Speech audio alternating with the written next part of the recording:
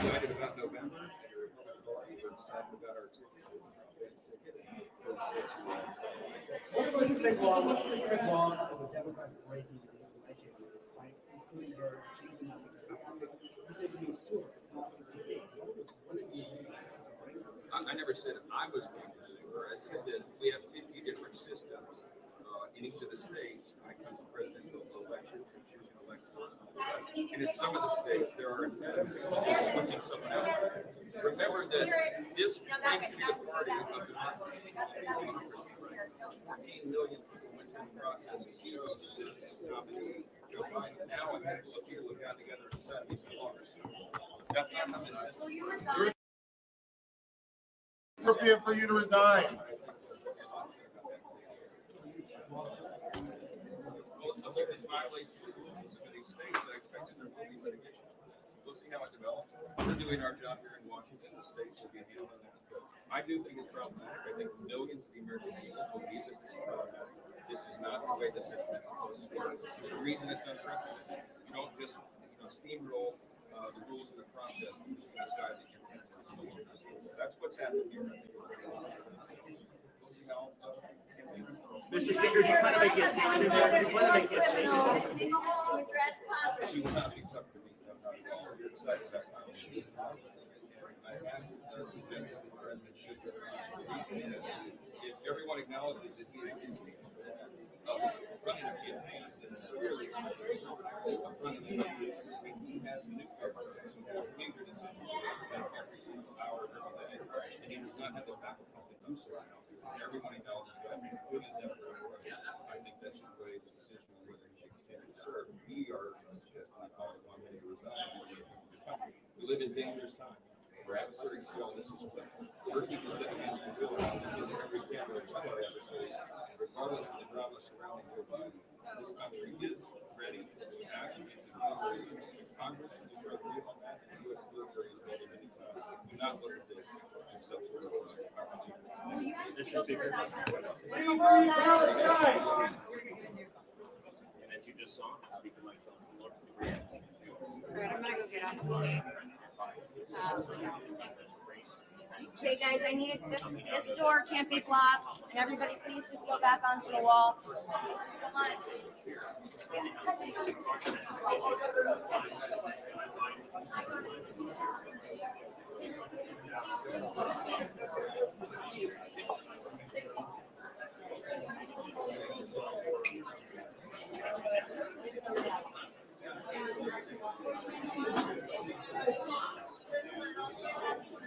Yeah. Okay, we're smart. Okay, so we do need to guys close from there. Scott is there, so if you can come on.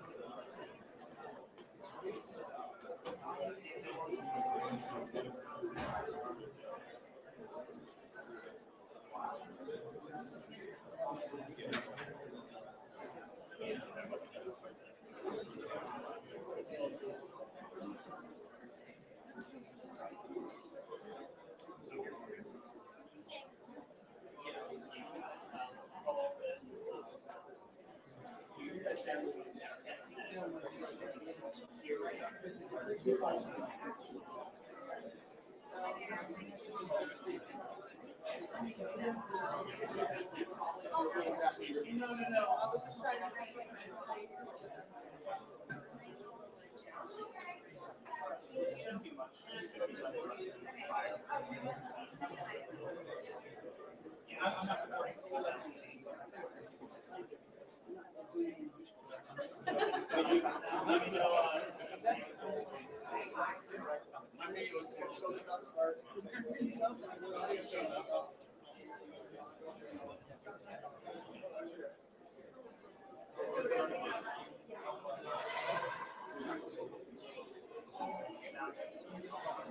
I did, so you have to activate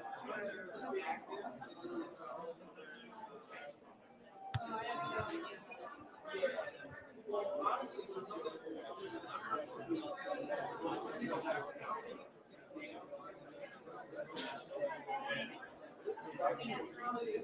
mean, I shot on my butterfly.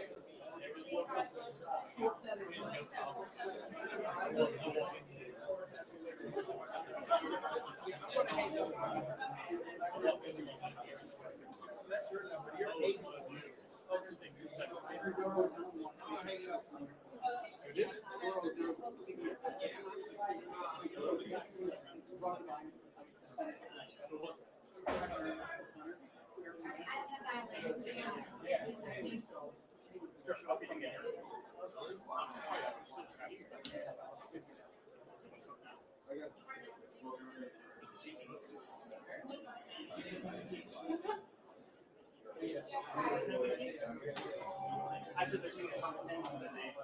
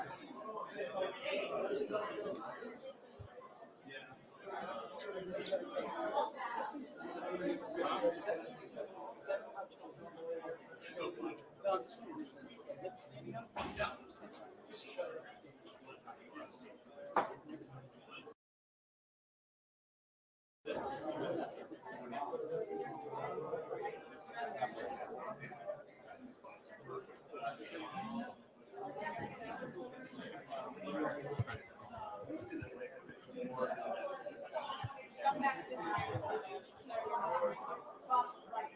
Like the same order.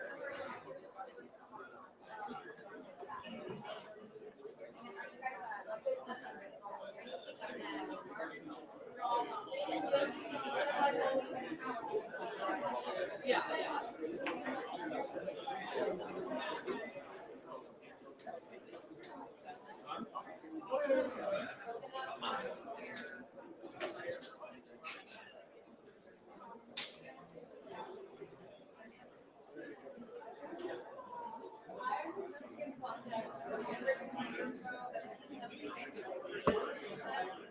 So.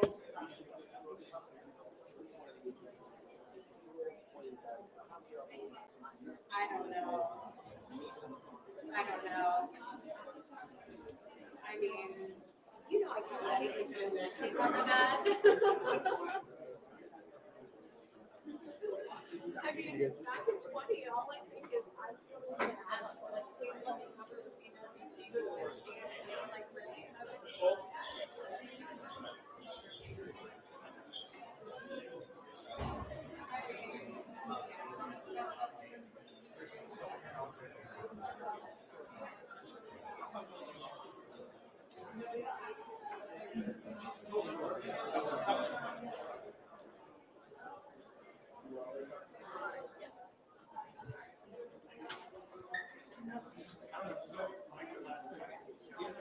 I know.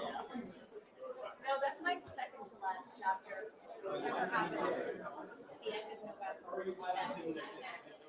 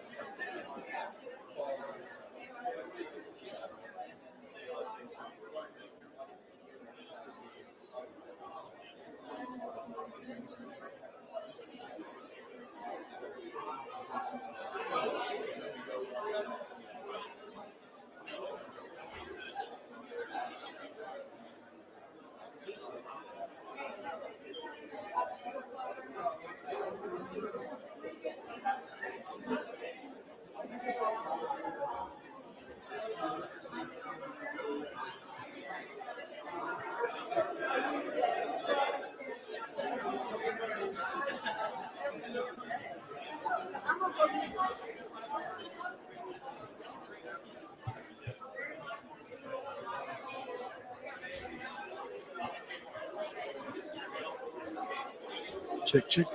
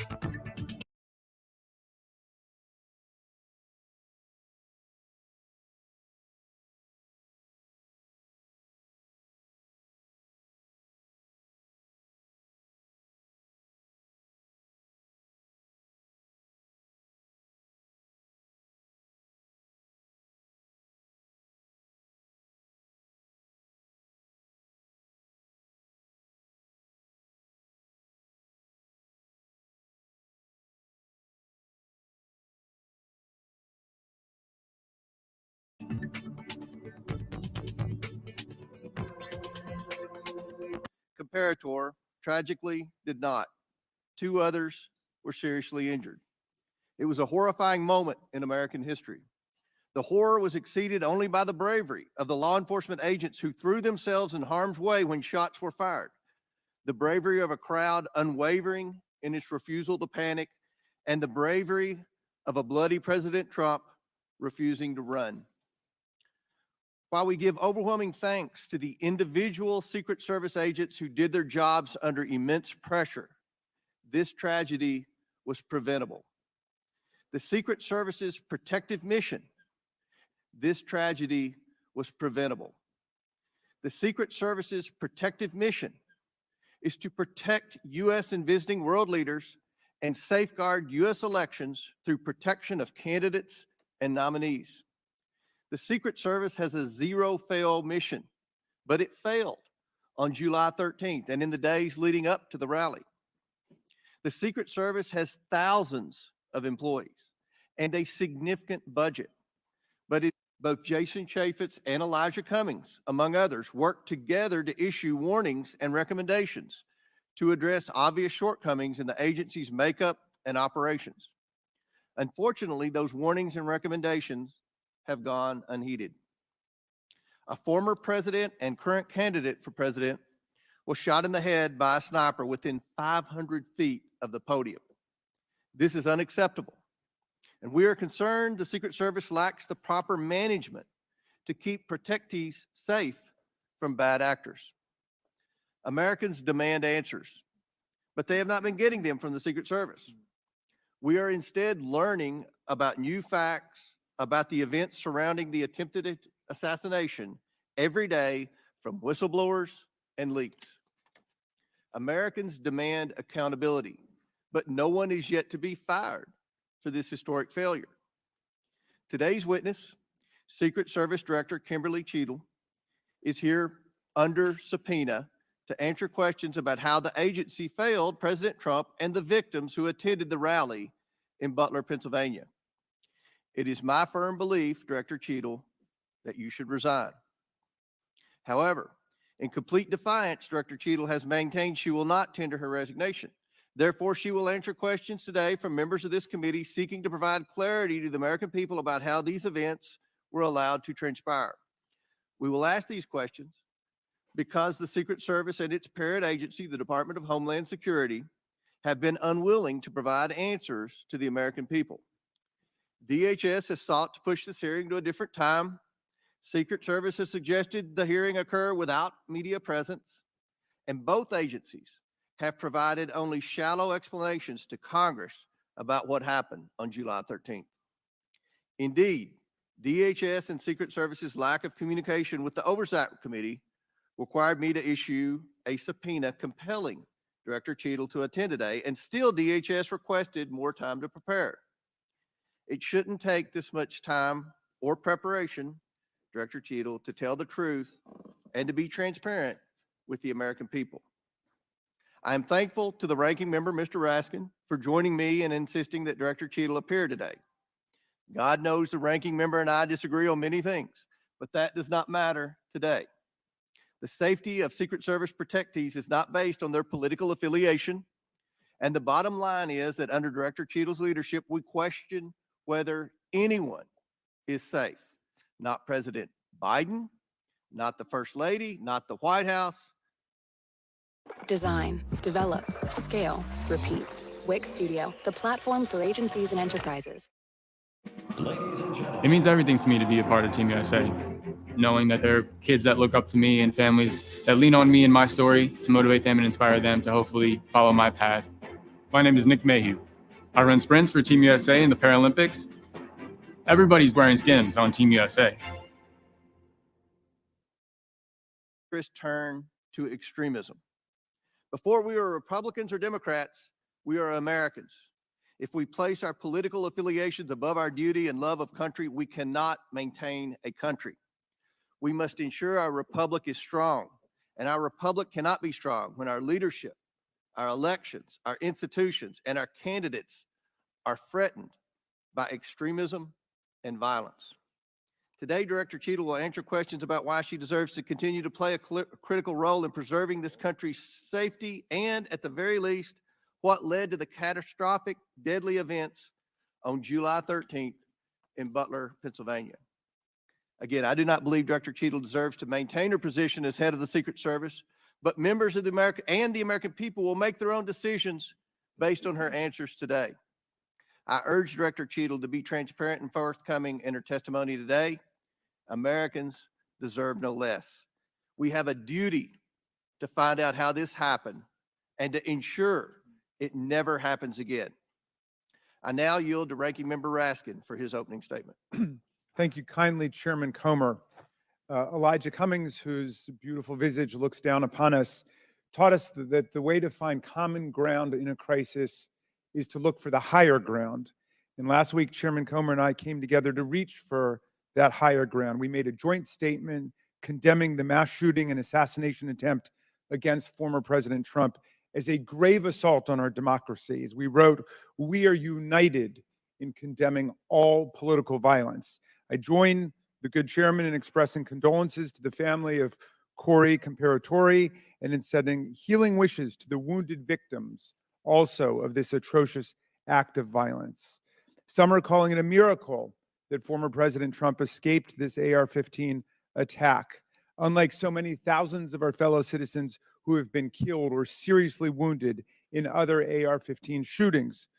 Whether this miracle is of divine providence or of an adventitious nature will be up to each of us to ponder, but our job in Congress is not simply to marvel at miracles or count on good luck, but to act as public policy legislators to do whatever we can to prevent future political violence, attempted assassinations, and mass shootings. The chairman and I are thus determined to get to the bottom of the stunning security failures that enabled this 20-year-old lone gunman who borrowed his father's AR-15 to perpetrate a mass shooting and assassination attempt at an event protected by the Secret Service as well as state and local police. We'll ask hard questions of Director Cheadle today in order to identify and understand the shocking security failures that occurred and to help transform the operations of the Secret Service to prevent anything like this from happening again. But we can't let ourselves off the hook either, dear colleagues. What happened in Butler, Pennsylvania was a double failure: the failure by the Secret Service to properly protect former President Trump and the failure of Congress to properly protect our people from criminal gun violence. We must therefore also ask hard questions about whether our laws are making it too easy for potential assassins to obtain firearms generally and the AR-15 specifically. Mr. Comparatori, former President Trump, and the other rally attendees wounded in Butler are now members of a club no one wants to belong to, the thousands of people who have fallen victim to mass shootings. Last year, we had 655 mass shootings in America, defined as 4 or more people being shot or killed in a single event, not including the shooter. 712 people died and nearly 2,700 people were wounded in these attacks in 2023. Mass shootings are commonplace. They happen at political rallies and constituent meetings, in our elementary schools, middle schools, and high schools, in churches, synagogues, and mosques, in movie theaters and parades, in nightclubs and grocery stores, in concerts, and on street corners. Here are the worst mass shootings in the last 11 or 12 years. The list is a grim reminder of the horrific damage and death wrought by assault weapons and the AR-15 in particular that have taken the lives of our children, parents, colleagues, and neighbors. This is a very partial list. Mass shootings have become so frequent that we don't even hear about them anymore. Since the mass shooting in Butler, there have already been at least 10 additional mass shootings in America, 2 of which took place the same day that former President Trump was targeted. One of the mass shootings on that violent Saturday, July 13th, happened at 11 p.m. at a nightclub in Birmingham, Alabama, where 4 people were shot dead and 10 others wounded. This means, amazingly, that the Butler attack was not even the deadliest mass shooting to happen in America on that day. A weapon that can be used to commit a mass shooting at an event under the full protection of the Secret Service, together with dozens of state and local police, is obviously an intolerable threat to the rest of us who do not receive such protection, and obviously does not belong in our communities. It's time to pass universal background checks and build on this administration's work to ensure that we permanently close the loopholes in the Brady law for gun show purchases, online purchases, and private sales to prevent those weapons from getting into the hands of people we know to be a threat to others.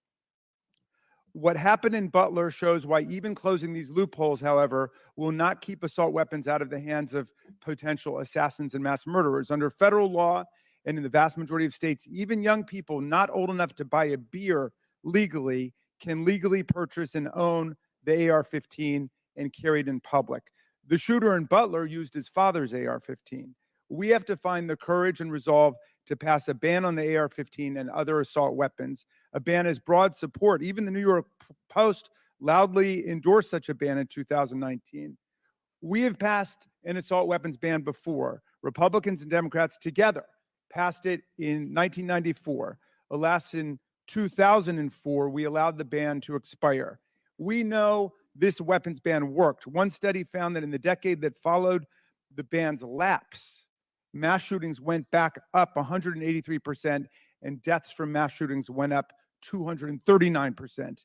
But even as we change the Secret Service and act to ban weapons of war like the AR-15, we still will have fallen short of our duty if we fail to denounce every instance of politically motivated violence in whatever form it takes. Republicans and Democrats, again, have come together to denounce this assassination attempt, just as we did the violent attempts on the lives of our colleagues, Representative Stephen Scalise and Representative Gabby Giffords, and on Paul Pelosi, the husband of Speaker Nancy Pelosi, who was attacked and brutalized in his home. And in the immediate aftermath of the January 6th mass violence waged against Congress and the Vice President and the constitutional transfer of power, Democrats and Republicans alike, including Senator McConnell, Chairman Comer, and other colleagues, all denounced this violent assault on our democracy that wounded approximately 140 officers from the U.S. Capitol Police and the Metropolitan Police Department. And I commend them for acting to denounce that attack, just as Democrats moved swiftly to denounce the attack on Congressman Scalise. Political scientists tell us that authoritarian attacks on democratic institutions begin with political parties refusing to disavow or openly embracing political violence. We have to reject that on a strong bipartisan basis, as Chairman Comer and I have done, even as we ensure our Secret Service is up to its vital task of protecting presidents and candidates, and as we work to ensure that America, the streets of our country, are free from the violence of weapons of war. Thank you, Mr. Chairman. I yield back to you. Thank you. Gentleman yields back. Today, we are joined by Kimberly Cheadle, who was sworn into office on September 17, 2022, as the Director of the United States Secret Service. Prior to her appointment, Director Cheadle was Senior Director of Global Security at PepsiCo. Before her role at Pepsi, she served 27 years in the Secret Service. Pursuant to Committee Rule 9G, the witness will please stand and raise her right hand. Do you solemnly swear or affirm that the testimony that you are about to give is the truth, the whole truth, and nothing but the truth, so help you God? Let the record show that the witness answered in the affirmative.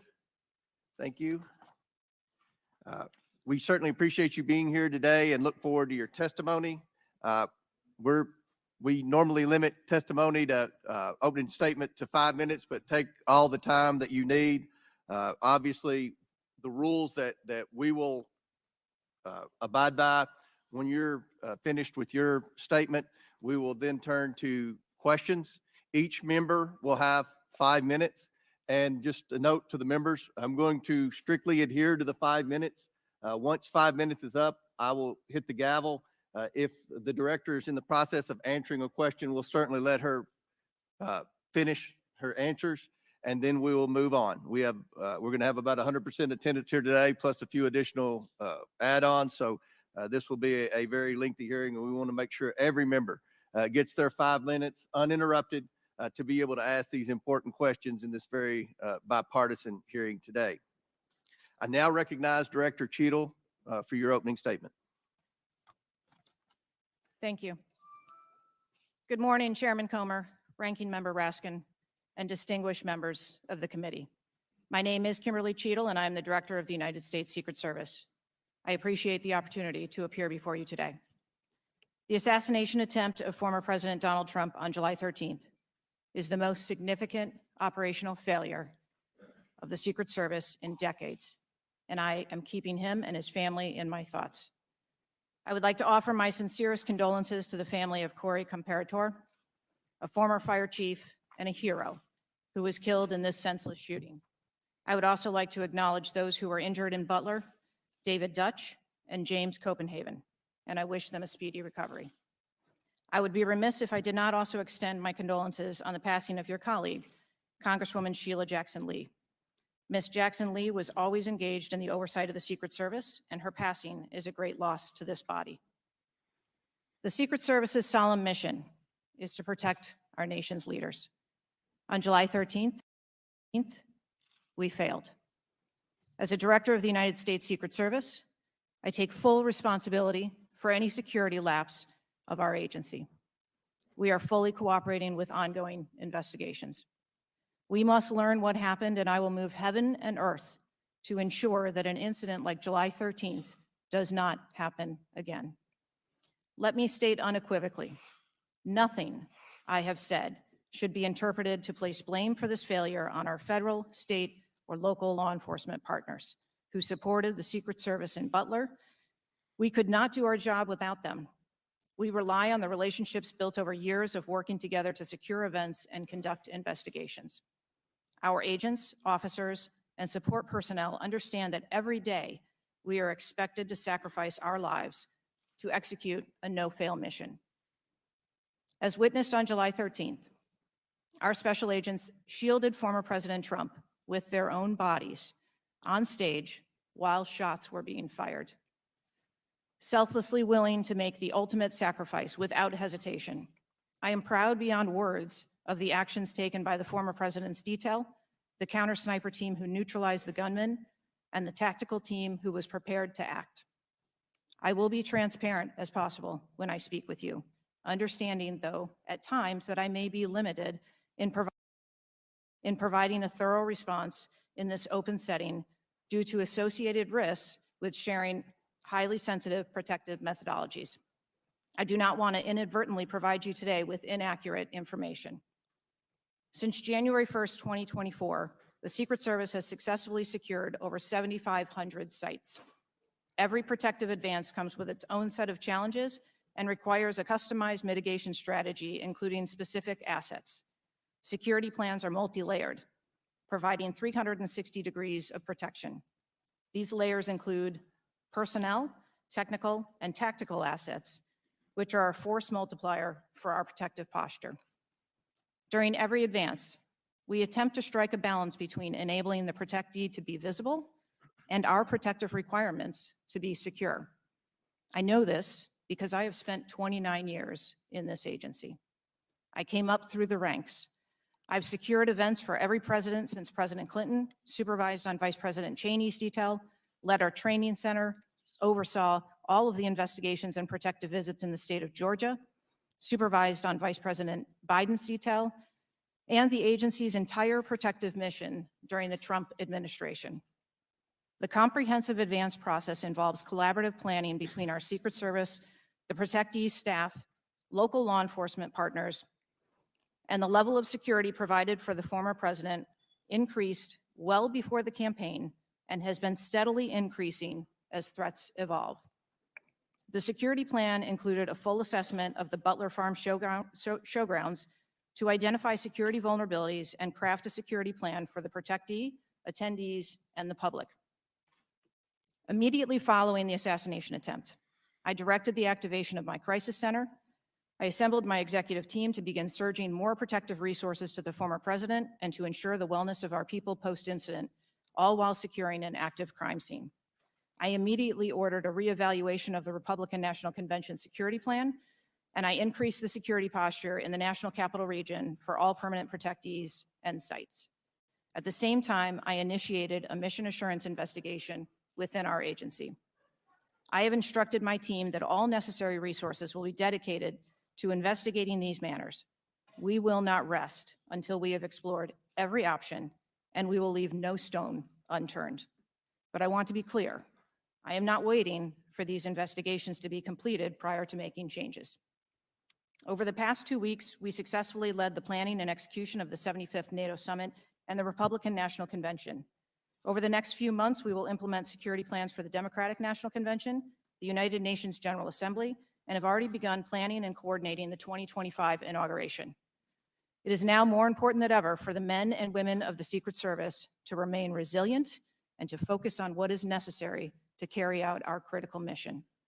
Our agency needs to be adequately resourced in order to serve our current mission requirements and anticipate future requirements. The Secret Service currently protects 36 individuals on a daily basis, as well as world leaders who visit the United States, like Israeli Prime Minister Benjamin Netanyahu, who arrived in Washington, D.C. today.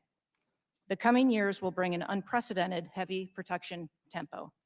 I have no doubt that the processes that I have implemented during my tenure as director, in addition to my nearly 30 years of experience in this agency, have positioned the Secret Service to be stronger. Our mission is not political. It is literally a matter of life and death, and the tragic events on July 13th remind us of that. I have full confidence in the men and women of the Secret Service. They are worthy of our support in executing our protective mission. I will now answer any questions that the committee may have. Thank you very much, Director Cheadle. We'll now begin our 5 minutes questions, and I will begin. Just for the record, the Secret Service has an annual budget of around $3.1 billion, and I believe around 8,000 employees. Is that correct? Yes, sir. Obviously, there were many security failures on the day of the attempted assassination and leading up to that day. Let's start with the building that the shooter used to shoot President Trump from. At any point Saturday, did the Secret Service have an agent on top of that roof? Sir, I'm sure, as you can imagine, that we are just 9 days out from this incident, and there's still an ongoing investigation. And so I want to make sure that any information that we are providing to you is factual. You can't, okay. Why did the Secret Service not, can you answer why the Secret Service didn't place a single agent on the roof? We are still looking into the advanced process and the decisions that were made. Okay. Wasn't that building within the perimeter that should be secured? Do we agree with that? The building was outside of the perimeter on the day of the visit. But again, that is one of the things that during the investigation, we want to take a look at and determine whether or not other decisions should have been made. One of the things that you said, I believe in an interview, that there wasn't an agent on the roof because it was a sloped roof. Is that normal? And do you fear that that immediately creates an opportunity for future would-be assassins to look for a slanted roof? I mean, this is a huge question that every American has. Why wasn't a Secret Service agent on the roof? And there have been reports that agents were supposed to be on the roof, but it was hot that day and they didn't want to be on the roof. Can you answer any of those questions, Director?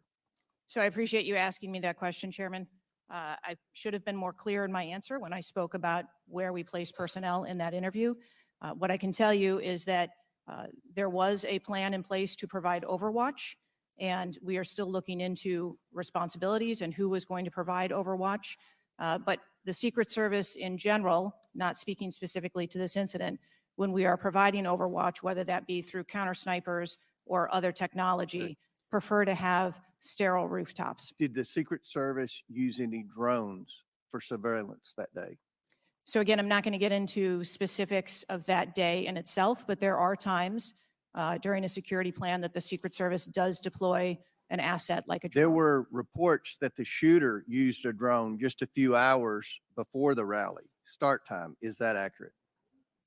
I have heard those same reports, and again, am waiting for the final report. Do you know, if you can't answer the question, that's your answer.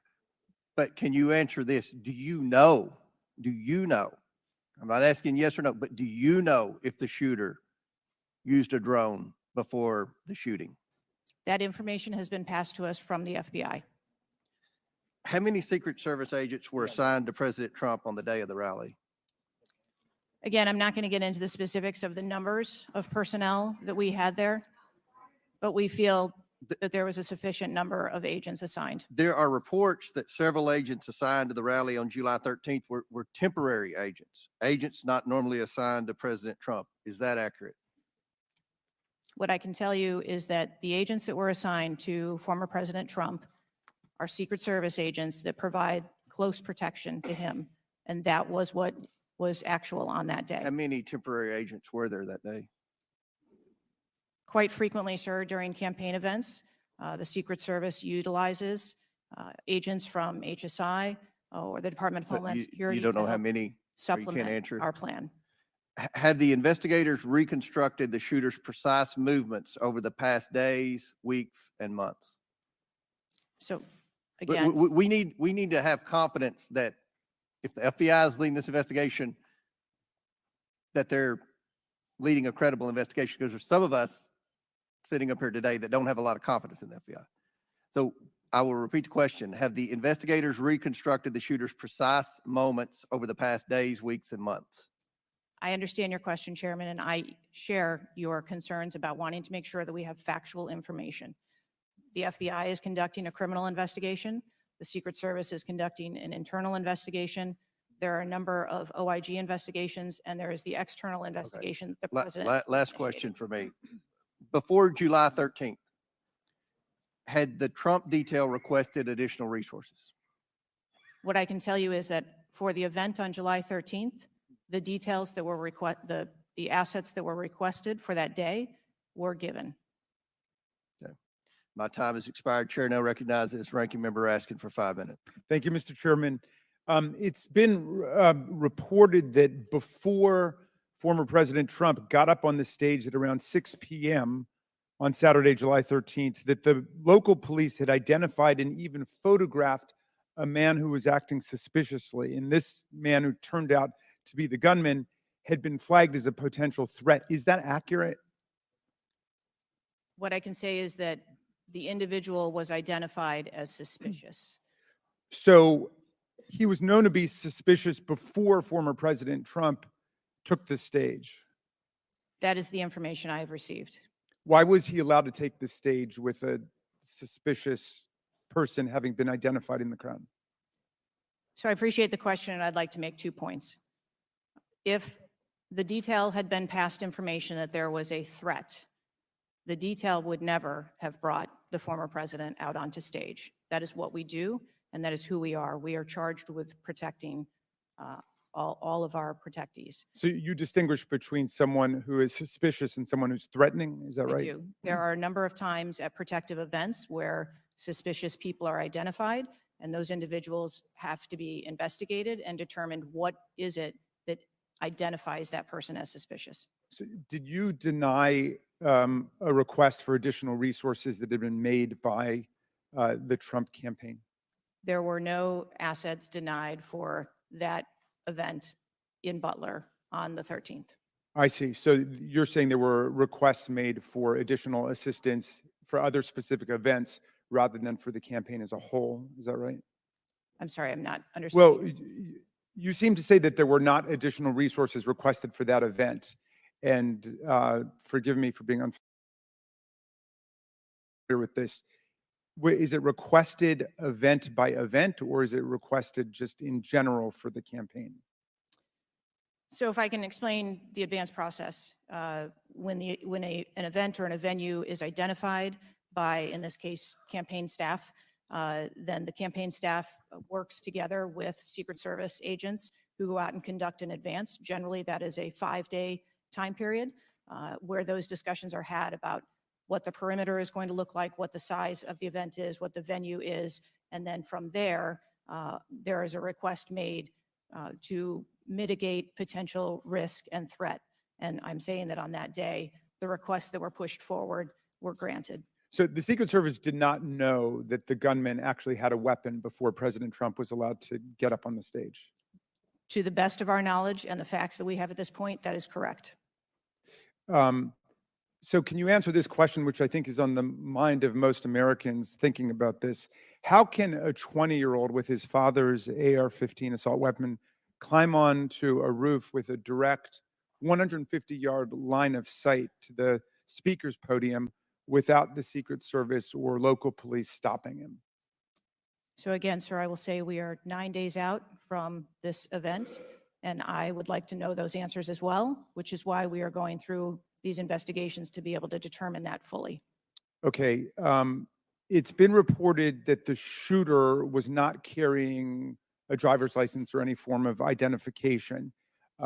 They had no idea who he was, but then he was quickly identified, I think within 30 minutes, by using the serial number on the AR-15 under a tracing system that is now controversial. Some people say we should get rid of it. Some people want to keep it. But is that right, that the serial number was the key information which led to the identification of the shooter?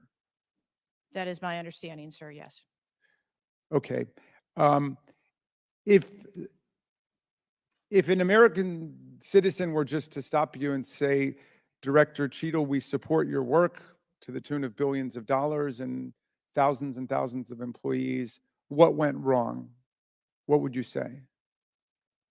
Again, knowing that we're 9 days out, I would say, as I have said from the very outset, I accept responsibility for this tragedy.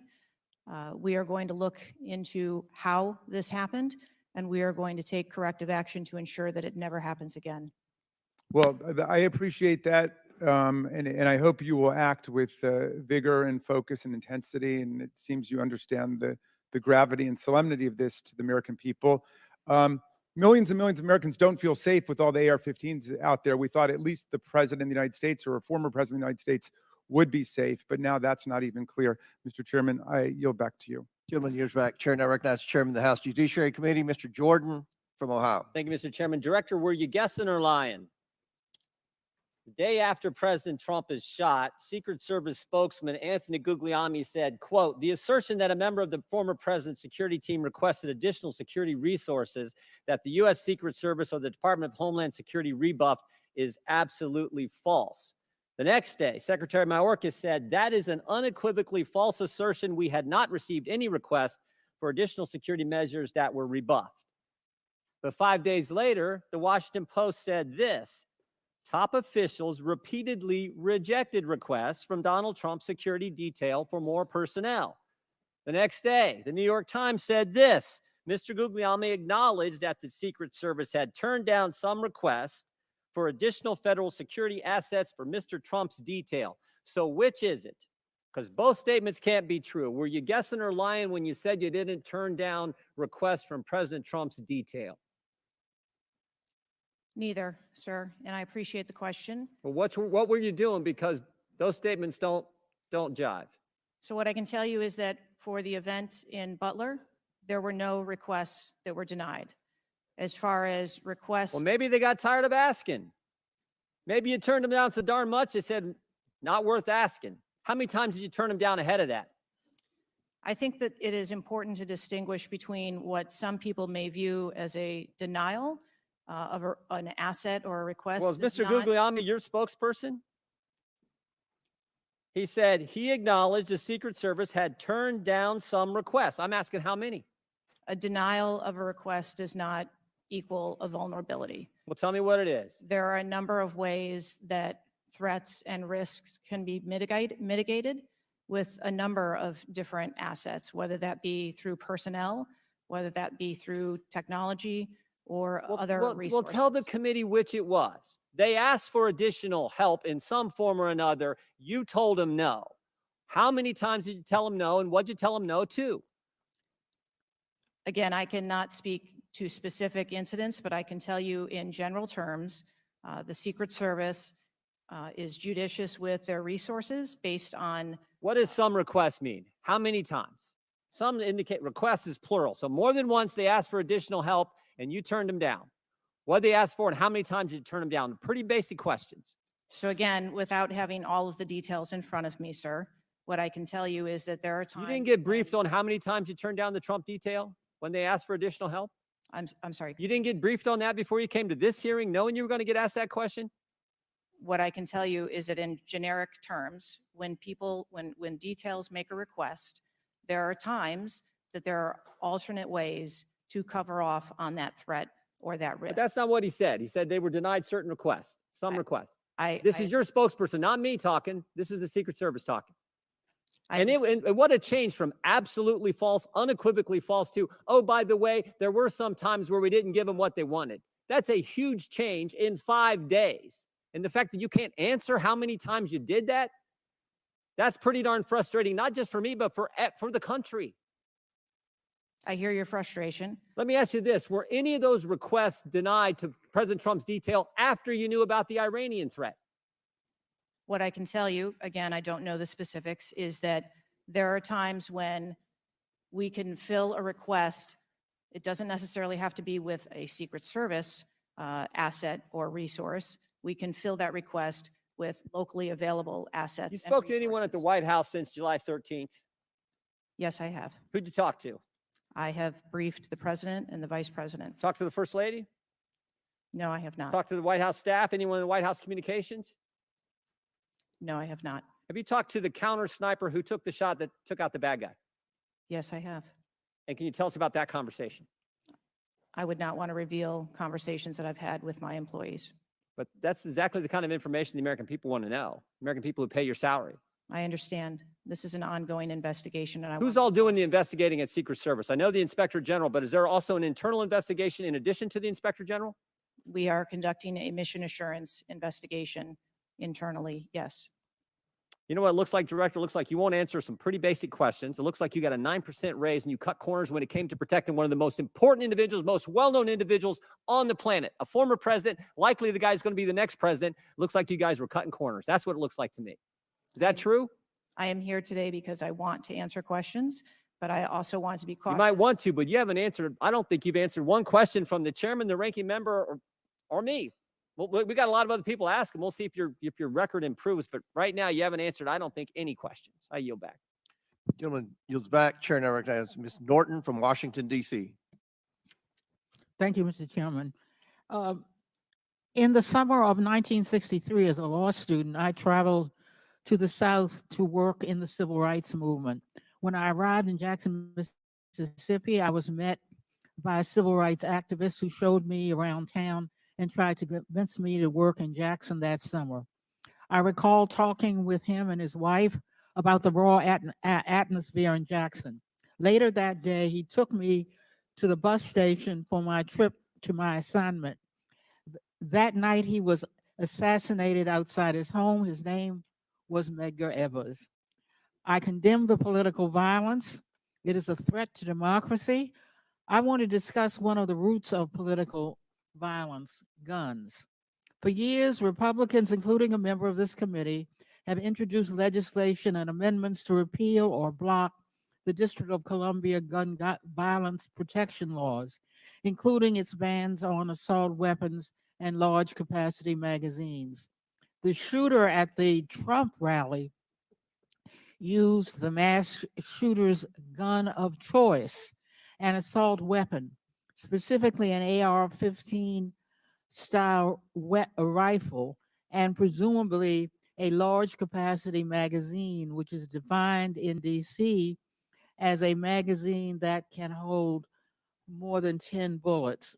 Under current DC law, DC does not recognize concealed carry permits issued by other jurisdictions, but it does issue concealed carry permits to both residents and non-residents.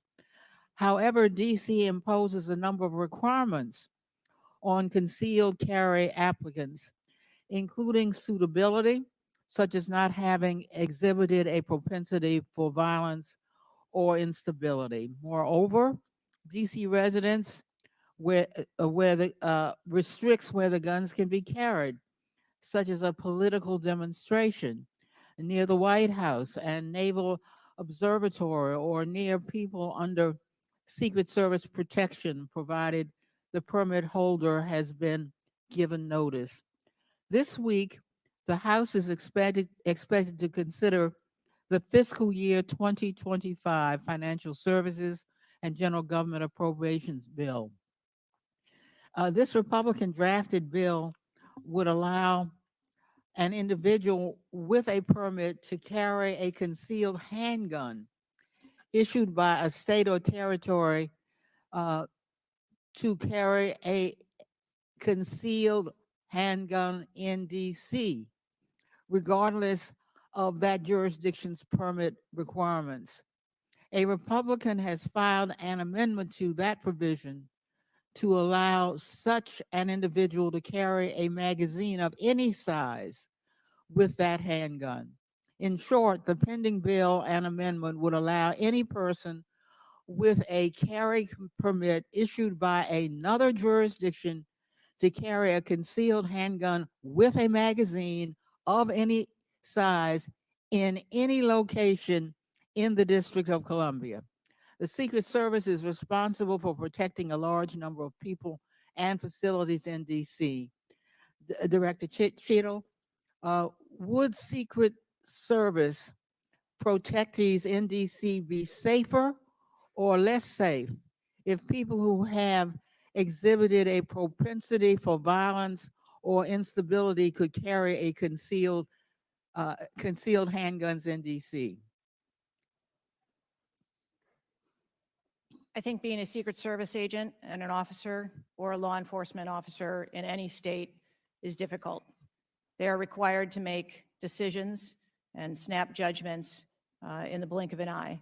And I think that the officers and the agents that work here in the DC area do a great job of monitoring the public and reacting to threats as appropriate when they arise. Would Secret Service protectees in DC be safer or less safe if people in DC could carry concealed handguns with large capacity magazines? I think, ma'am, that we work in parameters where we travel around North America, and the rules on open carry and concealed carry are different from state to state. And that is part of what the Secret Service takes into account when we develop a security plan. Obviously, anyone that comes into one of our protective sites, we would establish magnetometer support, metal detectors that personnel would have to process through, eliminating that potential. Would Secret Service protectees in DC be safer or less safe if more people could carry handguns in DC? I think, again, as I stated, ma'am, we want to make sure that we provide a safe environment for all of our protectees, and whatever measures we would need to put in place for a secure site, we would do so. I yield back. Gentlelady's time's expired. Chair now recognizes the chairman of the House Intelligence Committee, Mr. Turner from Ohio. Director Cheadle, your opening statement indicates that the Secret Service constructed a security plan for the site in Pennsylvania. I'm assuming that security plan would also include the security footprint for the site, but it also would be based upon a threat assessment for the risk threats associated with Donald Trump and the crowd in attendance. Would it not include a threat assessment? Yes, it would. So that threat assessment, as we know, basically would have started with, there's a generalized threat against Donald Trump because he is a presidential candidate. Then it would have gone to, he's a former president and he gets security coverage just as Bush, Clinton, Carter, and Obama do. And then you also have the heightened political environment. Even for those, it's clear that the security footprint, that the threat assessment was insufficient, which permitted then a 20-year-old to actually enter with a weapon and shoot Donald Trump. But I want to ask you about two other aspects of the threat assessment. It is known and public that Iran is a threat risk for Donald Trump. They're a threat risk for John Bolton, former Secretary of State Pompeo, and Donald Trump, because they have indicated they want to assassinate them as a result of retaliation for the killing of Soleimani. That is both for Iran a generalized threat. They're targeting these individuals, but also most recently a specific threat to Donald Trump himself. Now, I want to enter into the record by UC a Department of Justice Public Affairs release, a CNN article, an article from Fox News, and an article from CBS, all of which acknowledge Without objection to order, that this threat exists for Donald Trump from Iran, and that there are specific threats, most recently, that have been acknowledged. Director Cheadle, have you read the intelligence of the generalized threat to Donald Trump by Iran as a result of their desire to retaliate for the killing of Soleimani? I have. Have you read or been briefed about the intelligence of the specific recent threat to Donald Trump from Iran? Yes, I have. Director Wray, when we were getting our briefing, indicated that he thought the threat assessment should have included this threat from Iran. Is it your testimony today that the threat assessment, since you've read this intelligence, was sufficient to protect him from this threat from Iran? My testimony today is that the information that we had at the time was known. Was it sufficient? Director Cheadle, was it sufficient for the Iranian threat that you said you have read the intelligence briefings for? That information was passed to. Well, I'm not asking the bureaucratic issue of who did it get passed around to. Director Cheadle, was it sufficient for the specific and generalized threats to Donald Trump's life from Iran? Yes, I do believe it was. Director Cheadle, is an Iranian assassin more capable than a 20-year-old? Sir, I think we've acknowledged that there was gaps and a failure that day.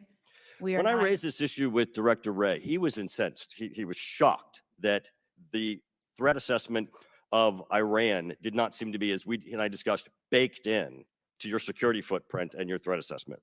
And he went on to say that the generalized threat that he has told the whole country that we are under from a potential terrorist threat. He has said we're under the highest threat level since 9/11, that the lights are flashing red. And he has specifically indicated that people have crossed the southern border as a result of the Biden administration's policy, and that there are in our country today terrorists and individuals who are affiliated with terrorist groups and organizations.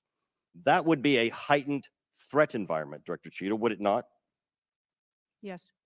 In his public statements, he has said he is making these statements because he wants people to take them into consideration in threat assessments, specifically. Now, that would be a threat not just to Donald Trump, but it would also be a threat to the crowd there, wouldn't it? Yes. Are ISIS terrorists and Al-Qaeda terrorists and international groups and terrorists more capable than a 20-year-old in pulling off either a mass shooting or an assassination of Donald Trump? Sir, again, there was clearly a breakdown and a failure that day. Have you read the intelligence of the terrorists that are currently in the United States that Director Wray speaks, and those individuals that are here that are affiliated with terrorist groups and organizations that are in the process, as Director Wray said, of representing a significant threat of a terrorist attack occurring in the United States? I have read reports that apply specifically to the Secret Service's mission. Director Cheadle, because Donald Trump is alive, and thank God he is, you look incompetent. If Donald Trump had been killed, you would have looked culpable. There is no aspect of this that indicates that there has been any protection to Donald Trump. The threat was identified before he took the stage, and the shooter was only killed after Donald Trump himself was killed. Not only should you resign, if you refuse to do so, President Biden needs to fire you, because his life, Donald Trump's life, and all the other people which you protect are at risk because you have no concept of the aspect that the security footprint needs to be correlated to the threat. I yield back. Chair now recognizes Mr. Lynch from Massachusetts. Thank you, Mr. Chairman. Director Cheadle, there were multiple security failures at the former president's rally in Butler, Pennsylvania. First of all, there was a failure to isolate the podium from exposure to direct fire. Do we know who made that decision to allow that rooftop to remain as an unprotected area? Do we know who came up with that security plan that omitted that? Sir, I don't have a specific person to identify for you. Okay, well, that's what I'm looking for. So let's move on. There's also a breakdown in security in failure to confront the shooter over an hour before the former president began his remarks, when the shooter was identified as a person of interest. What particularly allowed agents or law enforcement to identify him as a person of interest? So I appreciate the question. And again, I will say that we are 9 days out, and there are a multitude of interviews that are still taking place. Okay, so did he have a rangefinder? There were some reports that the individual had a rangefinder. That would certainly raise my suspicion. Did he have a rangefinder? Yes, he did. But may I explain that at a number of our sites, especially when you're at outdoor venues, a rangefinder is not a prohibited item. It is sometimes an item that is brought in by individuals if you're going to be in the back. Did anybody confront him on that? Anybody ask him questions? What are you doing with the rangefinder? Anybody confront him on his presence where he was in proximity to the president? So again, to my knowledge, I believe that was the process that was taking place, was to locate the individual. Did they confront him? Did they go up to him? Did they talk to him? I do not have those details at this time. Those are important details. There was also a failure to communicate between law enforcement to act quickly upon information provided by either local law enforcement or rally attendees that the suspect was positioned on the roof. There were minutes of delay before any meaningful action was taken, even though he was several hundred feet from the podium. And this was obviously minutes before the shooting.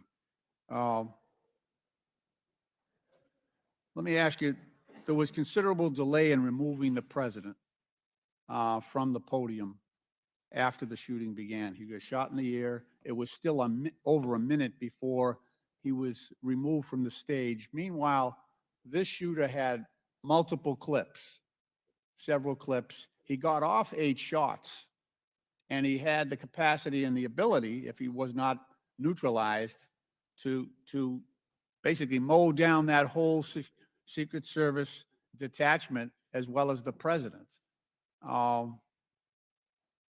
What, from your own investigation, caused that delay under the circumstances? What I can tell you is that when the agents identified that the shooting was taking place, in under 3 seconds, they threw themselves on top of the I understand that president. there was heroism there. No question about it. No question about it. But protocol would indicate, and these are,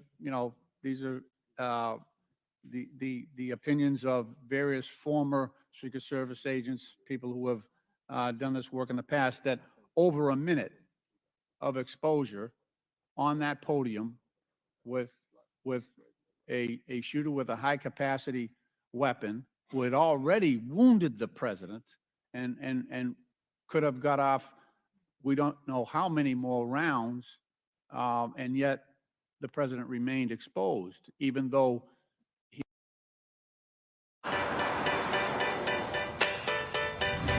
At Zero Price, we can help you plan ahead for what matters to you most.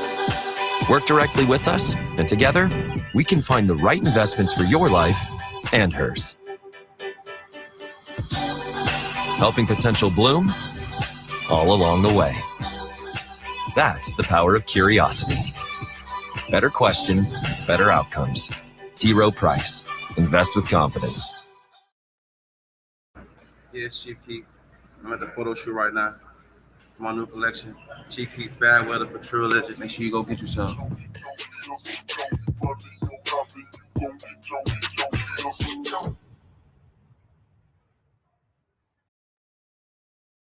Secret Service has just over 8,000 employees.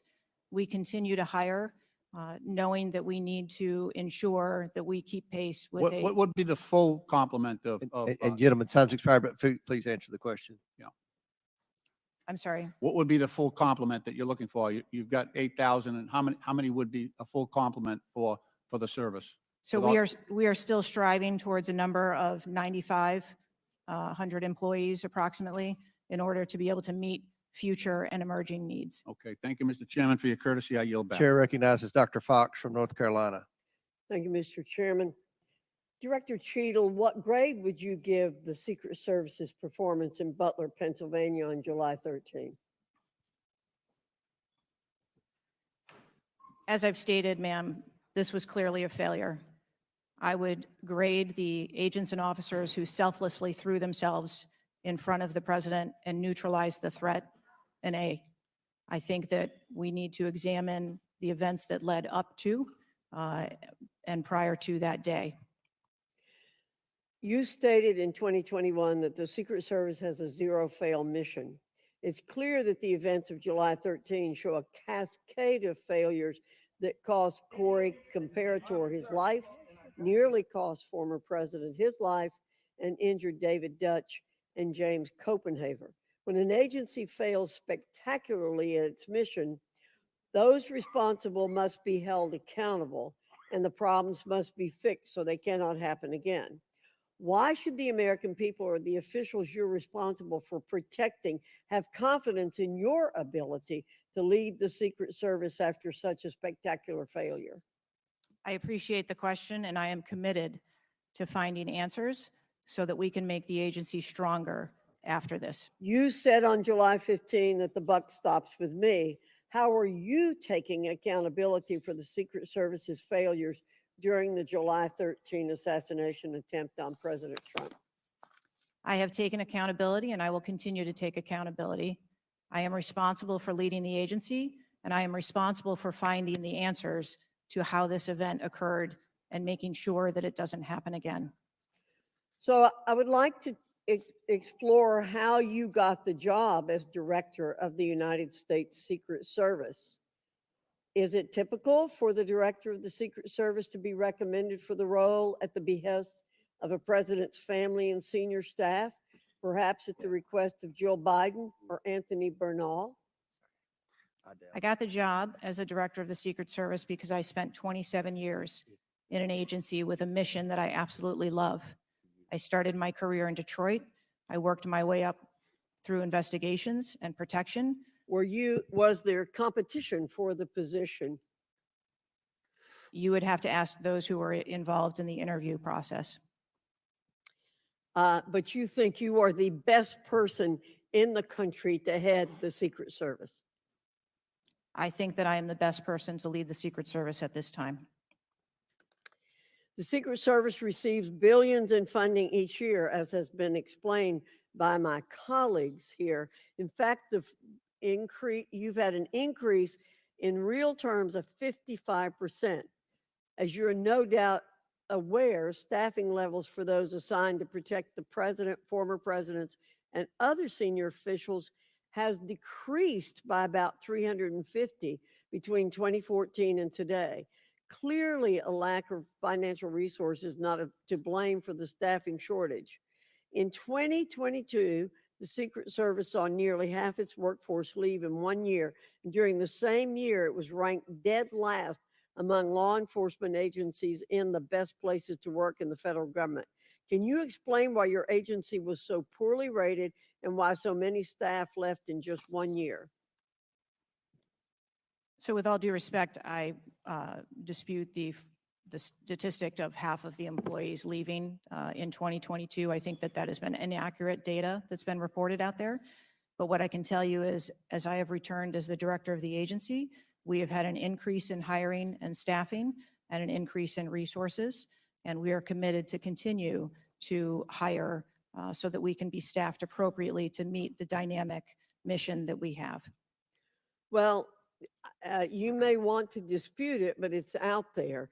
My understanding, given the high profile failures and rotten culture at the Secret Service during your nearly 2-year tenure, why should the American people have any confidence in your ability to lead the Secret Service to perform its zero-fail mission to protect our senior leaders? The Secret Service has an incredible culture. Our men and women place service over self. They come in every day willing to risk their lives for our protective mission. And they work investigations that thwart people who would do harm to children, child exploiters. We have an incredible mission, and our culture is we will get the job done no matter what. Well, those on the front line certainly have a great culture, and they were willing to risk their lives for President Trump. But I'm not sure the leadership at the agency has this right kind of culture. I yield back, Mr. Chairman. Chair now recognizes Mr. Conley from Virginia. Thank you, Mr. Chairman. Well, I hope the American people do appreciate the incredible daily risks Secret Service agents take on our behalf. You mentioned there are 36 regular clients you've got that you protect constantly, but I was participating in the NATO summit just 2 weeks ago. We had 32 heads of government and heads of state, plus visiting heads of state and heads of government. Presumably, you provided protection for all of them. That is correct. Just saying. Help us understand, however, I will stipulate that there's an ongoing investigation. You don't want to go into too much detail on that until you've been able to ascertain all the facts and analyze what they mean. You can understand, however, the anxiety we and the American public have about how could this happen and how can we ensure it can't recur. Now, there are some things my friends on one particular side of the aisle don't really want to talk about, like AR-15s and access to them by a 20-year-old or anybody for that matter. Presumably, Director Cheadle, the ubiquity of weapons, guns in America, especially assault weapons or semi-automatic weapons, that's helped your job and the mission of your agencies, right? It's made it less complicated. Isn't that true? I'm sorry, I'm not understanding your question. Real simple. More guns, especially dangerous ones, have made your job protecting people easier. Is that not right? I think from every Director Cheadle, this is simple English. More guns Do they make your job more complicated or less complicated in protecting these 36 clients and visiting heads of state and heads of government that come to Washington? I think the Secret Service needs to take into account I didn't ask the that. state that they're in. I'm sorry. I asked a simple question, which deserves a simple answer. The ubiquity of guns, dangerous weapons in America, like AR-15s, has that made your job, that is to say the mission of the Secret Service, easier or more difficult? I think the threat environment for protecting our Secret Service protectees is always difficult, and that's dynamic and it's always evolving. We stipulate it's always difficult. Again, this is a simple one. Does the ubiquity of guns make your job easier or more difficult today? I understand the Second Amendment rights of individuals. I didn't ask that question. I'm not questioning the Second Amendment. I'm asking a simple analysis, Director Cheadle. And I can tell you, you're not making my job easier in terms of assessing your qualification for continuing on as director. Please answer the question. You're the head of the Secret Service. You're speaking on behalf of 8,000 members who put their lives on the line. We just had a failure by your own admission. Do guns make your job easier or harder? I think the job of the Secret Service is difficult on every day, and we need to make sure that we are mitigating all threats, whether that be That weapons, isn't my question. personnel. That is not my question. And now I think you're evading the answer, which is not a hard one. I am sorry that you feel that way, sir. How else could I feel, Director Cheadle, when you're clearly avoiding a direct answer to a very simple declarative question? We almost lost a presidential candidate the other day. A 20-year-old had access to his father's AR-15 and got on top of a roof within 500 yards or feet of the podium. And I'm asking you, did the availability of that AR-15, which is replicated all across America, make your job harder or easier? And you're not willing to answer that question? And you think and you wonder why we might have a lack of confidence in your continued ability to direct this agency? I understand your question, and that's the environment. Well, if you understand my question, why not answer it? Because it's the environment that the Secret Service works in every day. That doesn't tell me anything. That's the environment we work in. I had an attack on my office a year ago. I know a little bit about violence too. He came to kill me. When he couldn't, he beat one of my staffers 8 times with a baseball bat on the head. We live with the threat of violence. But a simple answer from the director of the Secret Service would be helpful. And I'm sorry you've chosen to evade it. I yield back. Chair, now recognize Mr. Grofman from Wisconsin. Thank you. When this guy took the shots, he climbed a ladder to get on the roof, correct? I'm unable to answer details of exactly how the individual accessed the roof at this time. Do you know when if he did use the ladder, do you know when the ladder was placed there? Was the ladder there 2 days before, just the night before? Do you have any information at all as to when the ladder got there? I would like to be able to answer those questions. The FBI is still conducting an investigation. How did the rifle get to the roof? Again, sir, at this time, I'm unable to answer questions to provide Have clarity. they cleaned the roof since the assassination attempt?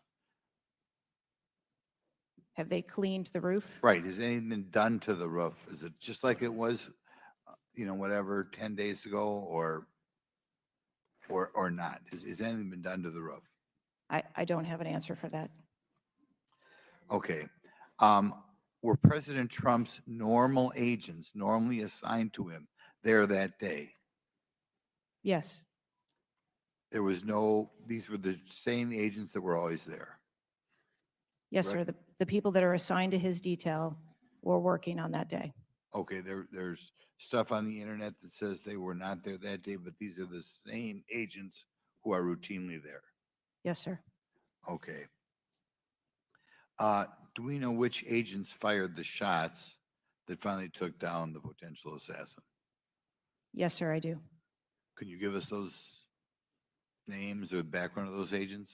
I would not offer their name up in this setting, but it was one of our technical officers, our counter snipers. Okay, so can we privately get those names, the committee? I am certain that we can make names available privately. Okay. Do we know where all the shots landed? First of all, how many shots did that potential assassin, how many shots came out of the rifle? So again, I would hesitate to offer that information as the FBI is conducting an investigation. Have we got the bullets from all the shots? Again, that would be the responsibility of the FBI to collect that evidence. Okay. Do we have the correspondence from the shooter? Has that been recovered from his phone, whatever? Again, I would have to defer you to the FBI for details on that investigation. Okay. You've spent some time trying to change the makeup of the Secret Service. Okay, you feel there are whatever, too high a percentage are men. Does this affect at all who you are hiring for the Secret Service? I've spent my time as the director trying to increase the number of people that we hire in the Secret Service so that we have the best and the brightest, and that's been my concentration as the director. Okay, you ever not hiring men because of your desire to hit certain targets? I am hiring the best qualified candidates that put in an application that want to work for our great organization. Okay. Next question. The shooter obtained a direct sight of President Trump from the position on the rooftop. I assume that is not something that should ever happen. It should never happen. Do you want to elaborate a little on how that happened, or what you wish you had done differently or would do differently next time there's a Trump rally? Again, sir, the facts of this particular event are still unfolding. 9 days, there have been a number of reports that have been out there. So I do not want to provide information that perhaps would contradict something that has been erroneously reported or is not factual. But there clearly was a mistake, and we will take every effort to make sure that this never happens again. Could you elaborate why you want 1/3 of the Secret Service to be women?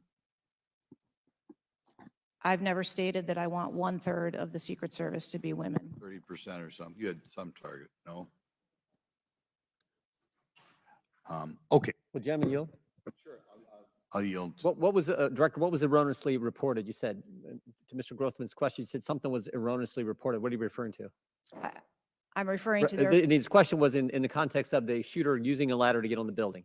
What was erroneously reported? Because you won't tell us anything, but you'll tell us something that wasn't reported accurately? I'm saying, sir, that there have been a number of reports that are out there that have been speculation. And until we have the actual facts, I don't want to report anything that would contradict speculation that has been out there. Thank you, gentlemen, for yielding. Chair recognizes Mr. Krishnamurti from Illinois.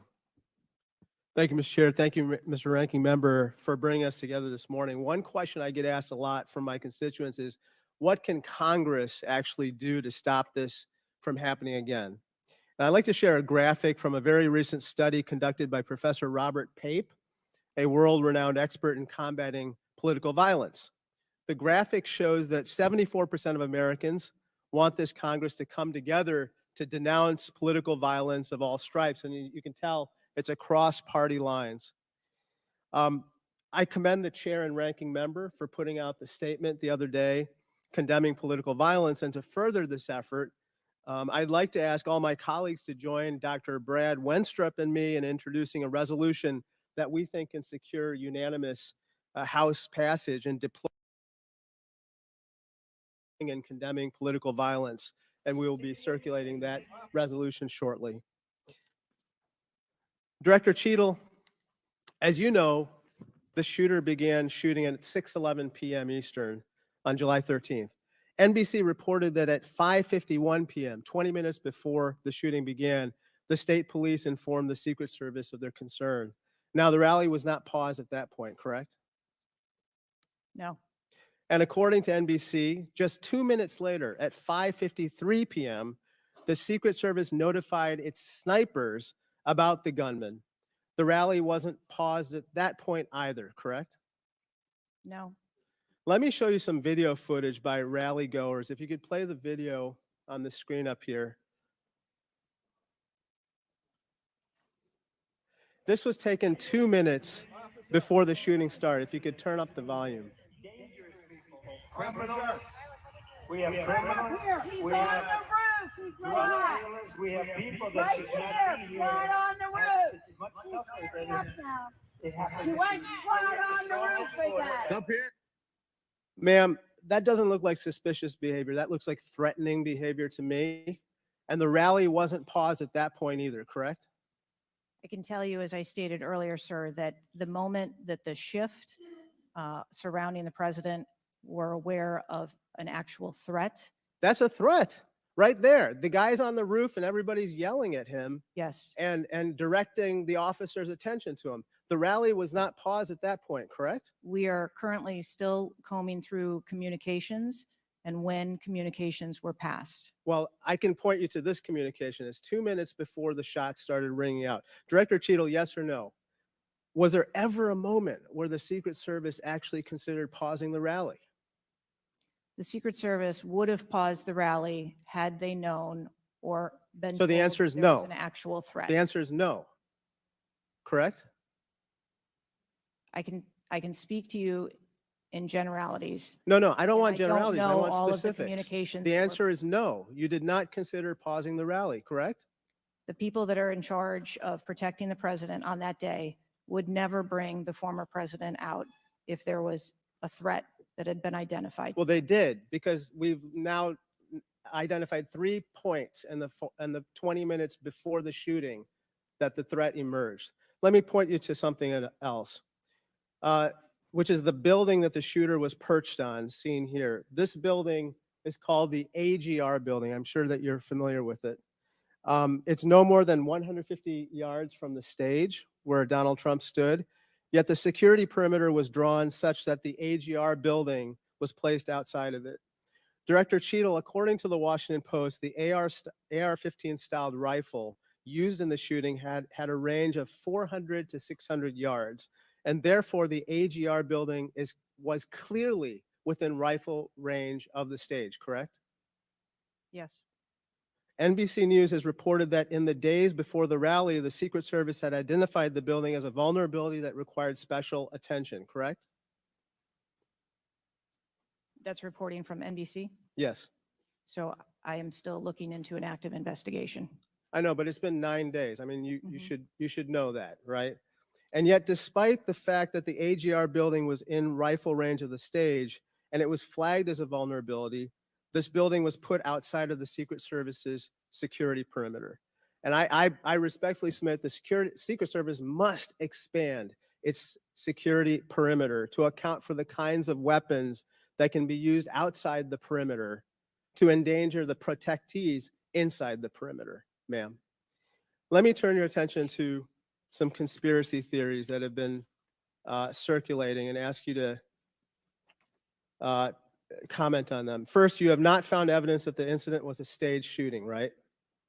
Correct. And you haven't found evidence that this was a result of a conspiracy of high-ranking government officials, correct? Correct. And you have not found evidence that this incident was in fact directed or perpetrated by a foreign state or entity, right? And that's the last question, but I'll let the director answer that, please. Not at this time. Thank you. I yield back. Gentleman's time's expired. Chair now recognizes Mr. Cloud from Texas. Thank you. I just wanted to confirm there was only one counter sniper who took one shot. Is that We had multiple counter sniper teams available. yeah, on the that day. premises, but is only one took one shot? Is that correct, or only one? Correct. Okay. How many spent shell casings were found on the roof? Again, I would have to defer you to the FBI's criminal investigation. Okay. Word is that the car was rigged with explosives. Again, sir, I'd have to defer you To to the the FBI. FBI's investigation. Okay, you're not curious about You don't communicate with them? No.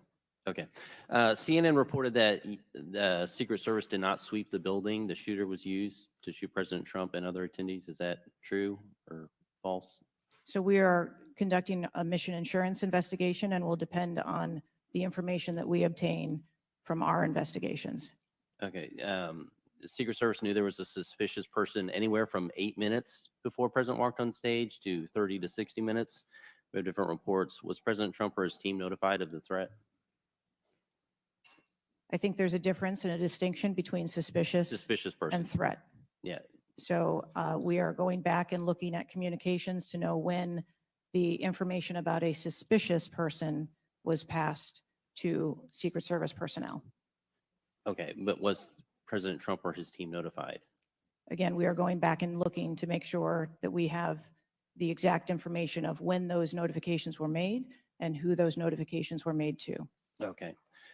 I think it's troubling for a lot of us that the number one question everyone in America is wondering is why was the roof left open? And after 9 days, we should at least maybe have a little bit of that information. And when you come to this committee hearing and you don't have anything to say about that, it's very, very troubling. Did you review the security plan for this event?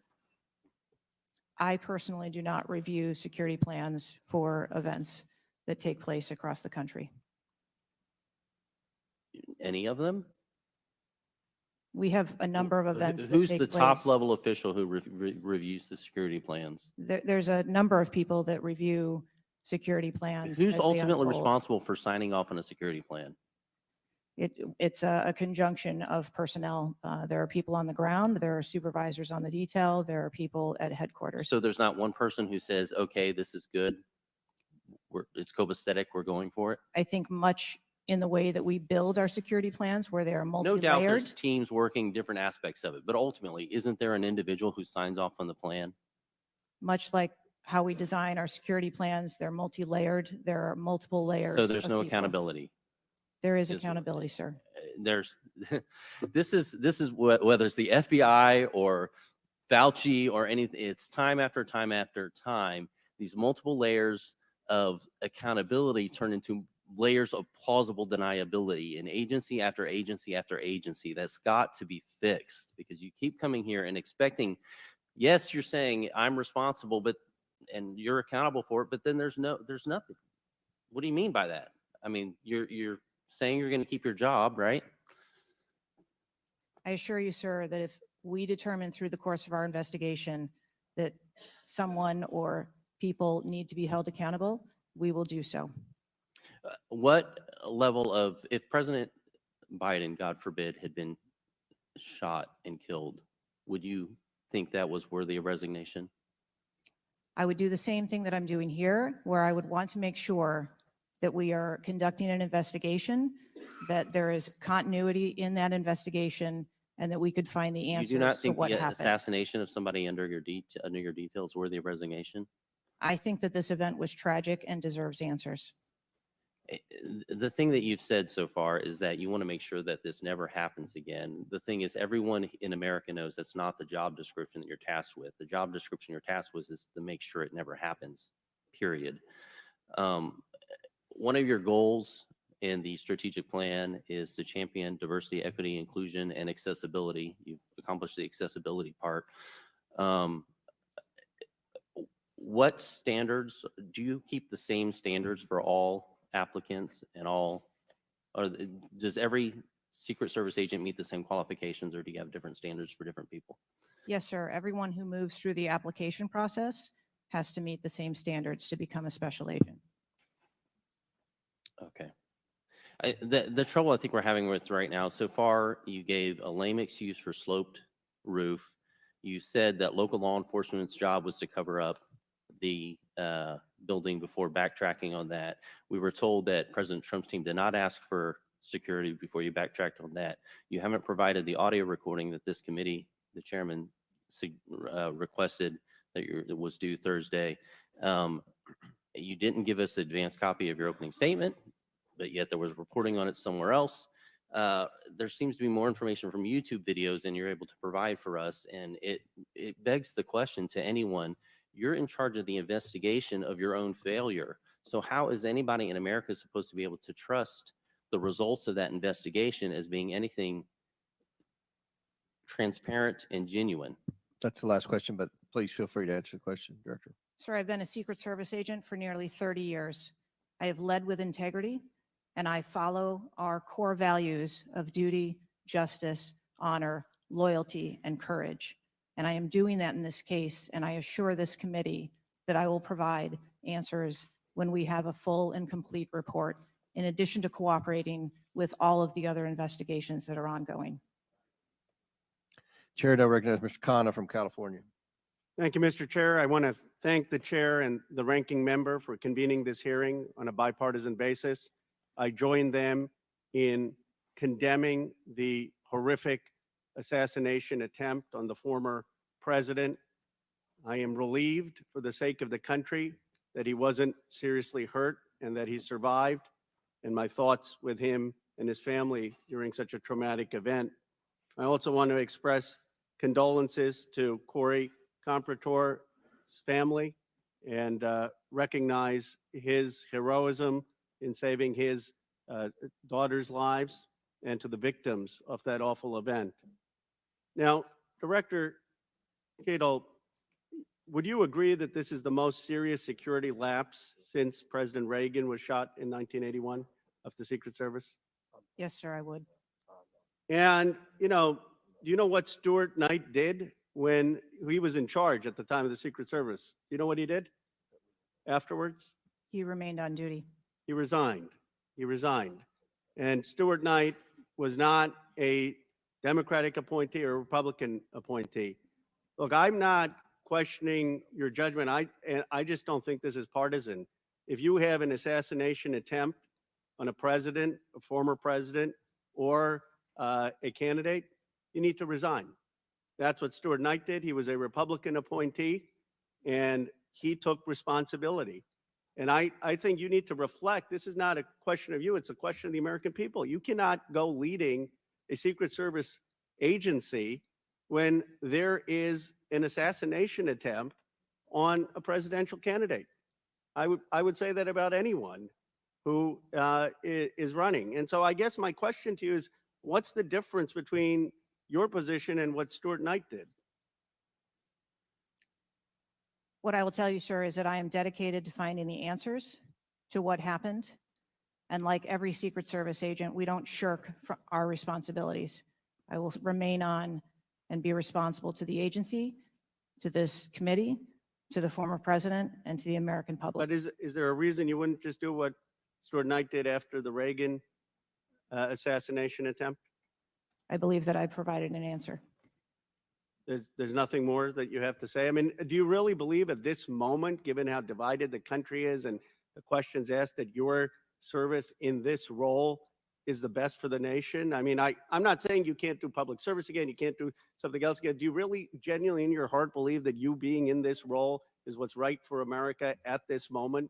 I mean, do you think there are people who are Trump supporters who have confidence in you? The one thing that we've got to have agencies in this country that are transcend politics, that have the confidence of independents, Democrats, Republicans, progressives, conservatives. Do you really believe that the majority of this country has confidence in you right now? I believe that the country deserves answers, and I am committed to finding those answers and providing those answers. Well, look, I believe, Director Cheadle, that you should resign. I think there are colleagues on both sides of the aisle who believe that, and I hope you'll consider it. I yield back.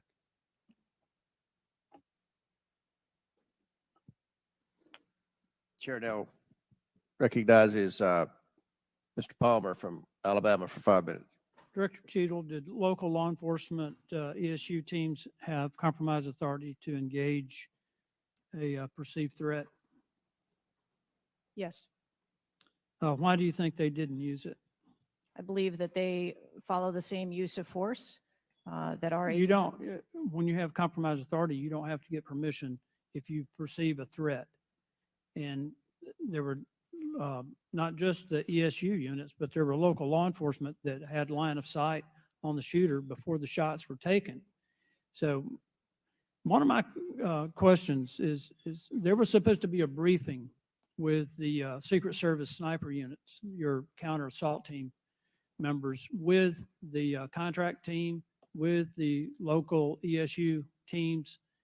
That didn't take place. Why was that? So I have been told that there has been a briefing. There was a briefing that took place. I've been told that there wasn't one. And again, we are still looking into the facts of the investigation. So Let that me we ask can- you this. When were you informed that there was a credible threat against President Trump, former President Trump? When did you learn of that? Sir, the former president has a number of threats. I didn't ask you that. There was a credible threat from Iran. When were you informed of that? Answer the question. We have been monitoring the threats. You for the knew former before, president. you knew before the rally, okay? Right? The site security plan is generally drafted by the site supervisor and the site agent, probably out of the Pittsburgh district office. Did they take into account the credible threat against President Trump? Our personnel take into account the threats that are Then out why there. would they leave a building? And I will correct the distance that's been quoted. It was about 140 yards with clear line of sight to the president. Why was that building not occupied on the roof? I mean, you could have put Barney Fife on the roof and kept somebody from getting up there. So why wasn't that done? The plan that was developed that day encompassed a number ma'am. of security mitigations. The issue is the site supervisor, the site agent, and the special agent in charge, who I think signed off on the plan, did not include that in the inner perimeter, and they didn't have a plan to secure the building. As I understand it, the Butler County ESU unit was situated on the second floor of a building next to that, but they didn't have a clear line of sight of the roof. The angle was too severe. The photograph that was taken of the young man, of the shooter, when he had the rangefinder, was taken at 5:15. It wasn't until 5:38 that photograph was transmitted to the Secret Service sniper units. I don't understand the lack of interoperability here in the communication process. I don't understand why people didn't perceive that as a credible threat. The video that Mr. Christopher Morphy had shown there was clearly a credible threat. So how is it that all of these mistakes could be made? How many explosive devices were found on or near the site? Again, I would have to defer you to the FBI. Madam, I believe Details they of were that. in his car, and I think there might have been one near a main gas line. It wasn't just the fact that he had a rifle. It was the fact that he had the ability to inflict enormous harm, enormous numbers of casualties had those devices exploded. I want to know also, when your agents conduct a site review, are they fully informed of all of the threats that are being made against the principle that they're protecting? What I can tell you is that when our agents go out to conduct an advance, their whole goal is to ensure I the safety and understand what the security. goal is. The failure to secure that building not only put the former president's life in danger, it put the lives of individuals in the crowd in danger as well. I mean, the Reagan shooting, there were other people shot at that time as well. And the Secret Service members' lives were in danger. So I don't understand how you can continue to stay in the position you're in when this was a failure of historic magnitude. 43 years without anything like this happening. And you failed in this case in a spectacular way. Mr. Chairman, I yield back. Gentleman yields back. Chair recognizes Mr. Mfume from Maryland. Thank you, Mr. Chair. I want to commend you and the ranking member on your joint statement and for holding this hearing that we might all at least attempt to try to get some answers. Some of us, Ms. Cheadle, grew up in an era not too unlike what we see today in terms of political violence. And some of us remember the November 22nd, 1963 assassination of President Kennedy. Some of us, like myself, remember 2 days later when Jack Ruby on live TV shot and killed Lee Harvey Oswald. We've seen over and over and over since that time these kind of attempts, whether it was the assassination of Martin Luther King or Bobby Kennedy, or the attempted attack on George Wallace in Laurel, Maryland, the shooting in 1981 of Ronald Reagan, our friend and colleague Steve Scalise shooting here in DC, and the unfortunate attack on Paul Pelosi, and now this matter regarding former President Trump. Let me try, if I might, to take another walk at this. People just assume that whoever is in charge takes full responsibility when there's never been, at least on this magnitude and scale, this sort of failure. So when members ask you, are you going to resign, and you say you have no intention to, they are perplexed, like many people who watch what's going on. And there's some things I just don't understand. Why was the building, the ARG building, placed outside of the perimeter when clearly it was close enough for someone to launch an attack? So again, sir, we are looking into all of the details of how the advanced was comprised, but I can tell you that there was overwatch on that building provided that day. By a drone? I'm not going to get into the specifics of technology or assets that were used in Well, this forum. I think it's fair to say the overwatch failed because the shooter got up on the roof and stayed there for a while, and people had pointed him out. So do you think that your overwatch was a failure in that case? I think that we need to know the full details to understand how this occurred. And why was the rooftop left naked to begin with? Can you tell us that, considering it was within the line of sight and so very close? Again, I can't speak to the specifics of this particular event site, but what I can tell you is that when the Secret Service develops an advanced plan, they take into account a number of factors when they're building their advance. If there are buildings or areas of concern, and overwatch is one of those mitigations that they want to put in place, then they will cover off areas of responsibility. I understand that, but the shooter came to the attention of your agency 52 minutes before the former president got to the stage. Did anybody get assigned to watch or cover that individual who had already been seen with a advanced finder on him and other suspicious matters? Was anybody assigned to track him?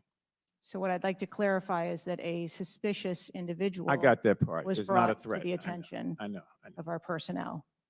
And again, having a rangefinder at an outdoor event. Well, let me ask you this. When the suspicious person was brought to the attention of the Secret Service, was anybody in the detail ordered to follow and stay with that suspicious person just because they might become a threat?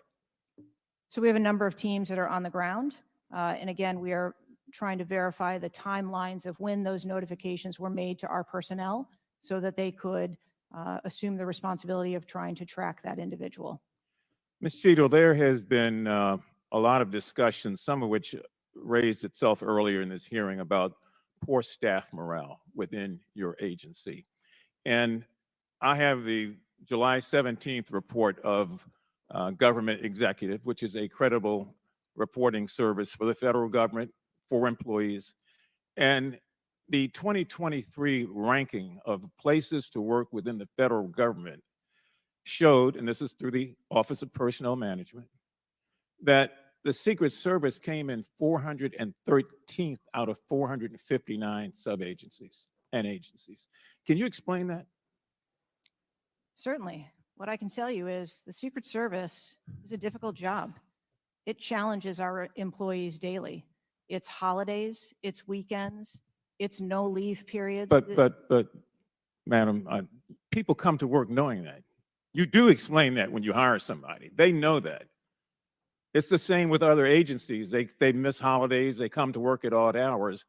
But to be worked, one of the worst places to work within the federal government, 413 out of 459? I just need an explanation. What do you think as the director there? I think that this, And that's the last question, but please answer Mr. Mfube's question. I think that this is a challenging job. I think that it's a challenging environment to be in law enforcement, and we do have a no-fail mission. And our folks are tasked with that every day, 365 days of the year. But I can tell you, I've also taken a number of measures since I have been the director to recruit and retain and stem the tide of attrition in our agency, which will hopefully alleviate some of that. Thank you, Mr. Chairman. Chair now recognizes Mr. Sessions from Texas. Mr. Chairman, thank you very much. I join in the calls of both, all of our members to say thank you for doing this hearing on a bipartisan basis. Director, I'm not going to sit here and say you ought to resign, but I am going to say that you have not given us confidence that you have the ability to understand what happened, to take the responsibility in terms of understanding. You've spent a number of years. How many years do you say you've been with the agency? 29. Well, I spent 16 years with AT&T, moved 7 times with them, and had a really good feel about their operations, how they worked, what was acceptable, who was responsible. And I've heard you say today numbers of times, well, you've got to wait. Well, you've got to wait. Wait for the final report. When is the final going to happen? I mean, how long do we have to wait before you can give us credible answers? You've been there 28 years. You've had a few days to be able to draw your own analysis of this. You should understand the entire process. You talked about being on the team, perhaps in Georgia. You have talked about your experience in this. You've talked about the professional nature of the agency. That I don't doubt. But the director, just like it was when I ran my operations at AT&T, was responsible for making sure they worked. And in business, it either works or it doesn't work. There's no in between. It either works or it does not work. And your job as the, in essence, administrator, the director, is to make sure it looks right and works.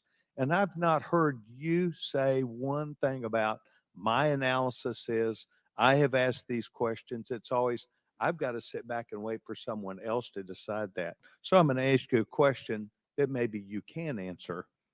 Have any employees been disciplined for their role in Butler, PA incident?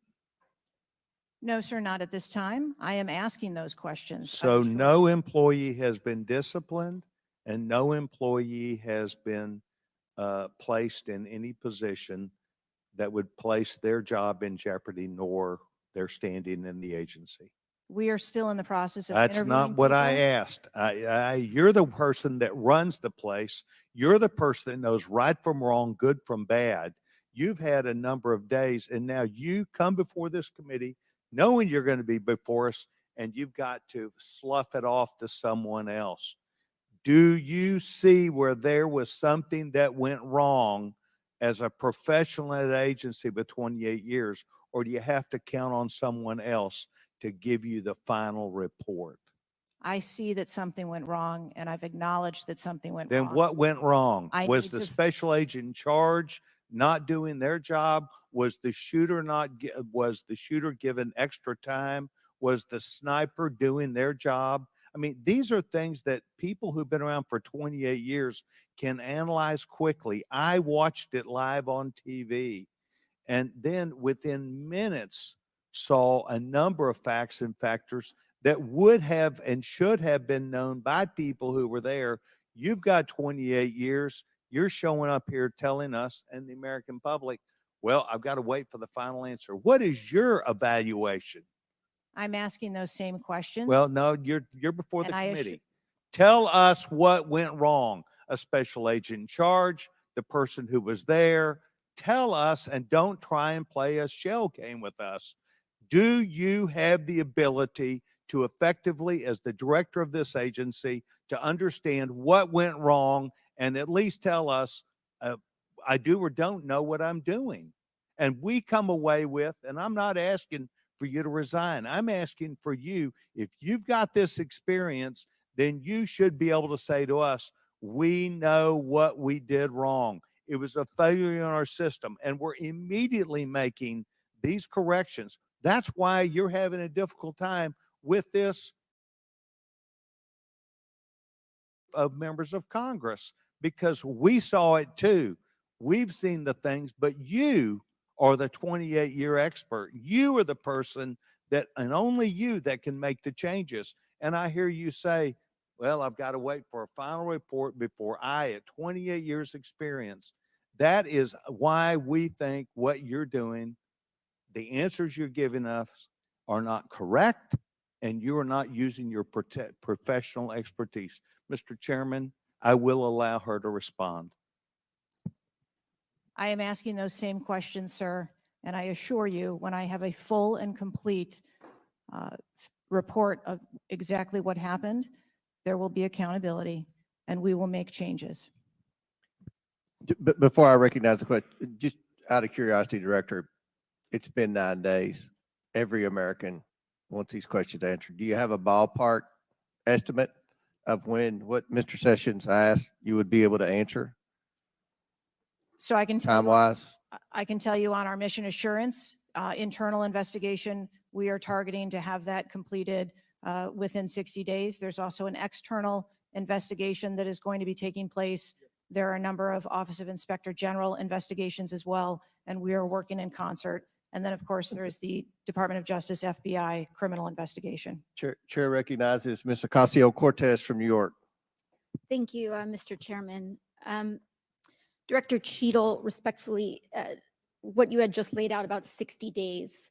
We are currently in the midst of an especially concentrated presidential campaign in the moment. That is also paired with, of course, elections happening across the country. They're happening in about 100 days. So the notion of a report coming out in 60 days when the threat environment is so high in the United States, irrespective of party, is not acceptable. And I think it's very important to understand that. This is not theater. This is not about jockeying. This is about the safety of some of the most highly targeted and valued targets internationally and domestically in the United States of America. So the idea that a report will be finalized in 60 days, let alone prior to any actionable decisions that would be made, is simply not acceptable. It has been 10 days since an assassination attempt on a former president of the United States, regardless of party. There need to be answers. Again, this party, this committee, this is not a moment of theater. We have to make policy decisions, and we have to make them now. We do. And that may be that may require legislation. That may require policy that we must pass in the immediate term. And without that, we are flying blind. So the lack of answers and the lack of report is just simply not something that we can accept here. Director Cheadle, is there a standard perimeter that the Secret Service establishes around an event, or are those perimeters independently determined per event and scenario? There is no standard. Every event and every venue is different and treated as such. So each event has a different perimeter that is established depending on the logistics of that event. Now, you established earlier that the building upon which the shooter operated from was outside of that established perimeter, correct, for the Butler, Pennsylvania event? It was outside of our secure perimeter, yes. Now, that building was, I believe, 500. How far away was that building from the president? It was approximately 200 yards. 200 yards. Now, the individual used an AR-15 in order to act out his assassination attempt. An AR-15 has a range of about 400 to 600 yards. My question is, why does the Secret Service perimeter, why is the Secret Service protective perimeter shorter than one of the most popular semi-automatic weapons in the United States? There are a number of weapons out there with a number of ranges. Again, an advance was completed. The determination of the perimeter, I'm not going to speak to specifics, but there are a number of factors that are taken into account when we determine our perimeter.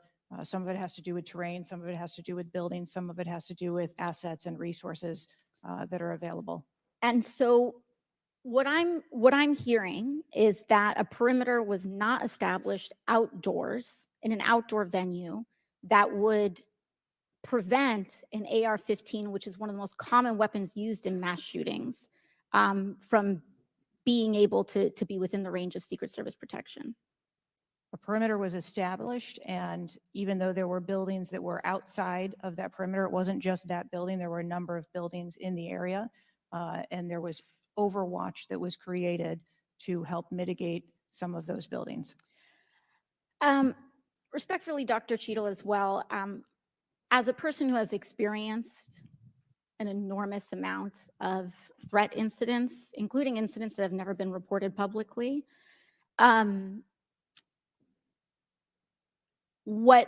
there is a common pattern that happens here, whether it's Secret Service, FBI, Capitol Police, local departments. After a critical security failure, we often hear there will be an independent investigation. That independent investigation gets set up. Usually the expectation is between 2 to 3 months after the incident, and then nothing really occurs from there. The report is usually not satisfactory to the questions that are usually being raised here. And most importantly, corrective action is rarely taken. If I were to state anything that I think is profoundly important, is that we need to have answers to the public. Ideally, I would encourage you and the agency to be more forthright with the members that still have yet to have their questioning, because the public deserves to have full confidence, and the stakes are too high. The violence that could break out in this political moment, regardless of party, in the event of someone getting hurt, constitutes a national security threat to the entire country. Thank you, and I yield back. Could I go back to something you Yes, said? please, feel free, Director. Ma'am, if I could just speak to something you said at the outset when you started your questioning. I want to assure you and everyone on this committee that I'm not waiting for a report to take action. We have been conducting analysis all along, and we have been adding additional features to our security details since this incident occurred. And I'd hope you can highlight and illuminate what some of those are in the event of other members questioning as well. Very good. Chair recognizes the gentleman from Arizona, Mr. Biggs. Thank you, Mr. Chairman. I request unanimous consent for that photo to go into the official record. Without objection to ordered. Thank you, Director. Your agency has a no-fail mission, and on Saturday, July 13th, your agency spectacularly failed. The failure resulted in the death of Corey Comparator and serious injury to 2 other rally attendees, David Dutch and James Copenhaver, besides the injuries to President Trump. It is unfathomable that a 20-year-old on the radar of Secret Service and local law enforcement before President Trump went on stage was able to climb onto the roof of a building with a rifle and fire off multiple rounds before he was neutralized. Was Mr. Crooks acting alone? Again, I would have to refer you to the FBI's investigation. Was he just a lone gunman? I would have to refer you to the FBI's investigation for motive. What did the Technical Services Division determine was going to be the event perimeter? Those are questions that we are asking, and we are I mean, you're sitting here today. Come on, Director. Everybody said this. You knew you were going to be asked that question because it's been asked multiple times. So this is an easy one.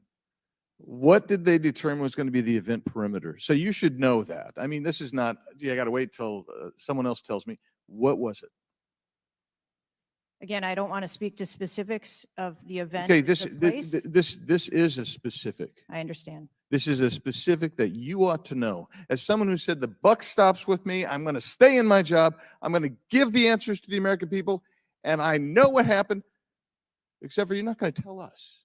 And you're not going to tell the American people. And you yourself said in an interview that foments this notion of conspiracy theories. Guess what? When you sit here and repeatedly tell people, hey, I have to wait, as it frustrated everybody on this committee, guess what? It undermines your credibility and whether you're really going to get to it. So I'm going to ask you again, What did the Technical Service Division determine was going to be the event perimeter? We are still gathering reports. We are interviewing You, individuals. you know what it is, though. No, you're just not When going to tell us, right? When I have those details, I will most certainly share those. Was the gun already on the roof, or did the shooter carry the gun up with him? I do not have that information at this time. Well, when was the last sweep of that roof done prior to the rally? I do not have that information at this time. So, how many holds? I mean, so most of us here have been in events, and Secret Service has been there. There's been security, and I can't tell you how many times we've said there's going to be a security hold right here. So we're going to wait, and we wait to 1 or 2 or 3 minutes, and yet we're hearing from you apparently that there were no holds in place. So ever instituted here with President Trump's going on stage. And you said, and this is, I think, connected with this, you said they hadn't adjudicated the shooter to be a threat. He was adjudicated to be a suspicious person, even though we've got some dynamic video that Mr. Krishnamurthy put on the video for us. So I guess my question for you is, and I think you answered this, I just want to see if you're consistent with what you said about an hour and a half ago. What do you do if a suspicious person is identified by the agency? So at a number of our events, it is not unusual. I know it's not unusual. What do you do? Those individuals that are identified as suspicious, we will send teams out to. Was a team sent out here then? There were teams that were sent to identify and interview that individual. They were sent to interview the individual who's scampered up in camo on top of a roof within 130 yards of his target. And did your team get there? When did your team get there to conduct that interview? I don't have the details on the timeline. It is my So if you did send, if they did send a team and they're going to interview him, and you described that earlier as an investigation, why didn't they put a security hold on President Trump going on stage at that rally? At a number of our protective sites, there are suspicious individuals that are identified all the time. It doesn't necessarily mean that they constitute a threat. Of course not. But here you got a guy scampering up the side of a building on top of a roof. It's identified to you, and you said you sent a team there, and you can't answer that. And this gets to one of my finer points, Mr. Chairman, if I can make it, and that is, we can have these kind of interview sessions, 5 minutes, everybody gets a kiss at the pig, 5 minutes, and she gets to stonewall us, not deliver answers. So we say, okay, we're going to put together a congressional committee, a blue ribbon committee. Same crap will happen. I am calling, and I'll support that, but I will tell you this, I am calling on the speaker to give us and put together a truly independent commission of qualified former Secret Service agents, presidential and VIP protective services people who can actually conduct this kind of investigation and give us real answers, because I don't think you're going to give us those answers. You should have come today ready to give us answers. I call upon you to resign today. And I also would say I've got a bunch of UC requests, if I can go ahead, Mr. Chairman. Proceed with the request. Thank you. I apologize. It might take, That's all right. Go ahead. It might take a moment. Very important. Anthony Guglielmi, the Secret Service spokesman, one from him. Without objection, so ordered. Article, U.S. Secret Service says it previously denied Trump requests for additional resources. New York Times reports. Without objection, so ordered. Secret Service says it denied earlier Trump requests for more federal resources. Without objection, so ordered. Secret Service acknowledges denying some past requests by Trump's campaign for tighter security. Without objection, so ordered. Preliminary findings by Senator Ron Johnson and his committee. Without objection, so ordered. Articles entitled, Notice Anything Different About Trump's Secret Service Detailed. Next, former Biden official corrects herself after saying Dems must turn their fire on Donald Trump to beat him. Secret Service director says buck stops with her, but she will not resign. Disney Star Wars Mark Hamill cracks joke about Trump's ear bandage following assassination attempt. Biden, I haven't engaged in inciting rhetoric. Trump has. I'm just talking about threat to democracy. Piece called Who is Secret Service Chief Kimberly Cheadle. Charlemagne the God says Trump solely responsible for violent rhetoric that led to attempt on his life. Video actress Amanda Seales pushes conspiracy theory Donald Trump assassination trip was staged. Report Secret Service identified rooftop as a potential vulnerability days before the rally. Watch BlackRock removes ad showing former President Donald Trump's would-be assassin. Why does the Biden administration have 100% confidence Secret Service after assassination attempt? Secret Service director, we didn't put snipers on the roof because it was kind of sloped. Here's what Thomas Matthew Crooks did in the days leading up to Trump assassination attempt. Secret Service director under scrutiny for diversity initiatives after Trump assassination attempt. The official story on Trump shooting makes no sense at all. Andrew McCabe says Trump assassination. Mr. Chairman, attempt- point of order, I'm happy to send to all of them. I just, so as to You don't want facilitate me our to read, proceedings. is it too tedious? Well, we're not even really hearing them anyway, so if we could, Is it? it's up to you, Mr. Chairman. You would like me to slow, I'll slow it down. I was probably going too fast. Secret Service's explanations for security failures ahead of Trump assassination attempt are not adding up. U.S. reportedly received intel of Iranian plot to assassinate President Trump. What WTH? Secret Service now saying that they didn't put any agents on the roof because slight slope was too dangerous. Report, U.S. officials received intel of Iranian plot to assassinate Donald Trump before Crooks' attempt. Exclusive GOP rep Cloud. Homeland Security Agency is interfering in House's assassination investigation. Why Trump's raised fist after surviving assassination attempt is triggering the liberal media. Questions swirl over the security lapse at Trump rally, reviving old concerns about Secret Service. Secret Service scrambles to shift blame after Trump shooting as backlash hits hard. Nobody contacted me. Must see 6-camera split screen of assassination attempt captures everything shooter was in open 2+ minutes. Murillo, 5 reasons you should be angry. Breaking, shooter spotted up to 30 minutes before firing, reported multiple times. Pictures taken, no one stopped him. Cheadle calls the 30 minutes between noticing and neutralizing shooter a very short period of time. Secret Service director says buck stops with me on Trump assassination attempt, but won't resign. Mr. Biggs, we'll stop right there. We can retake them on the next one. I know there are more, but Okay. without objection, we'll enter into the record all of those, and we'll take up the others after the next speaker. Chair now recognizes Ms. Brown from Ohio for 5 minutes. Thank you, Mr. Chairman. I first want to highlight certain comments from Ranking Member Raskin, my colleagues on both sides of the aisle, President Biden and Vice President Harris, and that is political violence is completely unacceptable in this country, full stop. It is an assault on our democracy itself, and I am devastated by this attack on a candidate for the president, for the office of the highest office in the land, and continue to pray for the victims of this shooting and their families. As someone who has known gun violence firsthand, no one should have to experience the pain of losing a loved one to weapons of war. It is deeply unfortunate political violence has become far too common. Whether it is the deadly attack on the Capitol on January 6th, the assault on Speaker Pelosi's husband, or the threats of violence against election workers, we all must work to condemn political violence and tone down the rhetoric.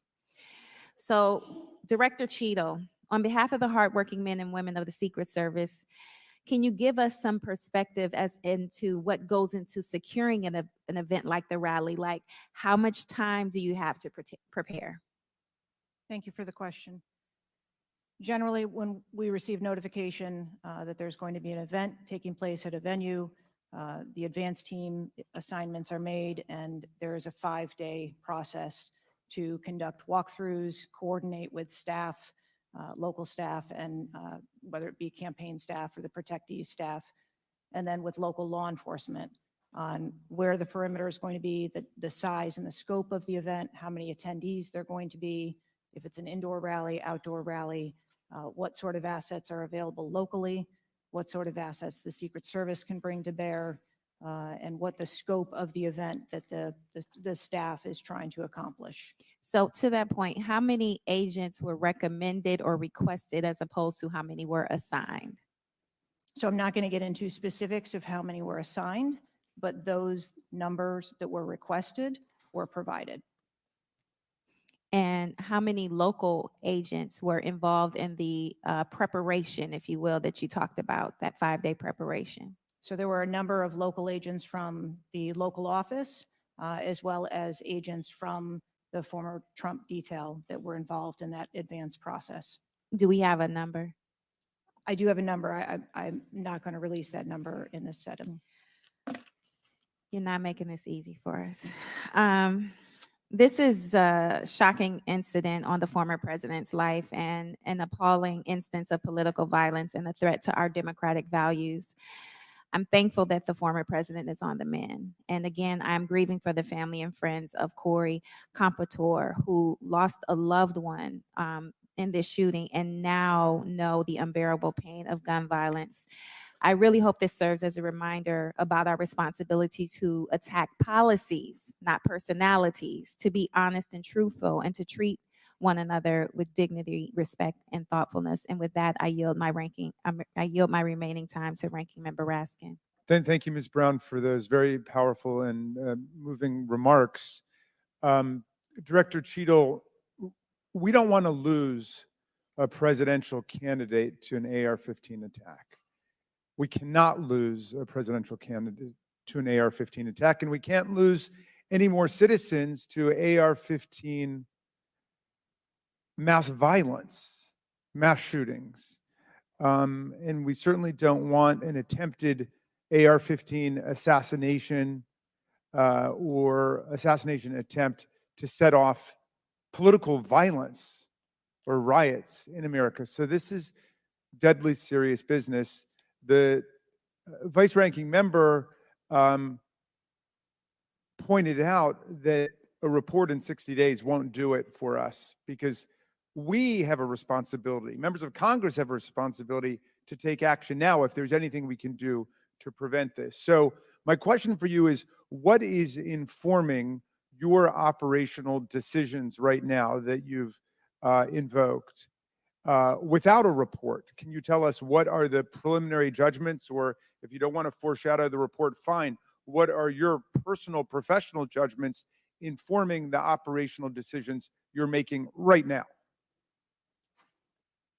Certainly, and I appreciate that question. I don't want to make any preliminary judgments on what happened on this particular day, but I can tell you that we have looked at, as we did immediately in the aftermath, what the security plan for the Republican National Convention was going to be, and we made adjustments to the interior of the perimeter there. We looked at the protectees that we have here in the Washington, D.C. area and our protective sites, and we did make some adjustments to their security posture.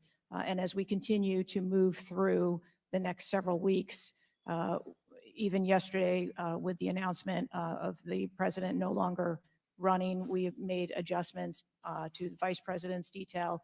We are already prepared for an eventual VP nominee, and we continue to make those assessments. I think it just shows how dynamic the environment is that this agency works in every day.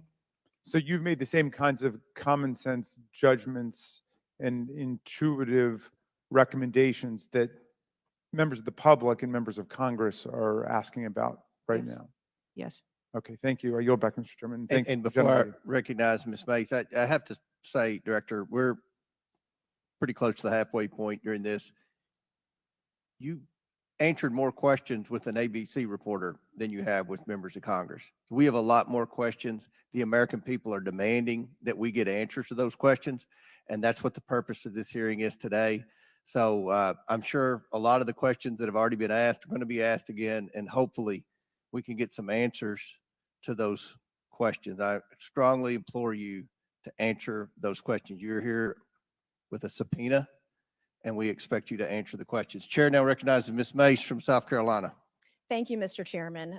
Director Cheadle, the American people are watching, and they're wondering if there are any questions you can answer honestly today.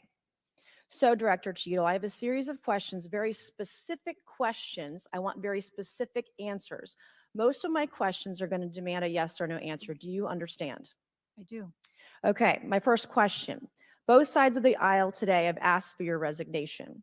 Would you like to use my 5 minutes to draft your resignation letter, yes or no? No, thank you. Was this a colossal failure? It was a failure. Yes or no? Was it a colossal failure is the question. Yes or no? I have admitted this is a terrible. This is a yes or no series of questions. Was this a colossal failure? Yes or no? Yes. Was this tragedy preventable? Yes or no? Yes. Has the Secret Service been transparent with this committee? Yes. Would you say the fact that we had to issue a subpoena to get you to show up today as being transparent? Yes or no? I have always been. Yes eager to or no? come You didn't and want to talk answer to the committee. question. We had to issue a subpoena to get you to show up today. That is not transparent, by the way. You stated earlier, Secret Service is not political. Is that correct? Yes. Okay. Would you say leaking your opening statement to Punchbowl News, Politico's Playbook, and Washington Post several hours before you sent it to this committee as being political? Yes or no? I have no idea how my statement got out. Well, that's bullshit. So, Mr. Chairman, I would like to ask unanimous consent to enter into the record articles by Punchbowl News, Political Playbook, Washington Post, all done at 5:24 a.m., 6:12 a.m., 6:34 a.m., a solid 3 to 4 hours before this committee got your statement. Without objection to ordered. Okay. Is the Secret Service fully cooperating with our committee? Yes. Okay, you say you're fully cooperating with this committee. On July 15th, this committee sent you a list of demands of information that we wanted. Has the Secret Service provided this committee a complete list of all law enforcement personnel that were there that day? Have you done that? Have you provided a list to the Oversight Committee? Yes or I no? will have to get back to you on that. That is a no. Have you provided all audio and video recordings in your possession to this committee, as we asked on July 15th? Yes or no? I would have to get back to you. That is a no. You're full of shit today. You're just being completely dishonest. Mr. Chairman, Chairman, Completely Mr. dishonest. Chairman, I want to, Mr. I'm Come gonna on. we have to continue. maintain decorum in this committee, Any, no matter have how you provided upset we any and get. all memos to this committee that we've asked you on July 15th? Have you provided all memorandums within the Secret Service? I would have to get back to you on That is a no. You are being dishonest or lying. Like I just, you're being dishonest here with this committee. These are important questions that the American people want answers to, and you're just dodging and talking around it in generalities. And we had to subpoena you to be here, and you won't even answer the questions. We have asked you repeatedly to answer our questions. This isn't hard. These are not hard questions. Have you provided us all communications from the Secret Service related to that day and that rally? Have you provided this committee? We've asked for this information on July 15th. Have you provided any of this information that this committee has asked of the Secret Service? Any of it?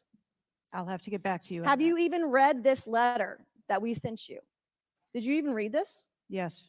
Okay. And you have said you don't know, you have no idea. The answer is no. We haven't gotten a single document or piece of information or data from you or your agency in related to the rally that we have asked you for.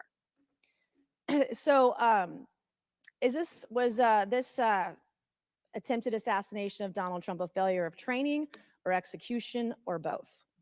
I think that those are answers that we need to Training, examine. execution, or both? Which one? I think those are answers. All we right. need How to many determine. how many Secret Service personnel have lost their jobs due to this colossal failure? At this time, none. How many Secret Service personnel have been required to take a refresher course on how not to let people shoot Donald Trump? Our personnel are currently operational. We are examining the facts of this investigation, and we will make the changes necessary. What time did law enforcement become aware that there was an individual on the roof with a clear line of sight to President Trump? I am still verifying timelines. Of course, 9 days in, you have no answers. How many minutes went by between the time law enforcement saw and took photos of crooks and the shooting? How many minutes? I am still verifying timelines. 57 minutes. Thank you, Mr. Chairman, and I yield back. Gentlelady yields back. Before I recognize Ms. Stansberry, I believe I want to recognize Mr. Mfume for a unanimous consent. Yeah, thank you, Mr. Chairman. I beg your indulgence. I meant to do this earlier. I'd like to have unanimous consent that it be submitted for the record. The 2023 ranking of best and worst workplaces in the federal government, compiled by the Office of Personnel Management, which shows the United States Secret Service coming in again, as I said earlier, 413th out of 459 sub-agencies.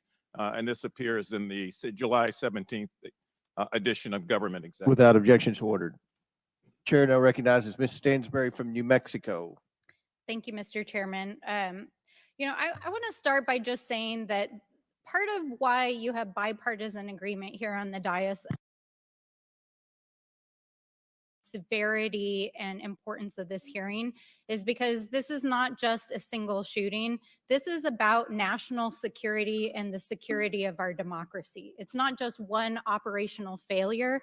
This is about our public officials safe, and what does that signal to our country and to the world about American security and the ability of our officials to do their job safely. So I want to start by saying thank you to all of our brave men and women who are in the uniform, whether it's the Secret Service or local law enforcement, who put their lives on the line. I think obviously we honor their service, but this is really about operational failures and what it means for our country at large. And I also want to reaffirm that we must condemn unequivocally political violence of any kind, not just political violence, and that it cannot be tolerated in this democracy. And also to offer my prayers for the slain Fire Chief Corey Comprator, and also prayers for those who've been injured.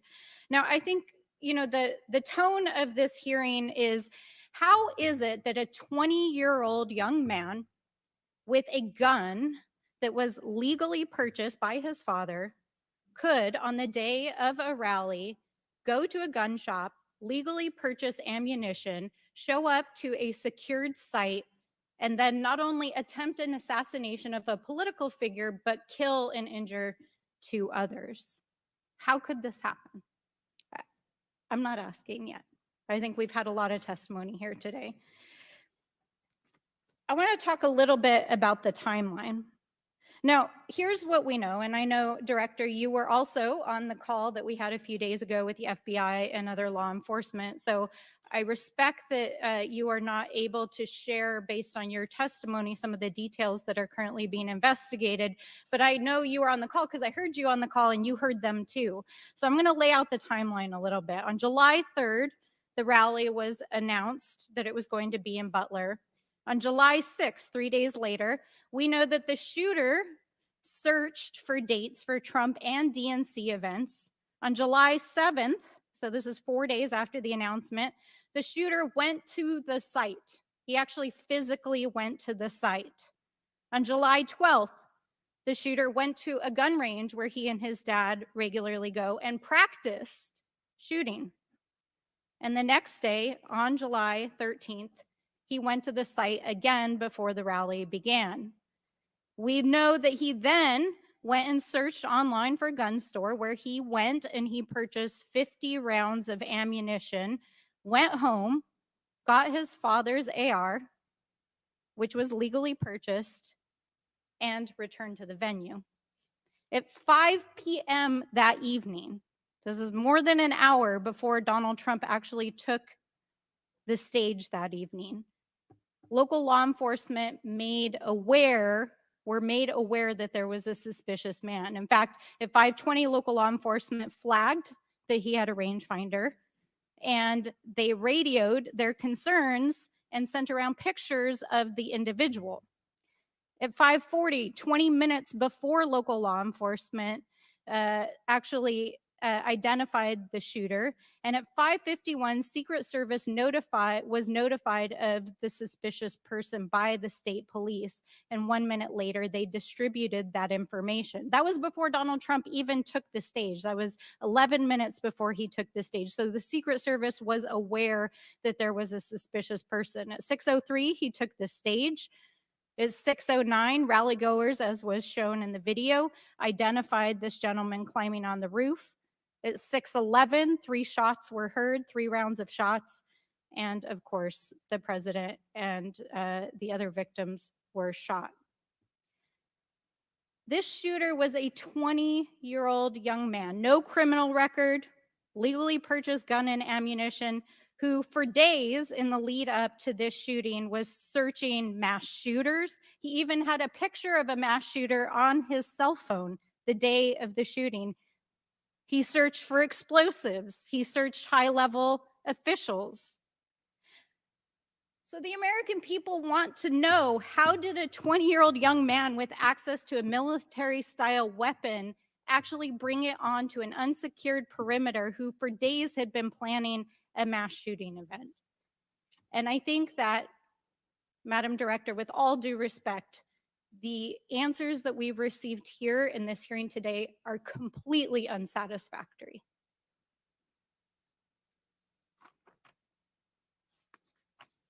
How could this happen?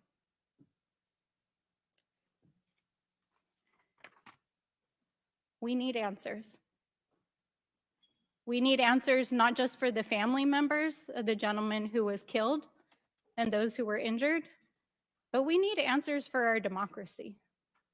Because as others have stated here today, we are in a highly politically charged environment right now.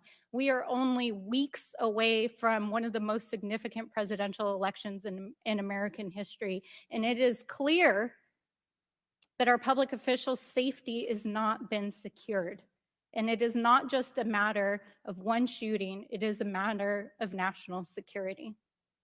So I hope that you will take our comments to heart. I hope that there will be accountability, and we need answers. And with that, I yield back. Chair now recognizes Mr. LaTurner from Kansas. Thank you, Mr. Chairman. Director Cheadle, I have a question just right off the bat. Something that you've bragged about repeatedly is that you've increased protection for the 36 individuals that the Secret Service is also entrusted with. Is that correct? I think I stated that we currently have 36 protectees and that we continue to make evaluations on where those levels of protection are provided. You've mentioned specific increases in protection that you've provided for some of those individuals, correct? Correct. Based on what? Well, some of it has been as a result of the tragic incident that occurred on the 13th. We went back and reassessed where we were at in providing protection and wanted to make sure that we were not, overlooking anything considering this most recent incident. So the Secret Service needed to learn that allowing a rooftop 150 yards away from a protectee, not putting that in a perimeter, not having someone guarding that roof, that information is new to you and it's caused you to increase protection to other folks that are under your care? I think it is prudent after any incident that occurs to go back and take a look at your current practices and see if there is anything that needs to be done differently. It's inconsistent because what you said earlier to Mr. Turner was that the you were offering to President Trump was in line with the current threats, him being a former president, him being a nominee of a major political party, the threats from Iran, the protection that you're providing him was adequate. Do you stand by that statement? Yes. Okay. Do you think it's a problem that the Americans' trust in the federal government is an all-time low? Do you think that's a problem? I think that it's unfortunate. I don't know why you're quibbling with my word. Is it a problem or is it not? I think the American public deserves to have trust in their federal government. Okay. I don't know why you're being difficult. I'm just, it's a simple question. Are you concerned about the increasing prevalence of conspiracy theories going on out there right now? Yes. I am too. You've been incredibly inconsistent with your answers before this committee today and what you were willing to reveal. You've acknowledged that the shooter was identified with a rangefinder, that President Trump's detail was sufficient for the threats he faced from Iran, that certain details were erroneously reported, in your words, but you haven't been willing to provide any information about the decision to place the building in question outside the perimeter, the explosives placed in the shooter's vehicle, the use of a drone by the shooter, or when exactly the Secret Service identified the shooter as a threat rather than merely suspicious. What is your standard today for what you are willing to answer and what you are not? Because you've been inconsistent.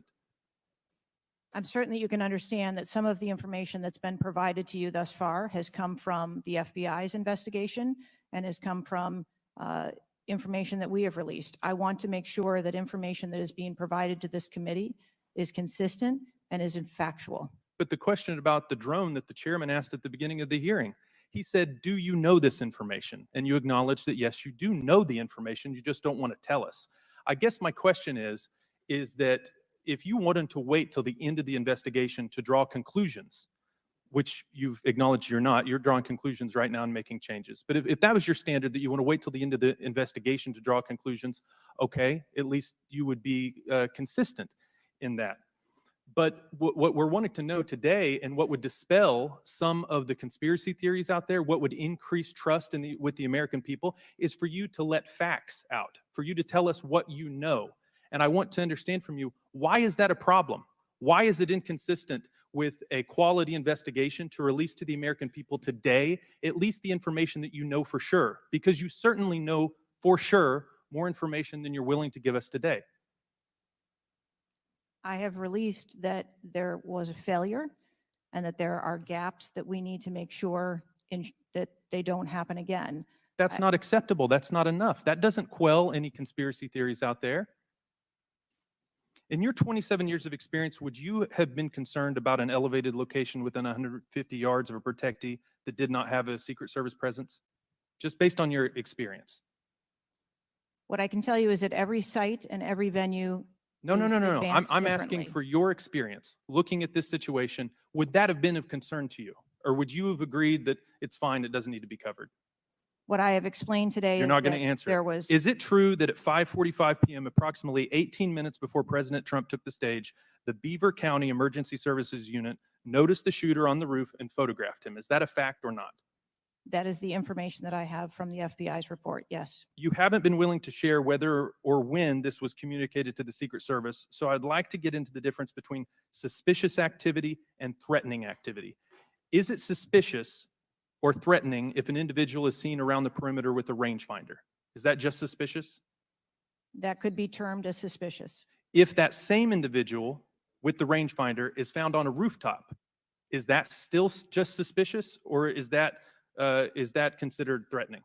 That could be termed still as suspicious. All right, my time is over. Mr. Chairman, I yield back.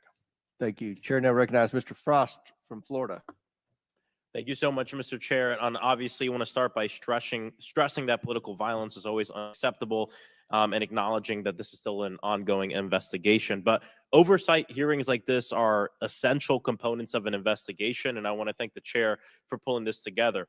Madam Director, I appreciate you for being here. The events of July 13th raised serious questions about the efficacy and thoroughness of the security protocols in place. The gravity of the fact that an unsophisticated gunman was able to secure his perch and take a shot at a former president despite multiple layers of security and intelligence are not lost on me. Before I came to Congress, I used to work advance for a major political candidate and have interacted with many different law enforcement agencies on large political events like the one that just happened. How many times was the Secret Service alerted about a suspicious person at the July 13th campaign event prior to the first shot being shot? I don't have an exact number to share with you today, but from what I've been able to discern, somewhere between 2 and 5 times there was some sort of communication about a suspicious individual. To the Secret Service specifically. According to reports, the shooter was photographed twice by security officers prior to the shooting. A police officer saw the shooter on the ground and reported him with a photograph as a suspicious person. Multiple local law enforcement officers identified the shooter, radioed that he was acting suspiciously near the event's magnetometers. A local law enforcement tactical team saw the shooter on a roof and notified other security services and also photographed him. One police officer who photographed the shooter saw him scoping out the roof and carrying a rangefinder. My question is, and you've answered this, but why, or you haven't answered this, why wasn't the event paused right then? Again, I'm not clear on the timeline of when the Secret Service shift and the counter sniper were notified. But earlier, individual Madam on the Director, roof. earlier you said that the Secret Service would have paused the rally if they identified a threat. Correct. So why wasn't it paused? Because I have to assume that they did not know that there was a threat when they brought the president out on the stage. I feel like this is a breakdown in communication between local law enforcement, you all, and other actors at the rally. And again, as someone who's worked on these, I understand that there's multiple people with multiple with the ability to make different decisions on the ground. I've taken over the last week, I've spoken with a lot of folks in local law enforcement in my district and across the country that I've worked with before, and other people have brought up concerns around being able to communicate with or with Secret Service during these big events and having their flags taken seriously. I do believe that if Secret Service believed that there was a legitimate threat, that they would have paused the rally. My concern is before that something was flagged and it wasn't taken as seriously as it should have been taken.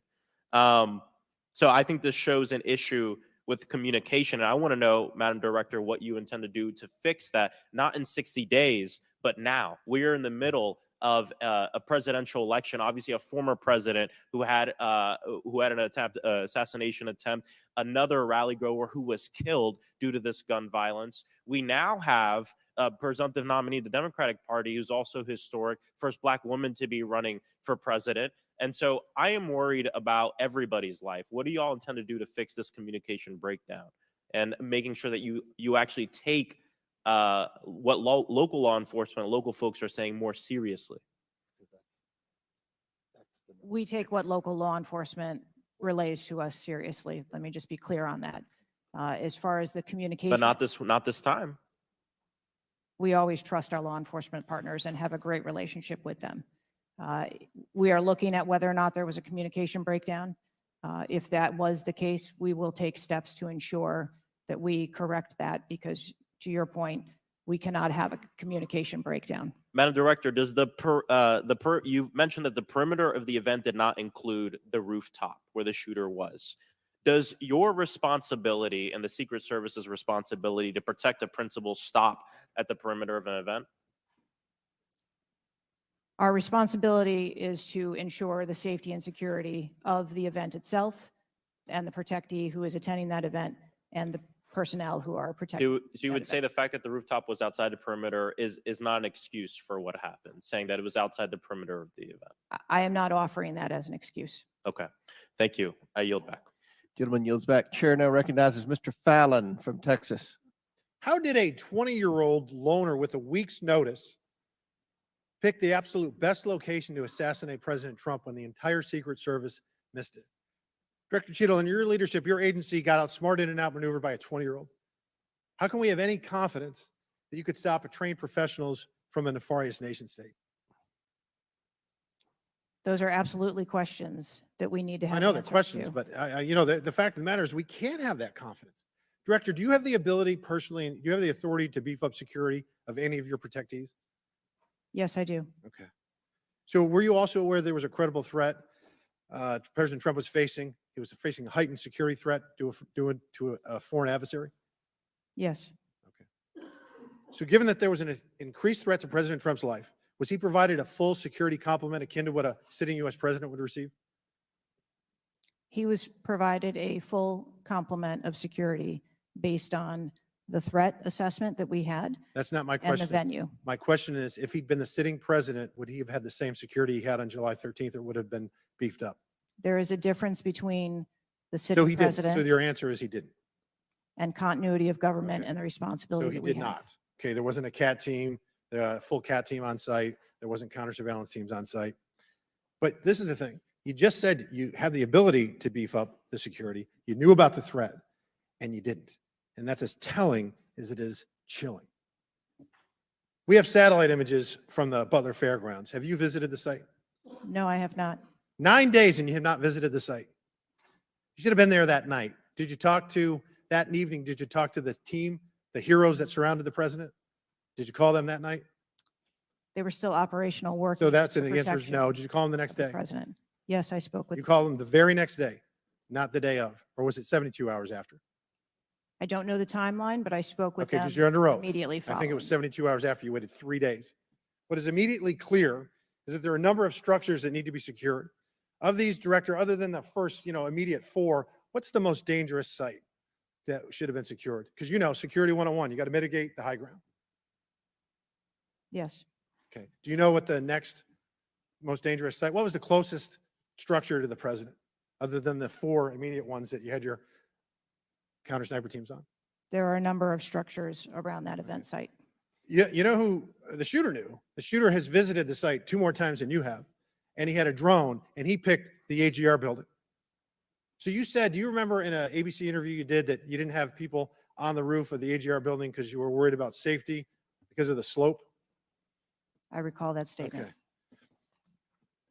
Does the Secret Service have written policy you can share with us about slope roofs? No.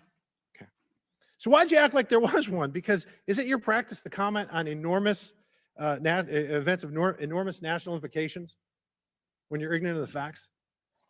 That's rhetorical. So here's this thing with the slopes.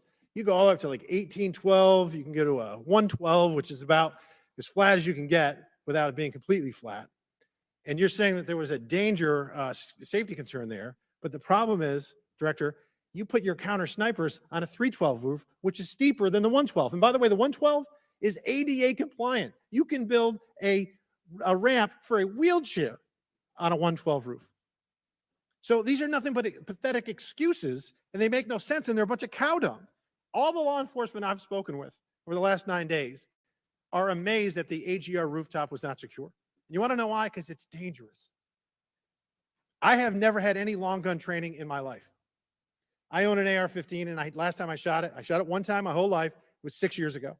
That is until Saturday, where we recreated the events in Savoy, Texas. We recreated what happened in Butler. I was lying prone on a sloped roof at 130 yards at 6:30 at night. And I knew that he had a scope. I didn't know what kind, red dot or magnified. So I shot 8 rounds from both. You know what the result was? 15 out of 16 kill shots. And the one I missed would have hit the president's ear.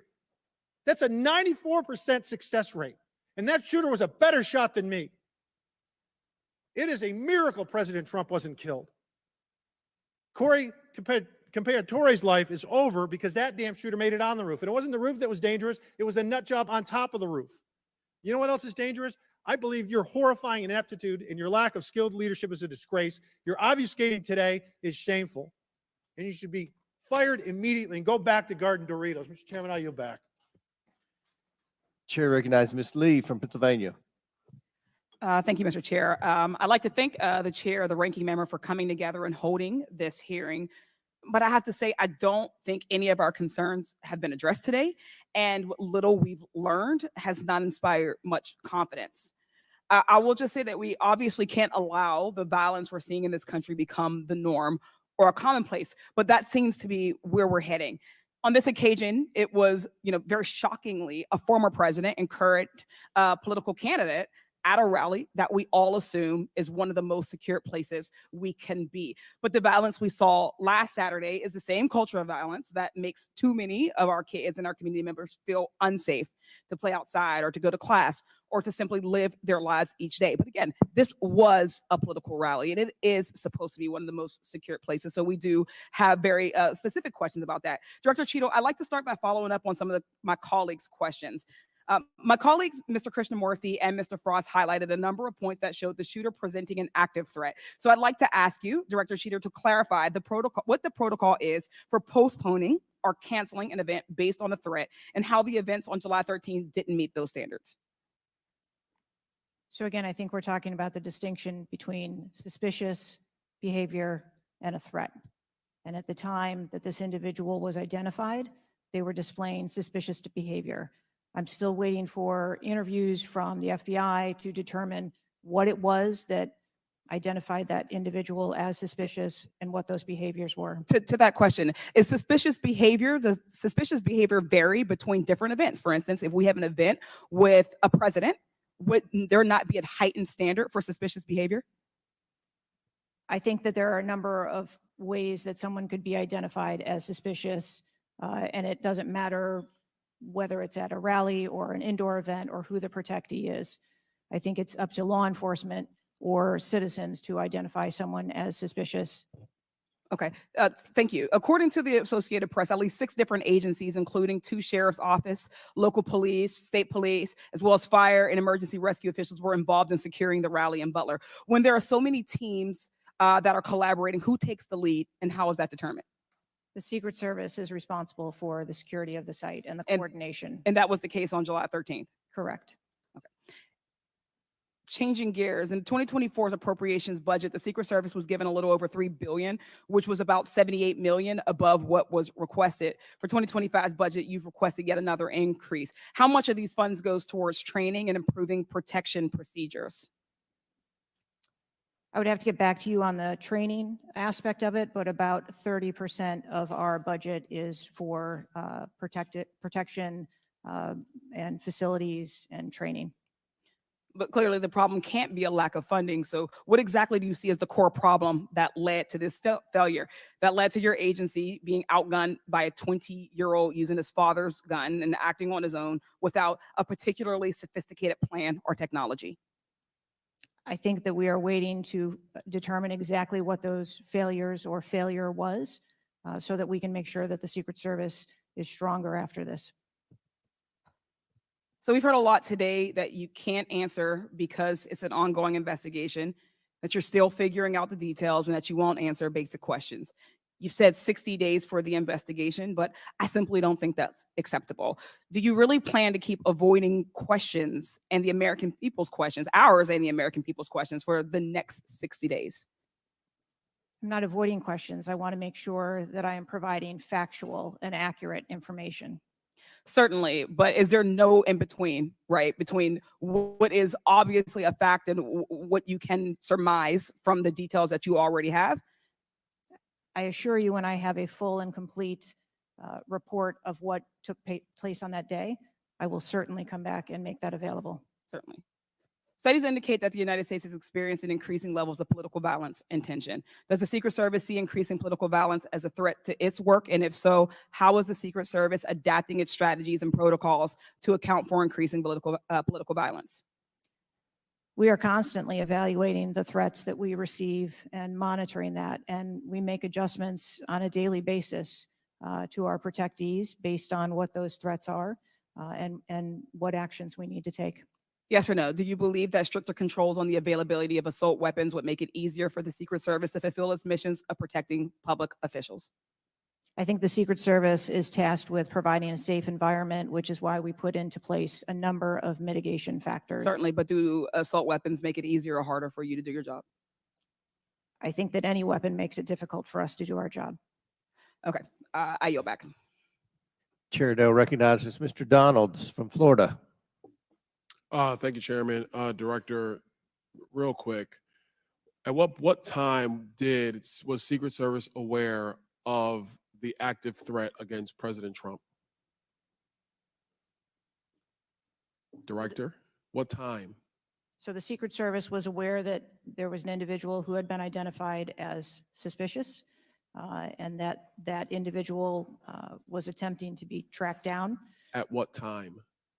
I don't have a specific timeline other than to tell Director, you, it's been 9 days. I At understand what that. time? I want to make sure that I give you factual information, sir. Director, have you talked to the agents on the ground that day? Yes, I have. You've talked to all of them. Mhm. Your senior team has talked to every agent that was on the ground that day. Yes, we have. Have they all corroborated the same time they identified the shooter or they were made aware of the shooter, either by attendees in the crowd or local police department? There are a number of reports of when those times were made. Was it those 5 minutes notifications. before the first shot rang out? No, Generally speaking, was it 10 minutes before the first shot rang out? no. It Was it 15 minutes before the first shot rang out? It was less than that time frame when it was identified as a threat. How many days before the shooting took place did Secret Service actually do their advance work to secure the facility that the rally was going to be held at? 5 days.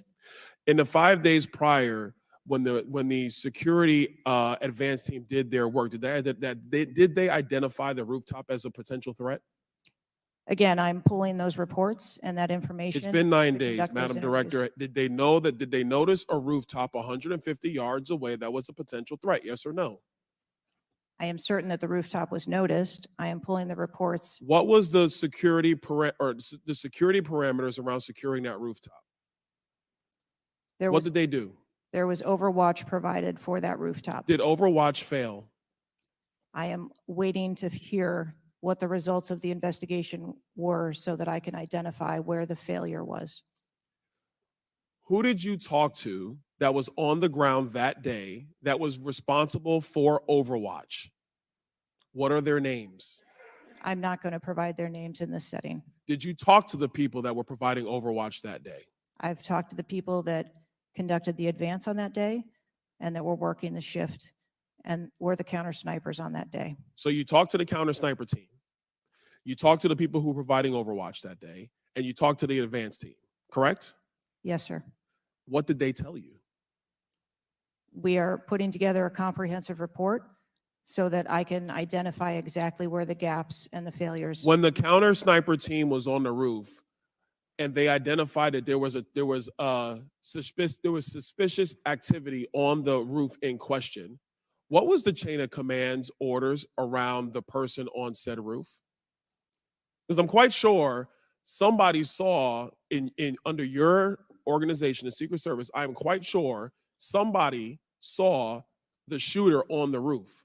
So what was the communication through the chain of command to deal with said person? What I can tell you is that when the individual was identified by the counter sniper, they took one that individual. But that was after the shooter already took a shot. Is that correct? That is correct. So what you're saying now is that the Secret Service did not see the shooter on the roof until after the shooter took a shot? I do not have all of those details at this time. If you don't have those details after 9 days, Director, then what you're telling me is that you guys didn't see it. Is that correct? I am telling you, I don't have all the details of the sequence at this time. Director, it's been 9 days. Either you have the information or you do not. Is that correct? We are still in the process of conducting interviews and an investigation. Some of my colleagues have texted me over the last couple days, bipartisan, about whether you should lose your job. And I've been quiet on that question because I wanted to see what you were going to do today. In my opinion, you do need to be fired immediately. And it is because this is gross incompetence. And the fact that it's been 9 days, and these are simple questions to answer. I'm quite sure if I asked any one of my kids if they got in trouble and I told them to give me the details, I would get more answers from them than I'm getting from you right now. And that's what's frustrating on a bipartisan basis, on a nonpartisan basis. This is a joke. And Director, you're in charge. And that's why you need to go. Mr. Chairman, I yield back. Chair now recognize Mr. Goldman from New York. Thank you, Mr. Chairman. Director, I want to follow up and just understand a little bit why there is so much information about this out in the public, including some from you and your communications team, and yet you're here pursuant to a subpoena under oath in front of Congress, and you're unable or unwilling to answer some of those same questions. Can you just explain why you are answering so many fewer questions here than you have to the media? I'm answering the questions that I'm able to answer based on the fact that there are multiple ongoing investigations. But you have answered some of these questions previously, correct? To the public, to the media. Which questions? Well, did you have an interview with ABC News? Yes, I did. Okay. And did you explain the interaction between local law enforcement and the Secret Service, and that local law enforcement was responsible for securing the perimeter of the building where the shooter was?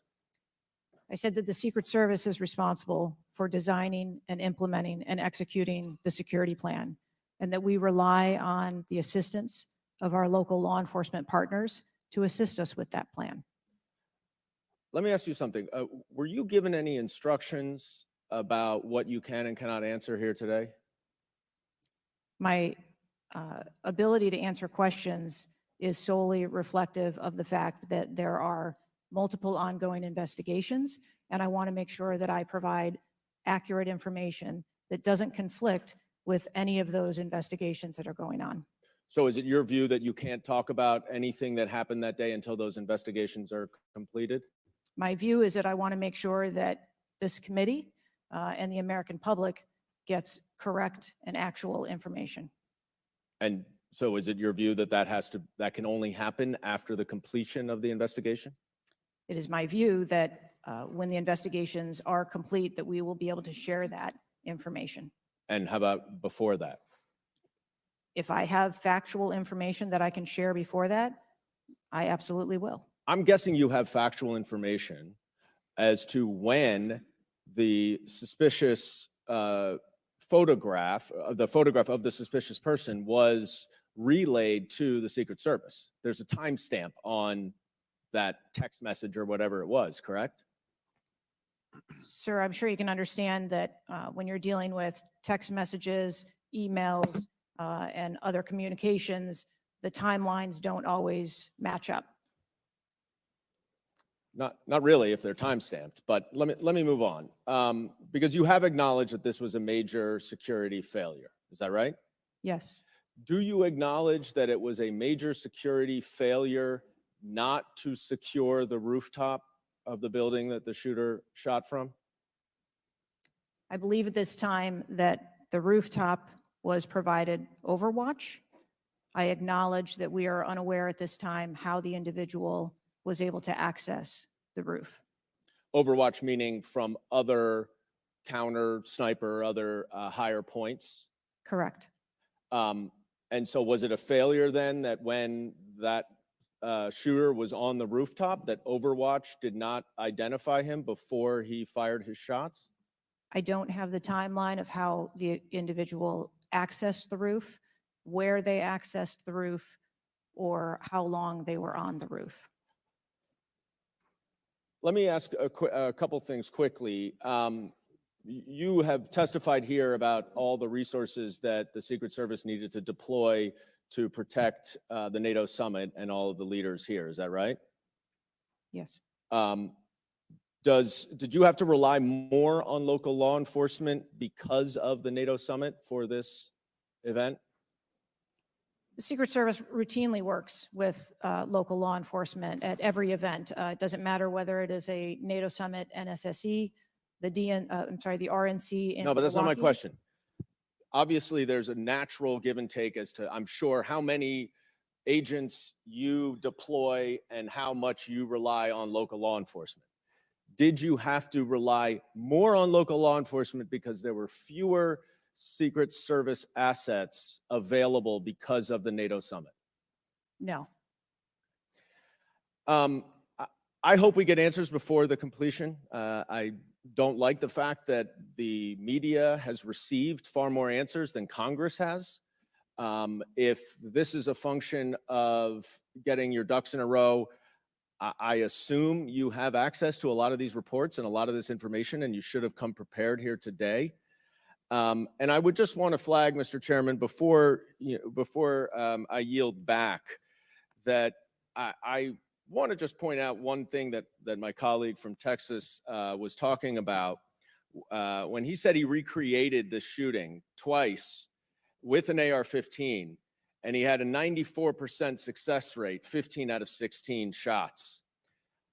I don't know why that doesn't convince him that we should get rid of AR-15s, but clearly we need to do something about the prevalence of AR-15s and weapons of war on our streets. And I yield back.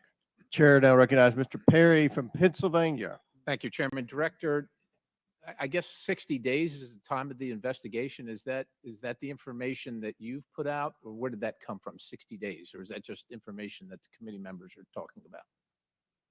I stated that earlier today. I've asked. Okay, my 60 team- days. So are you receiving regular updates? You're in charge of the Secret Service. This is about your organization, what happened 9 days ago. Are you receiving regular updates from the FBI on their investigation? Yes, I am. So you know some things are true, some things are probably not true. We want to talk to you about the things that we're hearing about and find out if they're true. You've been in contact with the FBI, then you're getting updates on a daily basis, right? Yes. Based on what you said. Okay, so, and are you confident that the person in question, Mr. Crooks, was the only person firing that day against the president or the crowd? Is he the only one? I'm not asking you yet if he acted alone, but is he the only one? Or can you say that with certainty to the American people? That is the information I have at this time. Yes. Okay. Does it appear he acted alone? That's the information we have at this time. Okay. Now let's talk about the fact that he was noticed as a person of interest, of concern, suspicion, as you say. Your PI team, how do they stay in? There's a sea of people. How does the PI team get to that individual that's in question in the sea of people? How's that individual tracked? Our protective intelligence teams that work at our sites are paired up with a local police counterpart. And so they work in conjunction together. So they just follow them around, or let me ask you this. Looking at the site, you have multiple perimeters, right? You have the secure perimeter, the inside perimeter, you have multiple secure or multiple perimeters. Was the AGR so-called building the highest location affecting the site of the rally? Was it the highest location? I believe the highest location at the site was where our counter snipers were. What about the water tower positioned. adjacent? What about how high is the water tower? I don't have the height on the water tower. Okay, seems like water towers are pretty high, at least in the photo. It looks like it might be, there might be actually be a building right behind the AGR building that is even higher than the building that Crooks fired from. You're familiar with cover, concealment, and defilade, right? You're familiar with those terms? Yes. So how would your sniper team or your PI team track the individual and give vectors to Secret Service on the PI team to get to that individual to question him? And how would you cover the defilade, the cover and concealment of low areas that you can't see from where your sniper team immediately adjacent to the president were sighted? How would you do that if you're not up on the high ground? So when our counter sniper teams go out and conduct an advance, they have a methodology and provide a grid system that our response teams are able to vector in if they see something that is troubling. So when Mr. Jordan asked about the assets that were requested, let me just ask you about assets requested. Were aerial assets requested for this event from either the Secret Service or state police or anybody else, drone, manned, otherwise? Aerial assets, were they requested? I can't speak to what the local Just asking if they were may have requested. conversations with the local police, but I can tell you that the assets that were requested from the Secret Service for the site that day were all granted. But were aerial assets required? I didn't ask if you used them or what you used. Were they requested?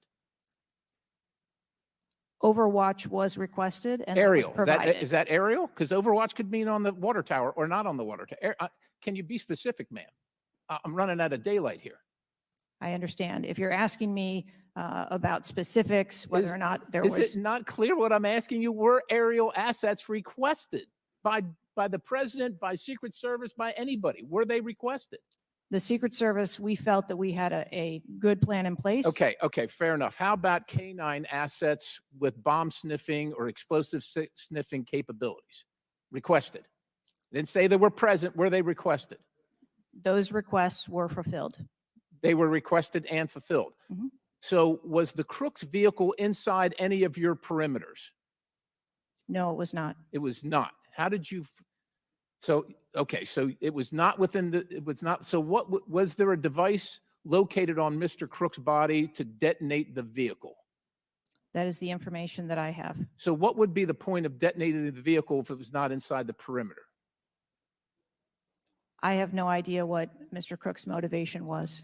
Ma'am, the fact that you haven't, I'll close with this, Mr. Chairman, haven't even visited the site. I understand there are other things going on, but the culture of your organization, the culture that doesn't, do you know how tall the president is? How tall is the president? President Trump, how tall is he? I don't, he's over 6 feet tall. I don't. have Okay, the so exact- do you assign agents based on their ability to cover physically and carry, if necessary, the president of the United States when you assign them to this mission? Is that a parameter that is considered?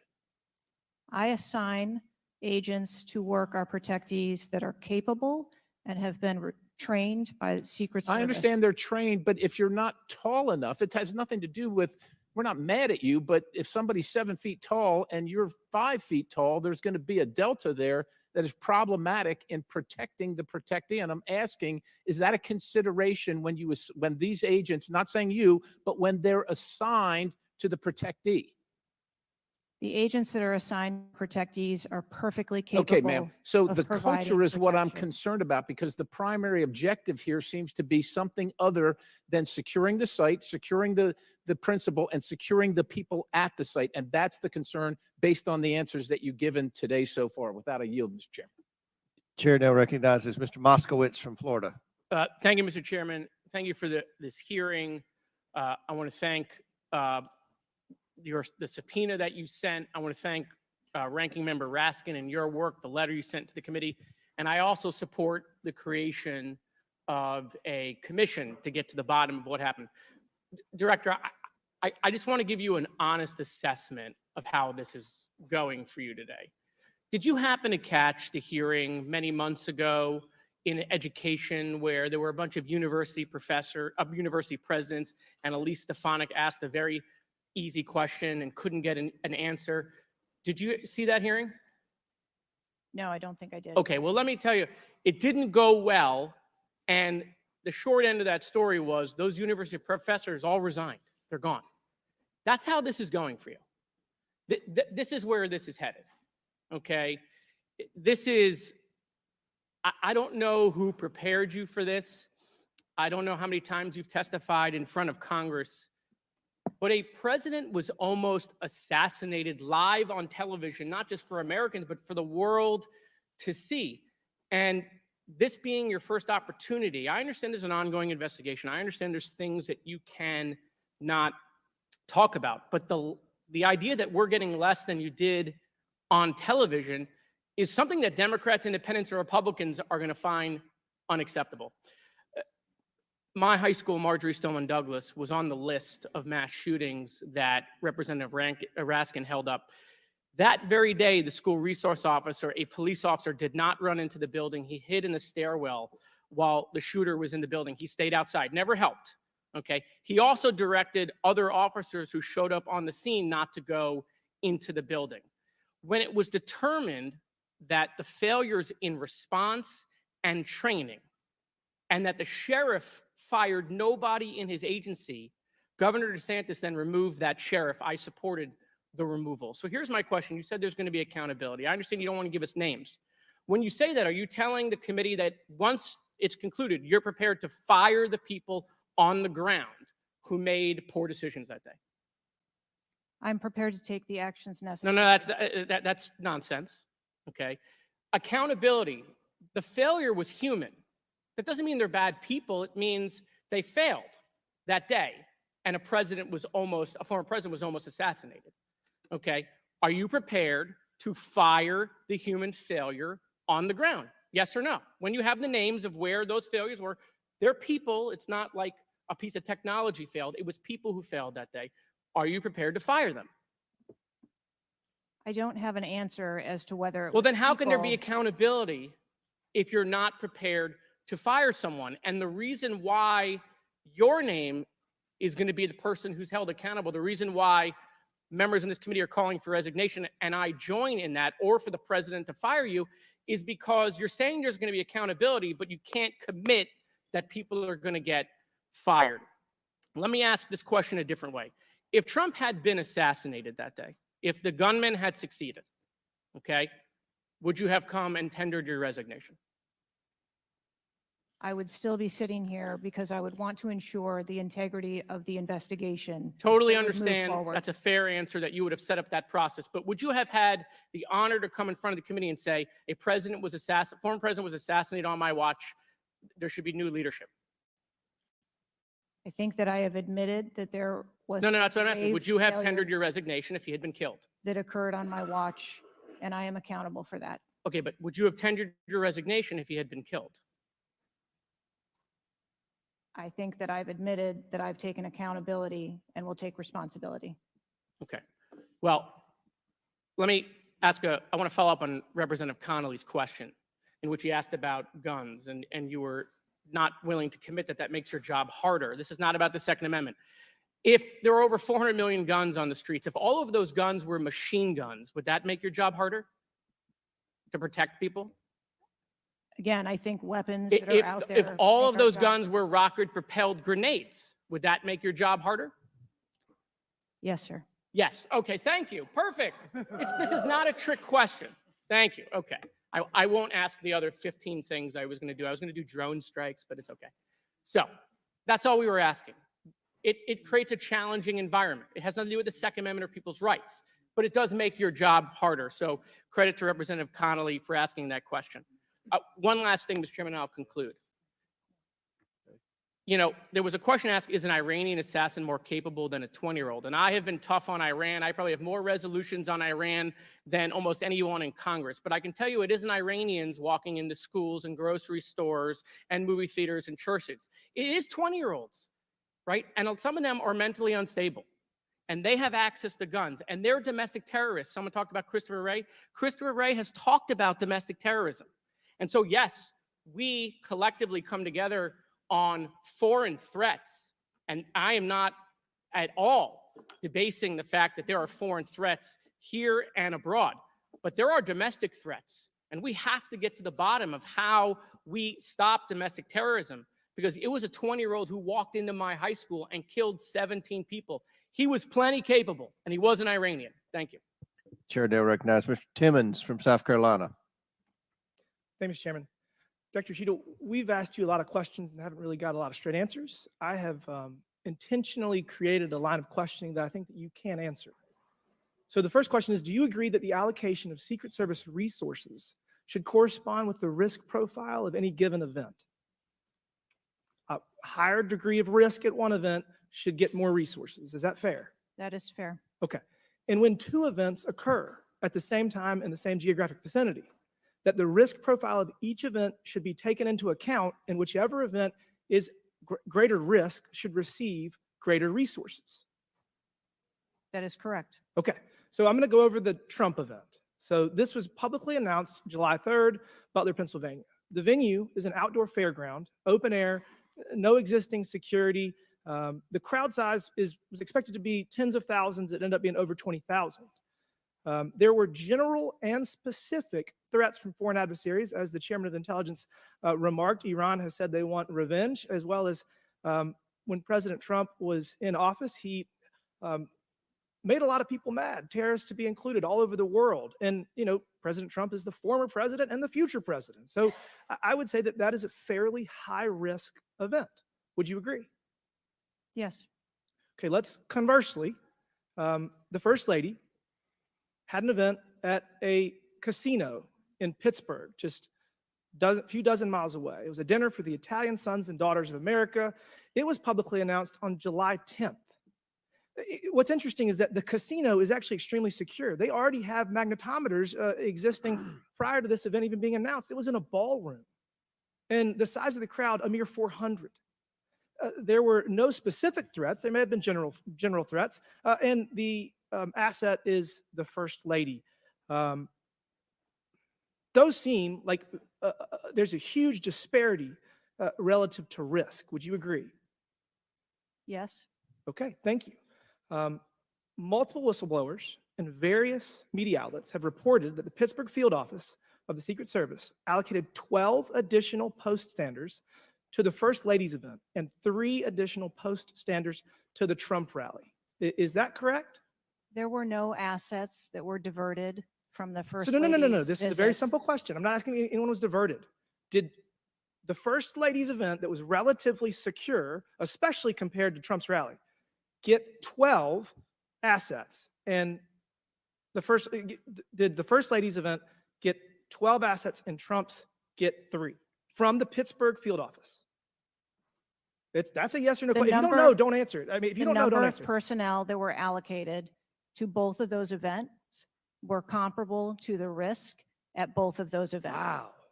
Really? So you think that the Pittsburgh casino, 400 person in a ballroom with ingress egress through probably a very well-guarded parking garage was 4 times more dangerous than a 20,000 person rally in an open field with the former president and future president? You think that that's 4 times more dangerous, the casino event? I didn't say that at all. Well, they got 4 times the resources from the Pittsburgh field office, who was likely in charge of the final walkthrough for both events.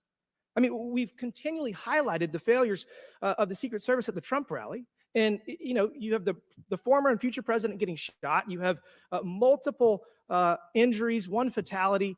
And I would have to think that if we had 9 more post standards, 9 more individuals that have the training and the integration into the Secret Service defense of Trump at that rally, that I have a feeling that Crooks would have had somebody come say hello to him before he fired a bunch of shots. What do you think that's possibly true? There were significantly more assets and resources available at the former president's event than there were at the first. Who made lady's the event. decision to deploy 12 post standards to the casino where the first lady was having a 400-person dinner, and only 3 people from the Pittsburgh field office to the 20,000 person plus Trump rally? Who made that decision? There were additional Secret Service resources available at the former President Trump's event. Who made the day. decision to deploy 12 to the first lady's event and 3 to the Trump event? The allocation of resources is decided based on the availability of personnel and their location and where they are, but there were sufficient resources. What did you just that say? were given to. Did you the just say there were former sufficient president's resources? President Trump event got that shot. day. Someone got killed. There were not sufficient resources, clearly. There was And a it gap. doesn't take 27 years of experience to know that.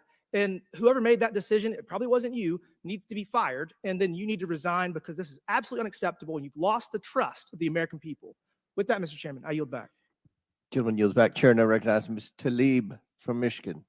Thank you so much, Mr. Chair. Thank you, Director, for being here. When we hear the headline, a 20-year-old young man with access to an assault weapon commits an act of mass violence. I mean, we've heard this before, over and over again. But the unfortunate thing is that my residents don't get a committee hearing.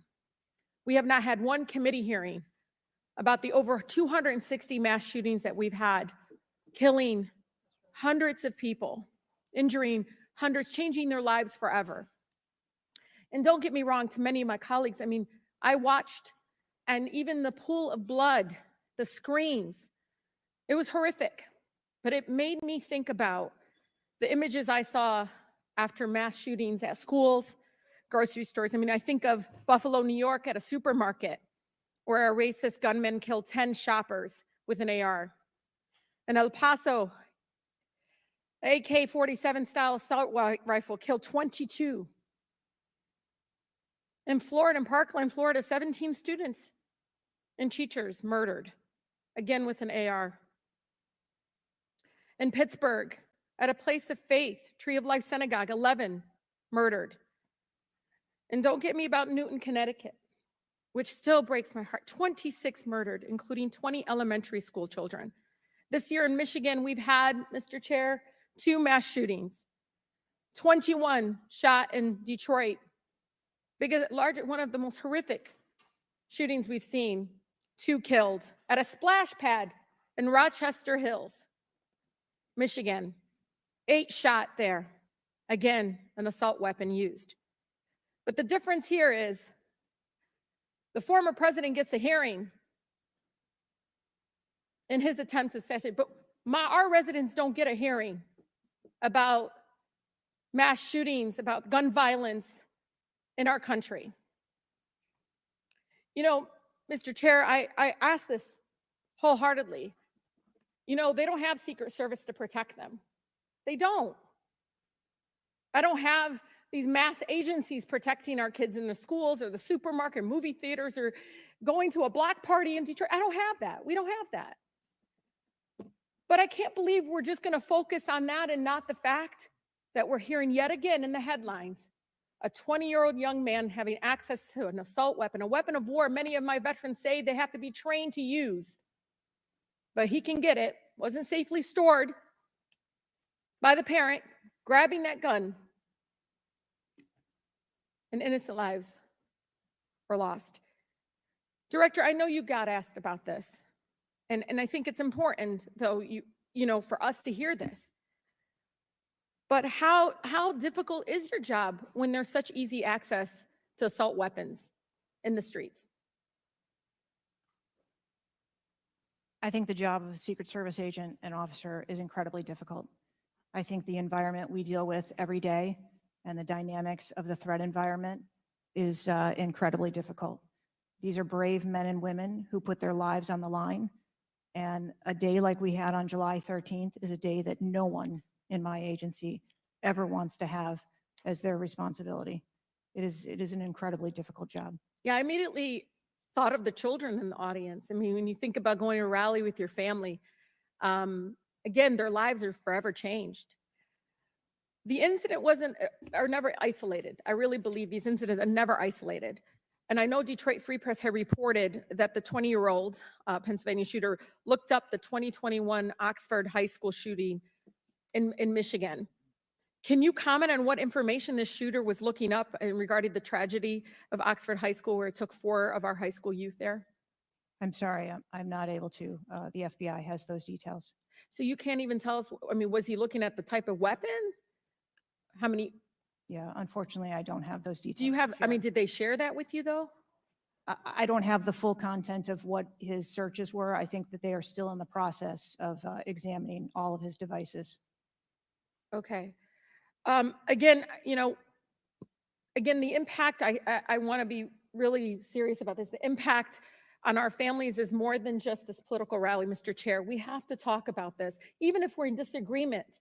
Let's talk about it, because I've seen statistics that show that we could be saving lives now if we ban these weapons of war from being able to buy it at the local store down the street. I mean, we just can't continue to allow this to happen. And unfortunately, my residents are not former presidents of the United States. They don't get a hearing. They don't get Secret Service, any of that. And even among those that are expressing the failed in the system, they just deserve better. They truly do. Thank you, and I yield. Chair now recognizes Mr. Burchett from Tennessee. Thank you, Mr. Chairman. Ms. Cheadle, the shooter was set up on the roof of the AGR International building, as we know. Was the roof identified as a potential vulnerability days before the rally? To my knowledge, yes. The building, if so, what floor were they on? We had local police officers inside the building. The roof looks like it's a tin roof. How did no one inside that building hear someone moving on top of a metal roof? I don't have the details of all of the interviews that have been conducted yet. When will you have those?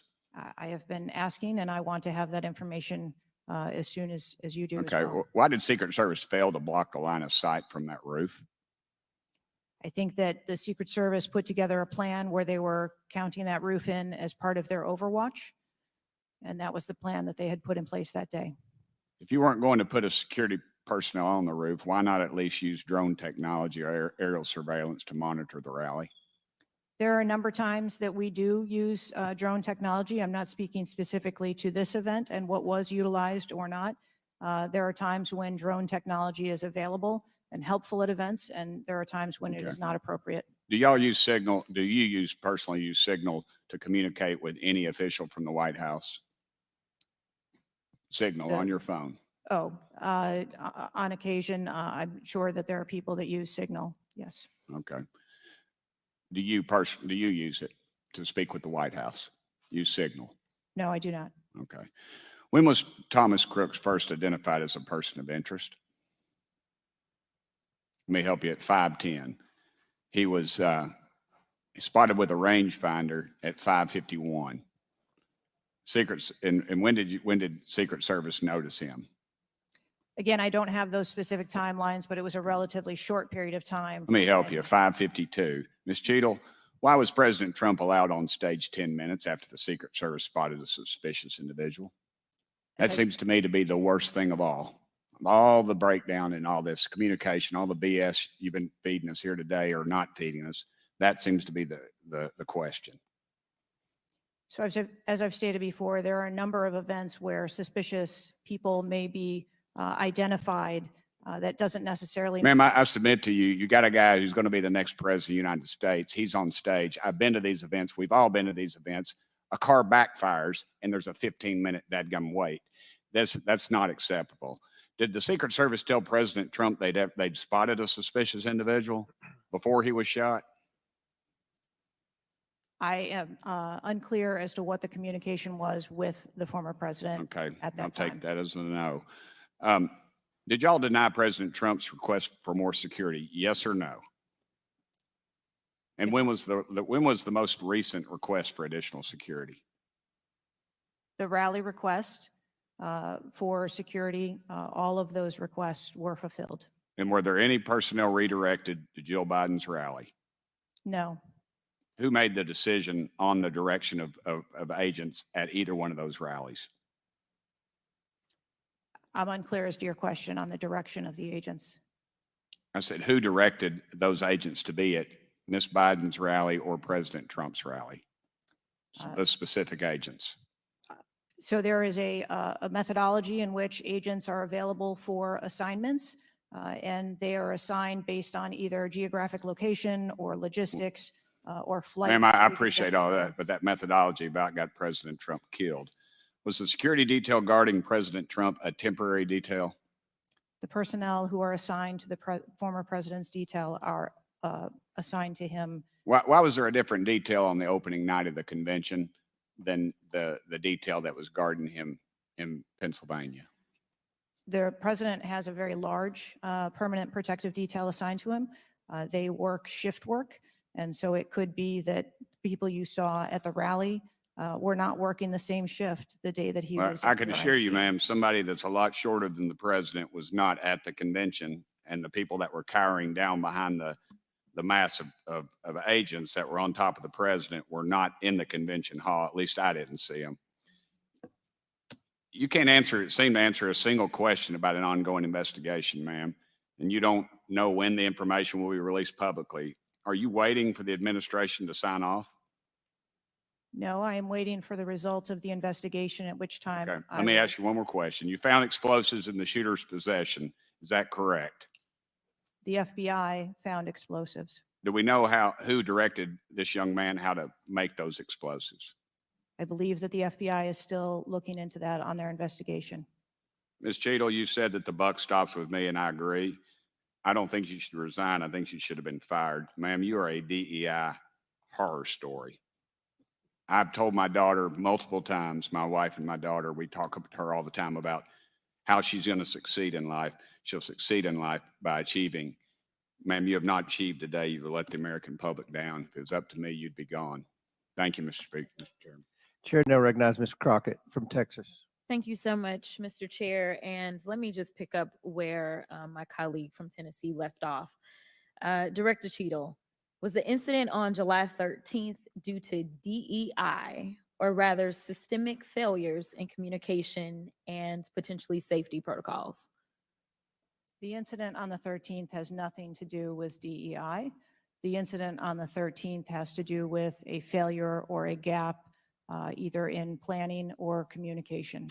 Thank you so much. In fact, I have a few articles that I will enter into the record once I wrap up that actually acknowledge a number of women specifically for their valor in their service, whether it's been in various levels of law enforcement. But, you know, I want to stick here for just a second, because earlier you had a conversation in which there was a discussion about training. And I want to talk about training, and I want to talk about the fact that there's been a little bit of dancing around as it relates to this being a suspicious person and this being a situation that was perceived to be a threat. And it seems as if there's a different analysis that takes place.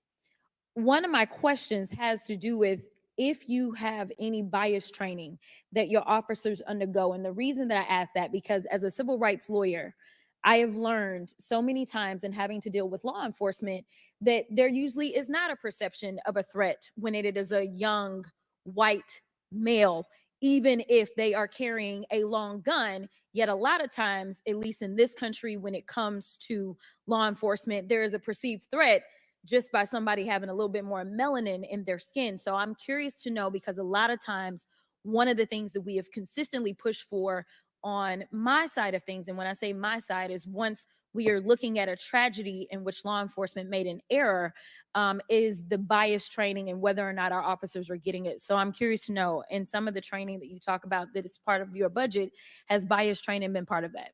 Yes, it is. Okay, thank you.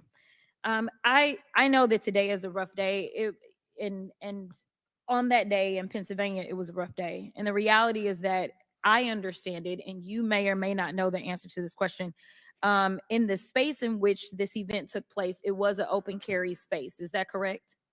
That is correct. Okay. So I hail from the state of Texas, and interestingly enough, I was serving in the state house right after there was a mass shooting in El Paso.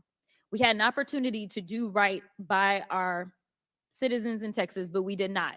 Instead, they passed permitless carry. And what my colleagues kept trying to get you to answer, because we want to come up with solutions, we don't want to keep pointing the finger. And right now, you've got a bunch of fingers that are pointed at you. But our job is to solve problems for the American people. And to be perfectly honest, the numbers are clear. I think almost every major law enforcement agency come forward and say that they were against permitless carry because they said that their jobs would be made more difficult. Unfortunately, my colleagues on the other side of the aisle in the state of Texas decided that they would ignore those warnings, and they passed the law instead. And right after they passed that law, we ended up with Uvalde. And we heard the stories of those officers that were scared to go in and save those babies because of the firearm in which in that case, 18-year-old had in his hands. They also were given an opportunity to say, hey, raise the age and make it to where at least you have to be 21 before you can possess this type of weapon. And they chose not to. And we have the facts. It shows, and I'll enter this into the record as well if there is no objection, deaths from firearms keep climbing in Texas decades after lawmakers began weakening gun regulations. That is from the Texas Tribune. Without objection, so ordered. Thank you so much. The last thing that I'm just going to make a point of saying is that we all care about this issue because we know that there has been a spike in violence, political violence in this country. Are you aware of the fact that the numbers are higher right now? Yes. Okay. In addition to that, and I'm going to point a little blame at ourselves because right now you got all the fingers pointed at you. But the reality is that we have a number of congressional members that are consistently engaging in violent rhetoric, and it needs to be toned down.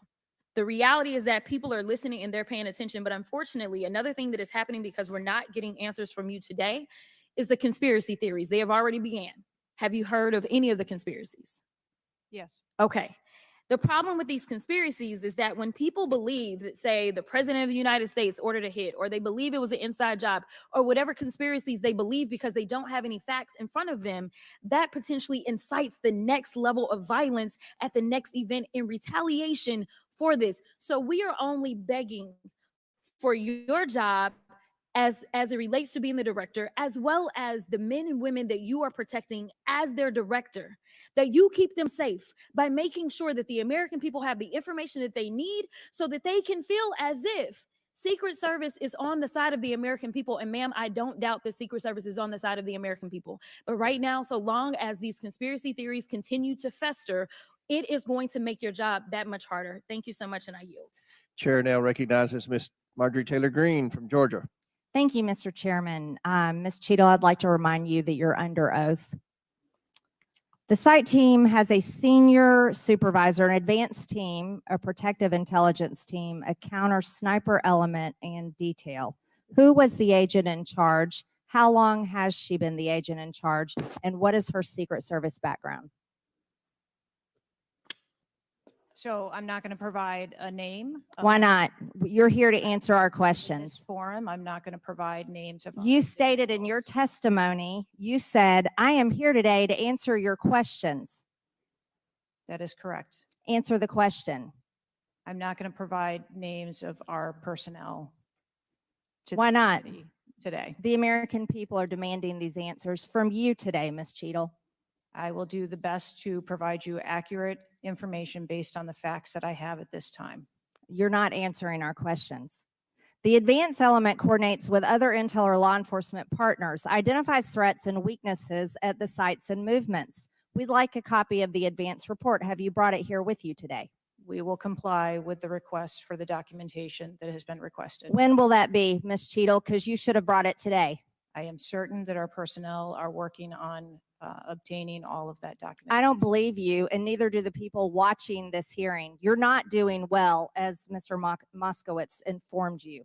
You've been sitting here for over 3 hours, and I have you know the entire country is demanding you resign and demanding that you be fired if you do not resign. Things are not going well for you. You need to answer the questions. Was there a protective intelligence team, and what technical resources were utilized for that event, specifically drone or helicopter assets? There were a number of technical assets that were deployed for that event, and there was a protective intelligence team that was assigned to that event. Why was Crooks able to fly a drone over the entire area the day of the rally and the day of his assassination attempt? To my knowledge, he did not fly the drone over the entire area. How did he fly a drone over the area, period? Any part of the area? Again, I would have to go back and check the timeline of when that took place and when the event. Why didn't you bring the timeline with you today to answer our questions? I don't have all of the answers on the timelines based on the criminal investigation. Were you not prepared today to answer our questions? I am prepared to answer the questions based on the information and wanted to be able to provide. Do you have a timeline do you have a timeline at all from any of the day? I have a timeline that does not have specifics. That's shocking. That is absolutely unacceptable. That means you are a failure at your job. Let's talk about things that are prohibited in Trump rallies. And I've been to a lot of Trump rallies. Backpacks and bags, bicycles, firearms, any type of weapon, or any other item determined to be a potential safety hazard, like a rangefinder would be one. At 5:10, Crooks is first observed by one of the snipers, AGR Sniper 1, at the building. 5:10, President Trump was shot in the face at 6:11 p.m. 5:28, AGR Sniper 1 takes a picture of a bicycle and 2 bags. Those belong to Crooks. 5:32, AGR Sniper 1 spots Crooks looking at his phone and using a rangefinder. 5:55, Butler ESU Command confirms receipt of photos and states they have been relayed on. 6:05 p.m., AGR Sniper 1 later communicates that Crooks is seen moving northeast in direction of Sheets and that Crooks has a backpack. 2 minutes before the shooting, while President Trump has been allowed to take the stage, people see Crooks laying on his stomach in a sniper position on the roof, and they're yelling he has a gun, and they are trying to alert law enforcement, Secret Service. Why was Crooks not shot by the snipers? Why was he allowed to be there? As soon as the individual was identified as a threat, they were. No. What do you consider to be a threat? A man with a gun laying in a sniper position, a man that had a backpack, a man that had a bicycle, a man that had a rangefinder. At what point is he determined a threat? An individual with a backpack is not a threat. An individual with a rangefinder is not a threat. What about a man laying on a building that has direct line of sight of President Trump with a gun that people are screaming and pointing out? Is that a threat, Ms. Cheadle? Once that individual was identified, they were neutralized. No, they were neutralized. Crooks was neutralized after he shot President Trump in the face, Ms. Cheadle. Is he only a threat once he fires the weapon? As soon as the counter sniper identified that individual, they were able to neutralize them. How were people in the crowd? Okay, then let's just take it this way. People under your command did not consider him to be a threat, yet people in the crowd knew he had a gun and considered him to be a threat.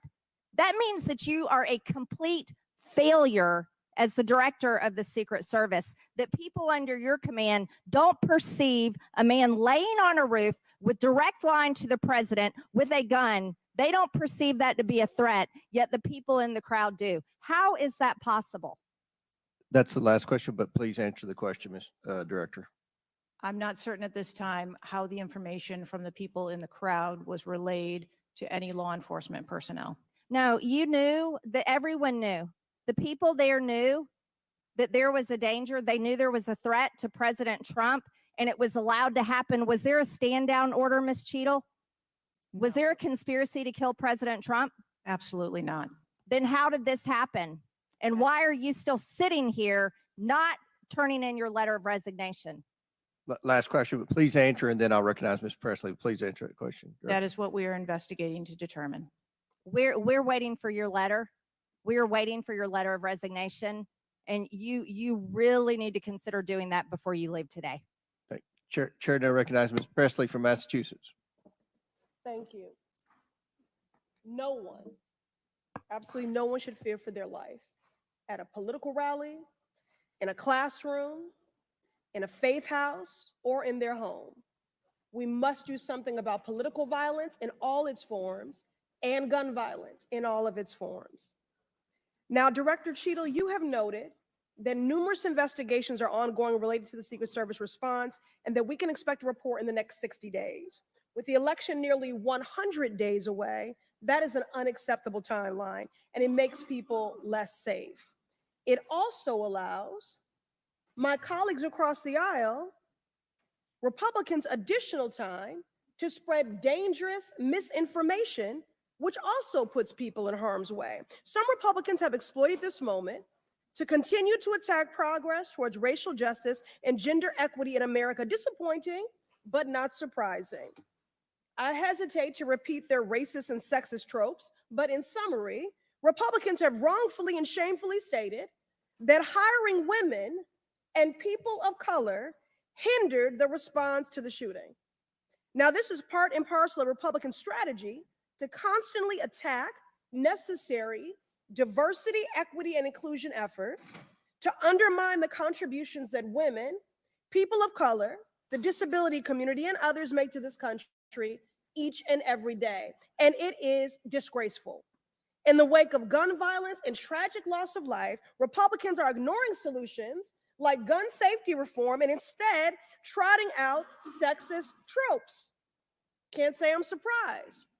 I ask unanimous consent to enter into the record reporting from CNN titled "Right-Wing Media Figures Blame Women in Secret Service and DEI for Security Failure in Trump Shooting." Without objections ordered.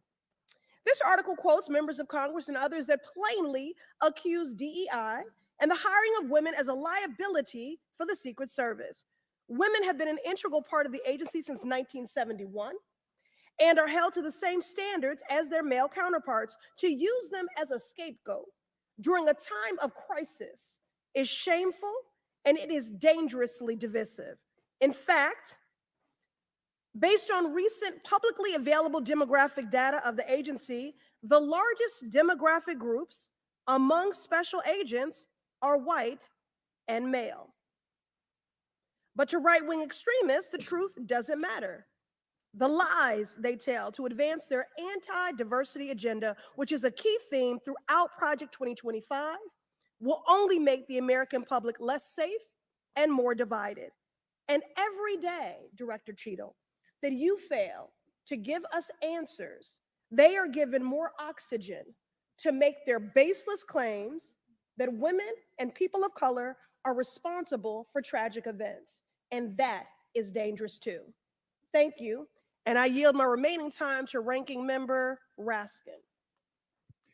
Thank you to the distinguished gentlelady from Massachusetts, and thank you for those trenchant insights. I wanted to make the point that you were making and several of other members were making to bring it into sharp relief here. The very same day that Donald Trump narrowly escaped an assassination attempt, but an honored firefighter was gunned down and killed and other people were injured. There was another mass shooting that day, just several hours later in Birmingham, Alabama. 4 people killed and 10 wounded in a nightclub shooting. And you might think, oh, that's some kind of freakish coincidence. Not at all. We have more than one mass shooting a day in America. They are so commonplace now that they are barely reported in the national news. It's, of course, local news in Birmingham, Alabama, that 4 people were killed and 10 other people were shot and seriously wounded, being treated at the hospital. These things are a nightmare for the families of the victims who've been killed, for the families who have to take care of people who've been seriously injured and wounded. They are a major financial drain, publicly and privately, and yet we allow AR-15s to be purchased with abandon, promiscuously, all over the country. People can just go out and get an assault weapon. And the distinguished gentlelady from Michigan was right. We have a hearing when it affects the President of the United States, but on all the other days of the year, we don't have a hearing about it. And I think it is because of an honest disagreement we have about the Second Amendment. There are some people who think the Second Amendment means you've got the right to arm yourself with whatever weaponry you need to overthrow the government of the United States. And we reject that as a false interpretation of the Second Amendment and a false interpretation of the Constitution. We can ban assault weapons. We did it back in 1994. It dramatically reduced these mass shootings. And when that ban was lifted, the mass shootings went up through the roof again, and we've shown it. And so just like we're demanding real answers and real action from the Secret Service, let us demand real action and real answers from ourselves about the nightmare of mass gun violence, which puts America into a category all its own when you compare us to the countries in the European Union or Canada or other similarly situated countries. There's nothing like what we're going through. So we've got to act on the Secret Service to protect ourselves against political violence, and we've got to act as a Congress to protect ourselves against AR-15 violence in America. Chair recognizes Ms. McLean from Michigan. Thank you, Mr. Chairman. And first of all, I want to thank the Secret Service agents, those who work tirelessly to protect our presidents, and specifically those agents who did not hesitate to jump in front of President Trump. And my heart goes out to the family of the Comptoir family and the people at the rally who are still recovering. On the other hand, the Secret Service has a leadership problem, and it falls on you. And although I appreciate your hollow words that the buck stops here, I was actually hoping for some answers. Director Cheadle, you must answer to the American people if you want to stay in charge. It's really, really simple. You want to keep your job, right? Absolutely. Okay. The best way to keep your job is to answer the questions, not play this shell game, not sing the Slim Shady song, wasn't me. I mean, come on. How long did you prepare for this hearing? I've been preparing for this hearing over the weekend and into last week. Okay, 5 days, 6 days? As soon as I was notified And how long was that? about this hearing, Okay, 4 days, I began preparing. 4 days, 3 days? I'm not sure the date that I got the letter asking me to be here. What are you sure of? Are you sure the color of your hair? Are you sure the color of your suit? I'm just like, tell the American people, what are you sure of? You don't even know when you started preparing for the hearing? I mean, the biggest hearing of your life, and you have no clue? You can't remember when you started preparing for this hearing? Can you understand why those words seem hollow to the American people who are supposed to entrust their faith in you? I assure you, the moment I received notification. But you can't remember. You got a little Alzheimer's, dementia going? I mean, what, you can't remember. I have several active investigations going on and an operational agency to run. Okay. All right. But you want to take accountability, right? The buck stops with you, right? I am taking accountability. Super. Then let's start with trying to answer some questions. You keep referring to the FBI. When asked how many shell casings were on the roof, you referred to the FBI. When asked if there were explosives in the car, you referred to the FBI. When asked if Crooks was acting alone, you referred to the FBI. See a common theme here? I can go on and on. My question is, who at the FBI should I speak with? Wait for it. Wait for it. The FBI is responsible for the criminal Is there a name? I'm not certain. I'm not certain. Who at All the right, here we go. FBI I'm is not running the certain. I don't know. Let me ask a different question. Have you been in communication with the FBI? Yes, I have. With whom? I speak with the director and the deputy director. Okay. And what have they shared with you about this investigation? So I'll give you an opportunity to answer again. Did they share with you how many shell casings were on the roof? They have shared with me the Did evidence they they've collected. share with you how many shell casing were on the roof? Yes. Okay, how many were there? I would refer to the FBI for their How many investigation were there? and their information that they need to share in their investigation. So they've shared the information with you. You just don't want to share the information with us, correct? We have concurrent investigations that are going on. So they have shared this information with you. You know the answer to the question. You just refuse to answer the question from the member of Congress who has subpoenaed you to be here. Is there a different answer to that question? I was always willing to come here and testify before this oversight hearing. Beautiful. Then It let's wasn't a do thing that. was Let's necessary. for once have your actions match your words. So you've been in communication with the FBI. You know the answers and you refuse to tell us the answers. So I will ask you again. You know how many shell casings were on that roof. What is the answer to that question? I think it's pertinent. What to talk, is the answer to that question?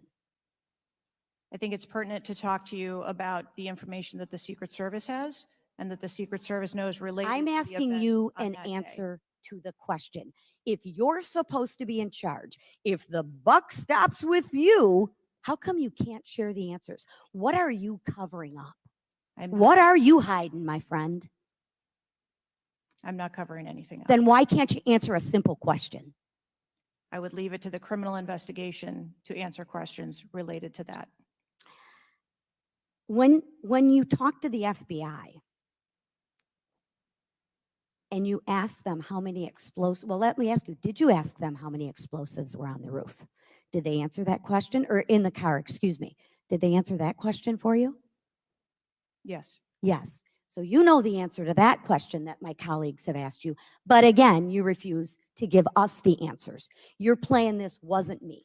Well, I submit to you, if you can't, and it's not a can't, it's a won't. It's not a can't. It's not a I don't know. It's a I choose not to answer the question. Well, let me tell you, Ms. Cheadle, if you're going to lead, you need to lead. If you want to be in charge, then answer the question or step aside and have someone with the courage and the guts to answer to the answers to. And with that, I yield back. Chair now recognizes Ms. Boebert from Colorado. Thank you, Mr. Chairman. I'm going to continue down that vein. You have been here sitting today, Director Cheadle, definitively able to dismiss erroneous information and speculation. However, you are refusing to answer questions that we now know that you have the information for. You are saying that you are wanting to answer questions that the Secret Service has information to. Well, ma'am, you are the Secret Service. You are the director. You have said that you are the best for the job.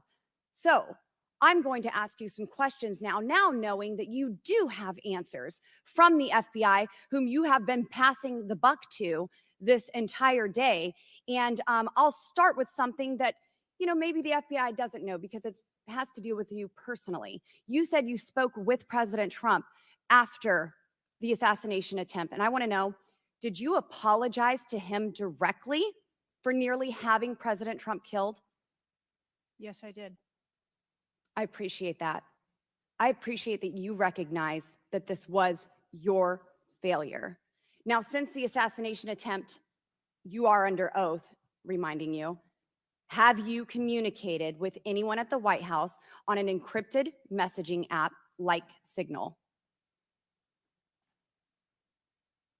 Yes or no? No, I have not. Are you willing to surrender your personal phone for analysis? If I am required to do so. Okay. I will look into making that request because I would like to see your personal phone to see if you're communicating over encrypted messaging apps. Have you ever turned down enhanced security requests from Donald Trump's detail, his special agent in charge, Sean Curran? You ever turned that down? No, I have not. Have there been, has your team, has the Secret Service? Maybe not you personally. I believe, as I mentioned earlier, there are times when requests are made for And you have assets, denied them. They have been denied. and a denial doesn't Has the Trump necessarily campaign mean- made requests for additional assets that have been denied? Denial doesn't mean vulnerability. Have there been additional requests for enhanced security at Mar-a-Lago? We have made a number of enhancements to. You the confirmed that there were security. bomb sniffing dogs that were provided. You failed to confirm if there were aerial security surveillance assets that were provided. So yes or no? Was that provided? At the rally? At the rally, yes, ma'am. We had Overwatch provided at the rally. You've confirmed that the assassin was identified as suspicious 57 minutes prior to the shooting. Was the suspicious individual ever approached by an agent? Was any contact ever made with him? Not to my knowledge. Is that the standard protocol for someone who is identified as suspicious? The protocol would be to locate the individual and. And you said that conduct he an was interview. located 2 to 5 times approximately? No, I said that the information was passed potentially somewhere between 2 to 5 And he was never times. located by an agent? To my knowledge, that individual was not located by an agent. We have dozens of rally goers who have identified him and not one agent on the ground. There are many, many, many agents on the ground, local law enforcement, Secret Service. No one was able to identify him and have sights on and see him. What I'm saying is that the agents that were on the ground at the time, I have no knowledge that they were able to interview him or locate him. Thank you. Was there a local law enforcement officer who approached the roof and saw the shooter and saw that he was present on the roof? That is the information that has been shared with Have me. you spoke to that local law enforcement officer? No, I have not. Are you going to? It is part of a criminal investigation that the Are you going to- FBI is interviewing those individuals. Were agents stationed on the water tower? No, Why? that would not be something that would be included in a security plan. Has the man who is reported to have been present wearing a gray suit who allegedly requested a photo of the dead body of the assassin on top of the AGR roof been identified? I don't have that information. Is that something that you've heard of? No, Were ATF agents present at the rally? to attend or to work, To work. not to my knowledge.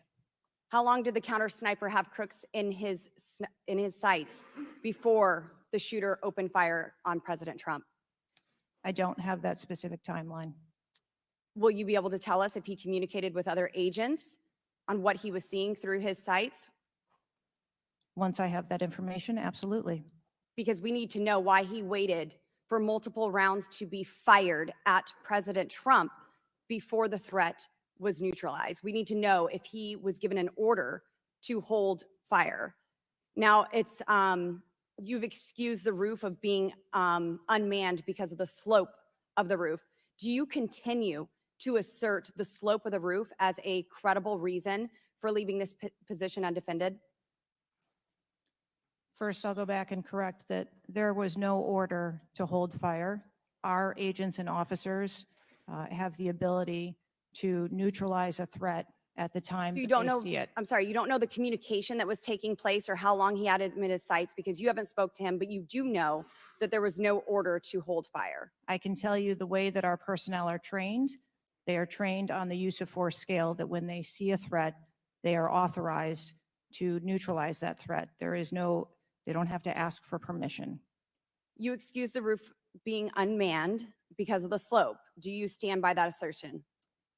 The roof was not covered with an individual on it because there was overwatch provided. Apparently not. No, there was no overwatch provided. This is very evident. President Trump was shot. A man died.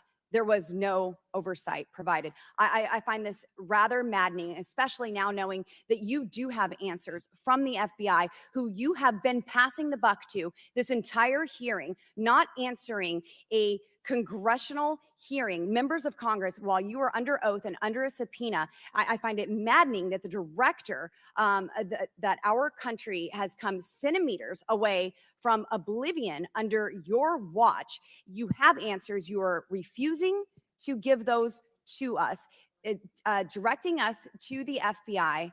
And this entire thing is a waste of time. You are responsible for the loss of a life and the shooting that took place on President Trump. You do need to resign. This is bipartisan. You need to be fired. You do not need to hold this position. You are not the best for this job. I am over my time, but I cannot tolerate your watch any longer. And I'm going to continue to call daily for you to be removed from your position, ma'am.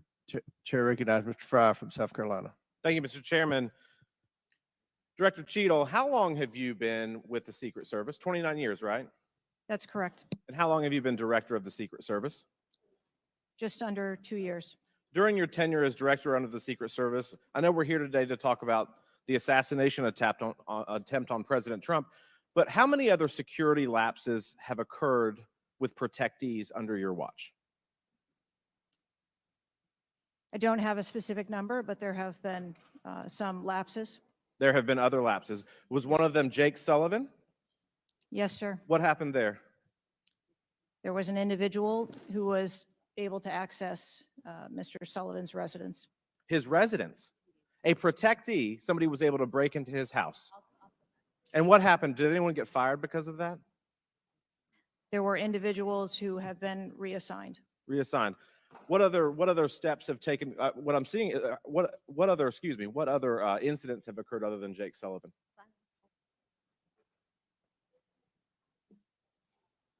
Was there an issue with the Secret Service agent and Vice President Harris? I would not call that a security incident. Well, it seems to me, I mean, you have security lapses with President Trump. You have security lapses with Jake Sullivan. You have issues with your personnel related to Vice President Kamala Harris. There seems to be a repeated theme here. Would you not agree with that? I think that we are talking about separate categories of incidents. Well, I would disagree with that. I think there's a repeated theme when you've got protectees and you're not upholding your core mission. Let me ask you something else. Does the Secret Service routinely record communications between and amongst detail? Radio communications? Any communication? Email communications are captured, as well as text messages. And then depending on the detail, radio communications are recorded. Does the Secret Service have recorded communications from the July 13th event? We do not have radio communications from that day. But you have text messages? We do have emails and text messages. Emails, okay, great. Does the head of the Trump detail or someone else embedded in this detail have command decision-making authority, or do they need to seek authorization from someone outside that detail?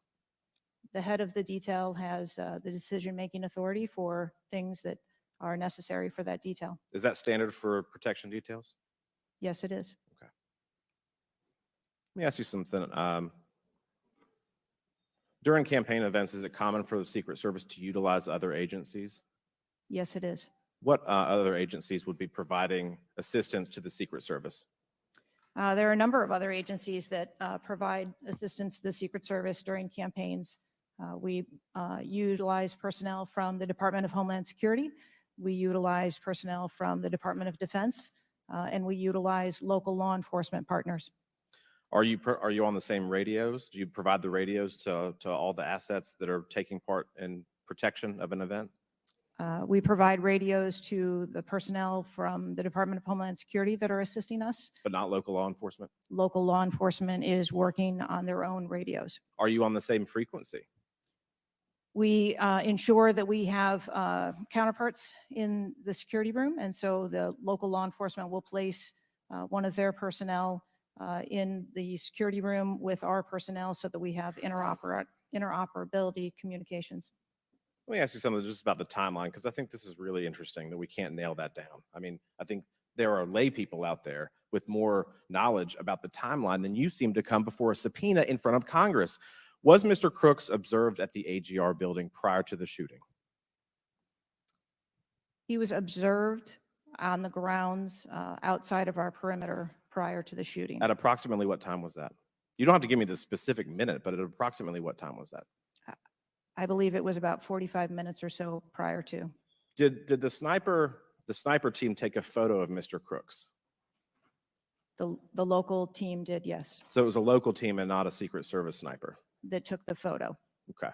And did he relay that photo to Central Command? Again, it's an active ongoing investigation, so I want to make sure that I'm factual with the route that that photo took and who that was disseminated to and when. What time did when did Mr. Crooks' status go from a suspicion, a person that was under suspicion, to a threat? When did that happen? And maybe not even a specific time, Director Cheadle, maybe a certain event that happened that transformed him from a person of suspicion to a threat. When did that happen? To the best of my knowledge, based on what I have been told thus far, it's approximately 5 minutes to where individuals relayed that there was an incident or an issue, I'm sorry, being worked at the 3 o'clock of the president. So former that was, president. but it was before the shots were fired? That is correct. But again, it was not phrased as a threat. It was just that something was being worked. Yeah, but my question is, when did he become, when did he transform from suspicion to threat? Because they're treated very differently. People can be suspicious, but they're not a threat until a certain point in time. So when did that happen? I believe that it was seconds before the gunfire started. Seconds.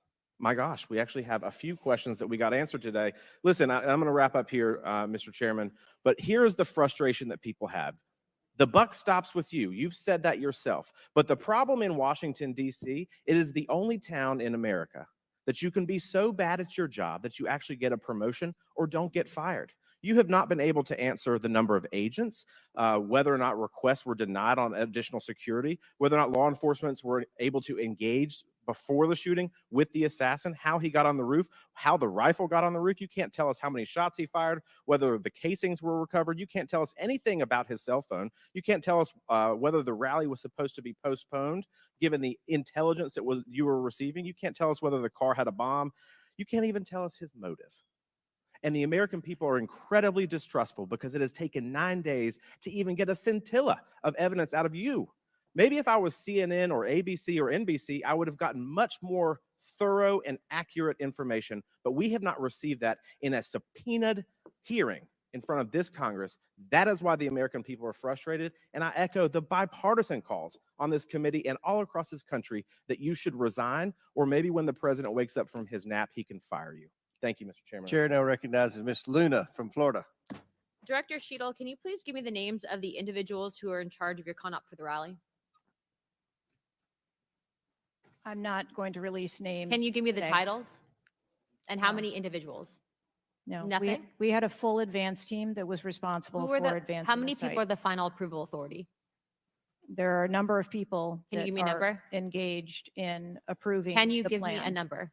No, I do not have Okay. a firm number. Can you just confirm whether or not, I understand this is an open investigation, but in order to dispel conspiracy theories, have you guys been able to subpoena the shooter's Discord records, or has the FBI, to your knowledge? I believe that the FBI is working on those. Okay. Is it factual to say that you have not ruled out that the shooter was working with other people or persons? Again, the FBI is conducting the criminal investigation into Can the you, shooter. at least in an effort to dispel conspiracy theories, can you confirm or deny that?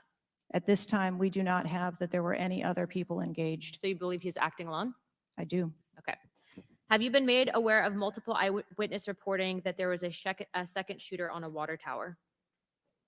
I do not have any information related to any second shooter. Okay, the reason I asked that is because according to testimony from multiple witnesses, they did report that. And again, to my understanding, there were over 40 sniper teams that were briefed by the Butler ESU. And I want to make sure that people are aware, if you're saying that there's not another shooter, that we are able to clear that information, because from this whole entire briefing, it doesn't seem like much information has been able to get out to the American people. So I'm trying to dispel rumors, as I'm sure you understand.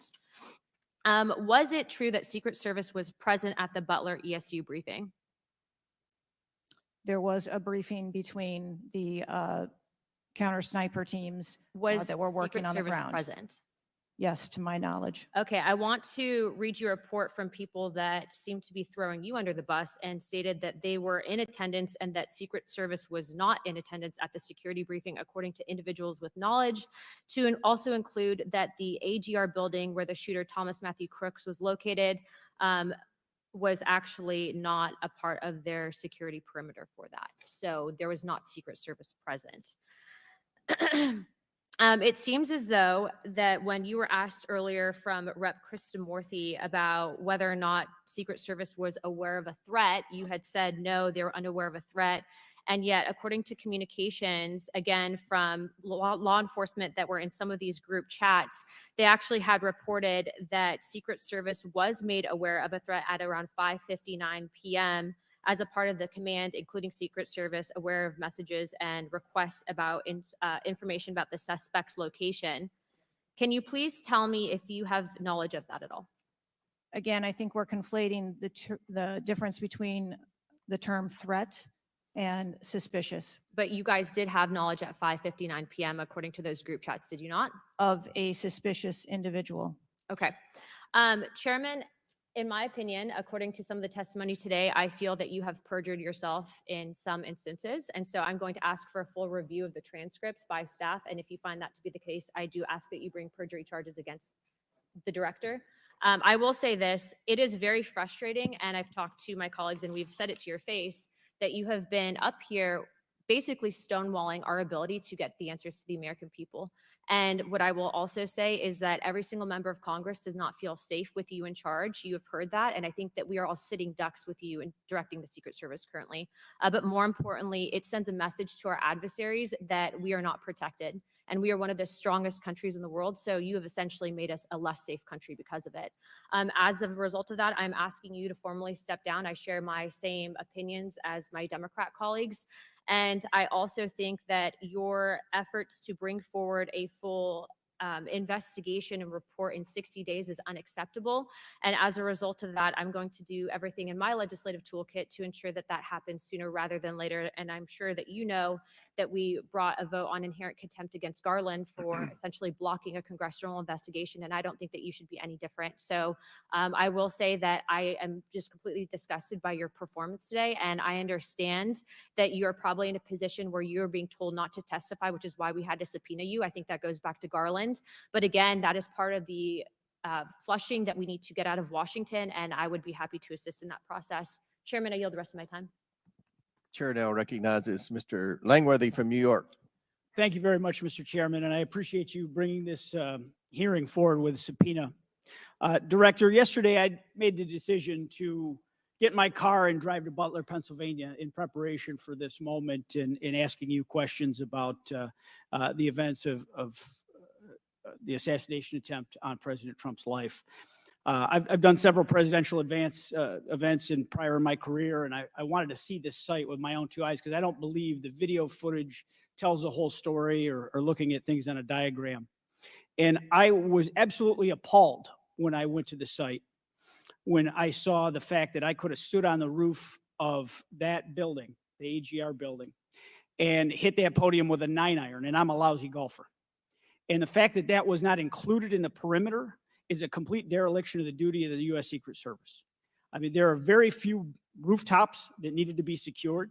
And the fact that Secret Service, as they were putting a site plan in place, did not think it was necessary to man those rooftops, you have completely walked away from your duties. You had one job, and that's to protect the future president of the United States or to protect all of the other protectees. And President Trump is only here today by God's grace because he had just something in him that made him turn his head just slightly, or we would be in a national period of mourning right now. And you have done nothing here today. I've rewritten these questions like 4 times during your hearing, and you haven't answered a damn one of them. You haven't given any information. You have hidden behind this FBI investigation, and I think you should be ashamed of yourself because you have brought more shame to your agency than I think that the assassination attempt has at this point. This is literally the worst performance I have ever seen in front of a congressional hearing. You have offered no reason for this committee, this body or the American people to trust you or the Secret Service today. And you should resign. You have said that you've put new security measures in place after the assassination attempt. Can you tell us what those are? Because the American people want to know that you're taking real corrective measures. But today you've pointed to an investigation. Investigation or not, you still have a job to do with a zero-fail mission.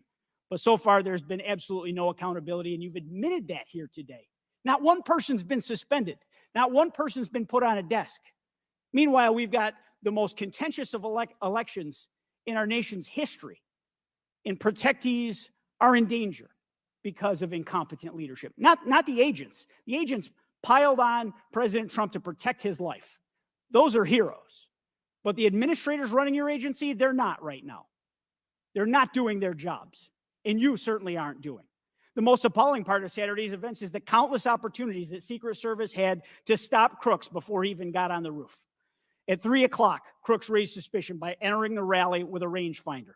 At 5:45, a cop with a Beaver County Emergency Services unit saw Crooks eyeballing the roof at the AGR International Building. And then at 5:55, Secret Service was warned of a suspicious person and identifies Crooks as a threat. This was all before shots were fired 15 minutes later. Director, yes or no, did local law enforcement alert the Secret Service about Crooks' presence at the rally? Yes, they did. The shooter came to attention of law enforcement almost an hour before President Trump went on stage. Law enforcement alerted the Secret Service of the shooter. Over and over, you've said there's a difference between a suspicious individual and a threatening individual. Can you explain what the shooter needed to exemplify to be called a threat? So I'm not clear as to what identified him as suspicious to the individuals who originally clarified him that way. For the Secret Service, for an individual to be determined to be a threat, that individual would have to be seen with a weapon or capable of doing some sort of harm to our protectees. I mean, Director, an individual walking into a rally with a rangefinder, scoping out an unprotected rooftop, and he reportedly flew a drone over hours before. It sounds like a lot more than suspicious, especially at a presidential rally. Your operational lapses, your resource management, and poor judgment nearly resulted in the assassination of President Trump.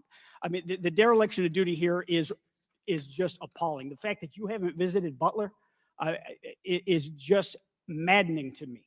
That you're not taking this job seriously. Many people here have called for your resignation. I've introduced a resolution here into this body that hopefully will get a vote this week calling on the president to fire you, ma'am. You have not done your job. You have put two black eyes on your agency, and you need to go. Mr. Chairman, I yield back. Gentleman yields back. Chair now recognizes Mr. Burleson from Missouri. Director Cheadle, I just want to kind of get an idea of what you can answer, because outside of what the FBI is responsible for, you have full responsibility for the Department of Secret Service. So the question is, what is the mission? Who defines the mission? Our mission of the Secret Service is to protect the president, the vice president, their immediate families, presidential candidates, the former presidents, and those by executive order. And we also have an investigative mission. And those are well defined. Yes. Everyone within the agency understands the mission. Yes, they do. What about protocols and standards? Who defines the protocols and standards? We have a number of protocols and policies in place for the various missions that we have. So would it be safe to say that you failed the mission, the ultimate mission? I have stated repeatedly here today that there was a failure. What about specific failures within protocols and guidelines within the agency? Again, I am certain that the investigation that is being conducted internally as well as the external investigation. You said earlier in the hearing that there was either a communication, there was errors in communication or in operations. Could it be both? In both errors in operational decisions and errors in communications? I think the investigation potentially could identify both. So I want to talk about communications. Representative Boebert asked earlier about using encrypted apps that you said you've not used, I guess, Signal. Have you used any encrypted app to communicate from your personal device? I do on occasion use encrypted apps to communicate. So you use some form of an encrypted app to communicate with people within the federal government, with local law enforcement? Whom are you communicating using the encrypted apps? Many times it's with colleagues and associates. So you're communicating with colleagues on a personal device? There are times that the Secret Service, when we work internationally with some of our partners, that they don't have the same texting capability. And you're not able to do that with your government issued device? Recently, we have been able to install some of those apps on government devices. Okay. Let's talk about some of the things that we can get access to. I'm actually shocked that you are using your personal device and encrypted communication tools. I think that might be the most shocking thing that I've heard today. I didn't expect for you to say that. This committee has requested multiple documents. And this is not, under the purview of the FBI. This is under your purview. We requested a complete list of all law enforcement personnel, including Secret Service, Department of Homeland Security, local law enforcement with the roles in protecting the president. And we requested that for us to receive that by July 18th. Did you provide that? I believe that our agency is in the process of collecting all documents. So you have not provided it. How long does it take to determine who the personnel were that were on site? We are collecting a comprehensive list of all the documents that have been requested. We also requested all the audio and video recordings that your agency, not the FBI, but your agency has in possession related to the event. Did we receive those? Have you provided those at all? We are in the process of collecting all documentation requested. You're in the process, but you have not. Any memorandums or any internal communications related to the event? We requested that you provide that. Have you provided any of that? We are in the process of collecting the information that has been requested. Okay. So when can we expect to receive these documents? How long does it take to determine who was on site, who was being employed to be there to protect the former president? When can we expect that? How many days does it take to provide that information? We want to make sure that we have a comprehensive accounting of all of the documents that were engaged in that day, and we will make them available as soon as possible. I think transparency is the key here. It's shocking to me that we are communicating in a encrypted app. I'm almost certain that violates some federal laws. I would like to clarify, you didn't ask me whether my communications were government work related or whether they were personally related. You're communicating I with don't colleagues. Communicate government business with colleagues on a personal device. I communicate on my work device. Are you using an encrypted device on your work device? I am not. No encrypted apps. No, I do not. Okay. Thank you, Mr. Chairman. Chair now recognizes Mr. Waltz from Florida. Thank you, Mr. Chairman. Madam Director, please, I'd like to direct your attention to this video. And I sincerely appreciate the clarity on this. Can we turn up the volume, I staff? just want to ask you, because this has popped up. Republican Congressman Mike Walls, he said on social media on Saturday, and I'm going to read this for you because it does talk about you, Secretary. I have very reliable sources telling me that there have been repeated requests for stronger Secret Service protection for President Trump denied by Secretary Mayorkas. Your department has already pushed back on that, calling that absolutely false, but he is putting this on you. Can you respond to that, please? Well, that's a baseless and irresponsible statement, and is one that is unequivocally false. Director Cheadle, did you speak with your boss, Secretary Mayorkas? You fall under DHS. Did you speak with him on the 14th, the day after? Yes, I did. So you spoke with him before he made that statement. I spoke with him immediately Did following you the in- incident. Did you inform him that all requests for additional resources for President Trump had been fulfilled? Or that it was false to say they had been denied? I informed him that the request for that rally that day had been fulfilled. Okay, you continue to answer that very carefully, because I made a broader statement. The agents that came to me made a broader statement that his permanent protective detail for years now have been asking for more. Is that correct? I do not have specific incidents of those requests. Is it correct that they've been asking for more? I have heard the same reports that you have. Without having them in front of me, I am unable. Those requests are made in writing. I mean, the agents are telling me they make them in writing. This isn't a verbal agency. Things are made in writing.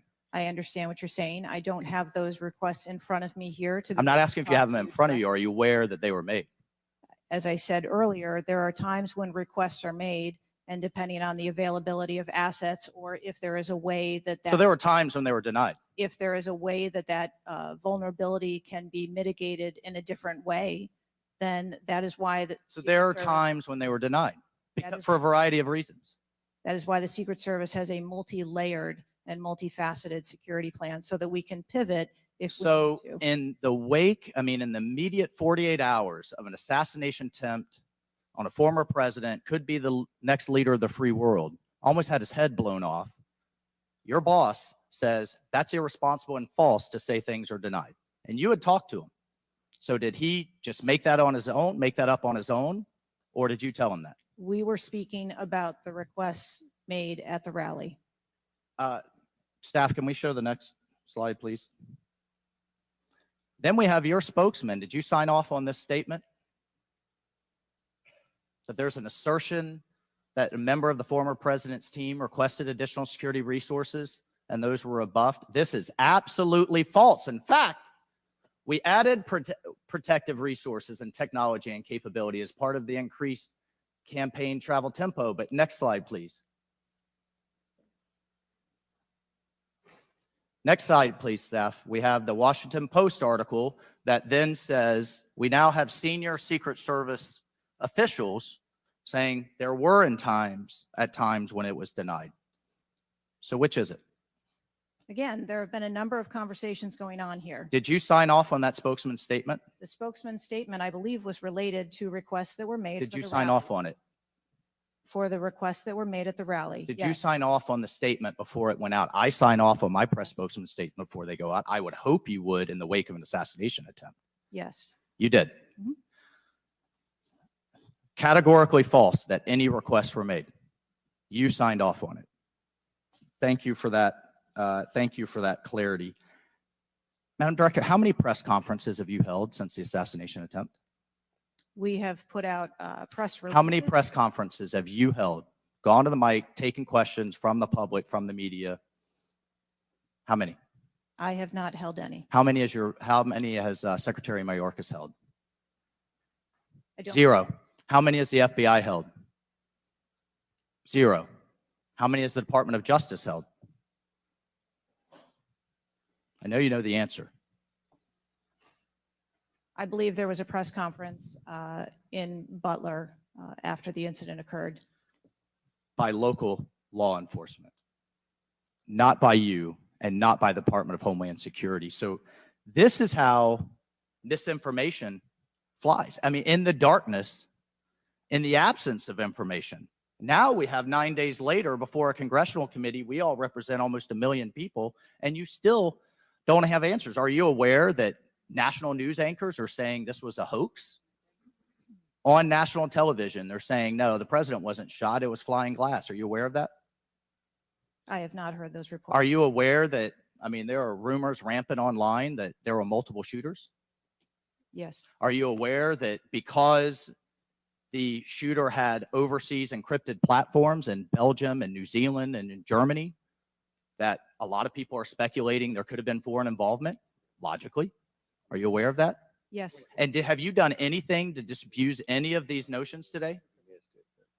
No. You haven't. Madam Director, I would fire you regardless of the failure. I would fire you just how you've handled it since. You should have been the first to the mics to say, America, world, I want to assure you we're going to get to the bottom of this. I want to assure you full transparency. Our agency clearly had major gaps here, and I want to personally take responsibility and accountability. You should have been the first, standing alongside Secretary Mayorkas. And I would even go so far as to say have daily press conferences, updating everyone on what we know. But you haven't had any of that. What are you hiding behind?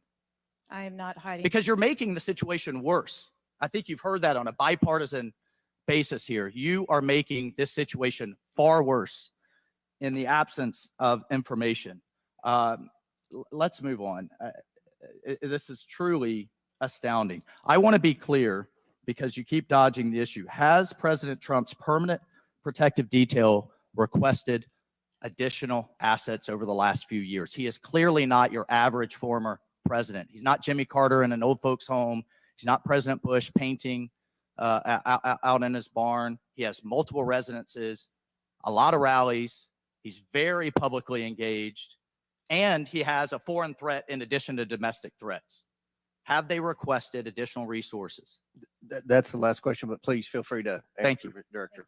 We have continued, as I stated earlier, to increase over the past year the assets that are at the former president's residence and supplied to his detail. Mr. Chairman, if I could just ask for one more indulgence. It is clear you have not been to Butler, Pennsylvania. Leaders lead and should be on the ground. You have not been there. Instead, you went to the RNC, but you weren't originally even going to go there. Where were you originally scheduled to go besides the RNC, a national special security event? I was always scheduled to go to the Mr. RNC. Chairman, I would like to enter into the record that the director was scheduled to go to Aspen, hobnobbing around with, I don't know what liberal elites go to Aspen. That was where you were originally Without scheduled to objection, go to speak at a forum. I was scheduled to go to the RNC. I was going to leave the RNC for 24 hours and return back to the RNC. I hope, as your predecessor, Julie Pearson, with a security incident on the White House and under the Obama administration and Reagan's Secret Service detail lead, I would hope you would have the dignity for the sake of the agents in the service to resign. Gentleman's time's expired. Thank you. I'd like to enter a few things into the record. First of all, the remaining articles that Mr. Biggs was wanting to enter into the record without objection, so ordered.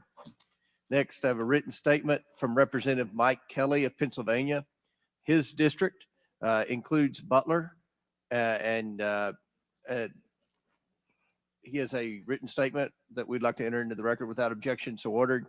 A bipartisan 114th congressional report titled United States Secret Service, an Agency in Crisis. This was prepared by former Oversight Committee Chairman Jason Chaffetz and former Ranking Member Elijah Cummings. And lastly, the issue subpoenaed compelling Director Cheadle's appearance at today's hearing without objection, so ordered. That concludes our question segment. I want to thank the Director for your testimony today. I now yield to the Ranking Member for closing remarks. Thank you very much, Mr. Chairman. And Director Cheadle, I also want to thank you for your patience over the course of what must have been a very long and trying hearing for you. It has been an unusually encouraging hearing and an unusually depressing hearing. And what's encouraging, Mr. Chairman, is that we came together to issue a strong statement deploring and categorically denouncing political violence in America. And I also didn't see any daylight between the members of the two parties today at the hearing in terms of our bafflement and outrage about the shocking operational failures that led to disaster and near catastrophe on July 13th, 2024. What is depressing is the extraordinary communications gap between the director of the Secret Service and Congress. And I don't want to add to the director's terrible, horrible, no good, very bad day. But I will be joining the chairman in calling for the resignation of the director, just because I think that this relationship is irretrievable at this point, and I think that the director has lost the confidence of Congress at a very urgent and tender moment in the history of the country, and we need to very quickly move beyond this. But what I will say, Mr. Chairman, is that I took this hearing to be about two major policy failures, and one policy failure is the one that got the vast majority of the attention, which was the failure of the Secret Service to effectively respond to a gunman on a roof within 150 yards of a presidential visit and speech. But the other failure is on the part of Congress, because the mass shooting that took place in Butler, Pennsylvania, is replicated all over the country every day. And in fact, as I said, Mr. Chairman, it happened that evening in Alabama, in Birmingham, Alabama, where there was a mass shooting where more people even were killed and wounded than were killed and wounded in Butler, Pennsylvania. So it's true, the president, the former president, and a handful of people who get the Secret Service protection are the only people in America we thought were safe from an AR-15 attack. It's clear that they're not safe either, and we've got to get to the bottom of that. But we also have to get to the bottom of the larger problem, which is that the whole country is living like this, in fear and in terror of assault weapon attacks in movie theaters, churches, synagogues, mosques, supermarkets, Walmarts, any place where an audience or a public gathers. And the worst was in Las Vegas, where a gunman got up on a roof and then just mowed down 60 people below him and wounded hundreds and hundreds of other people. So we've got to deal with that problem.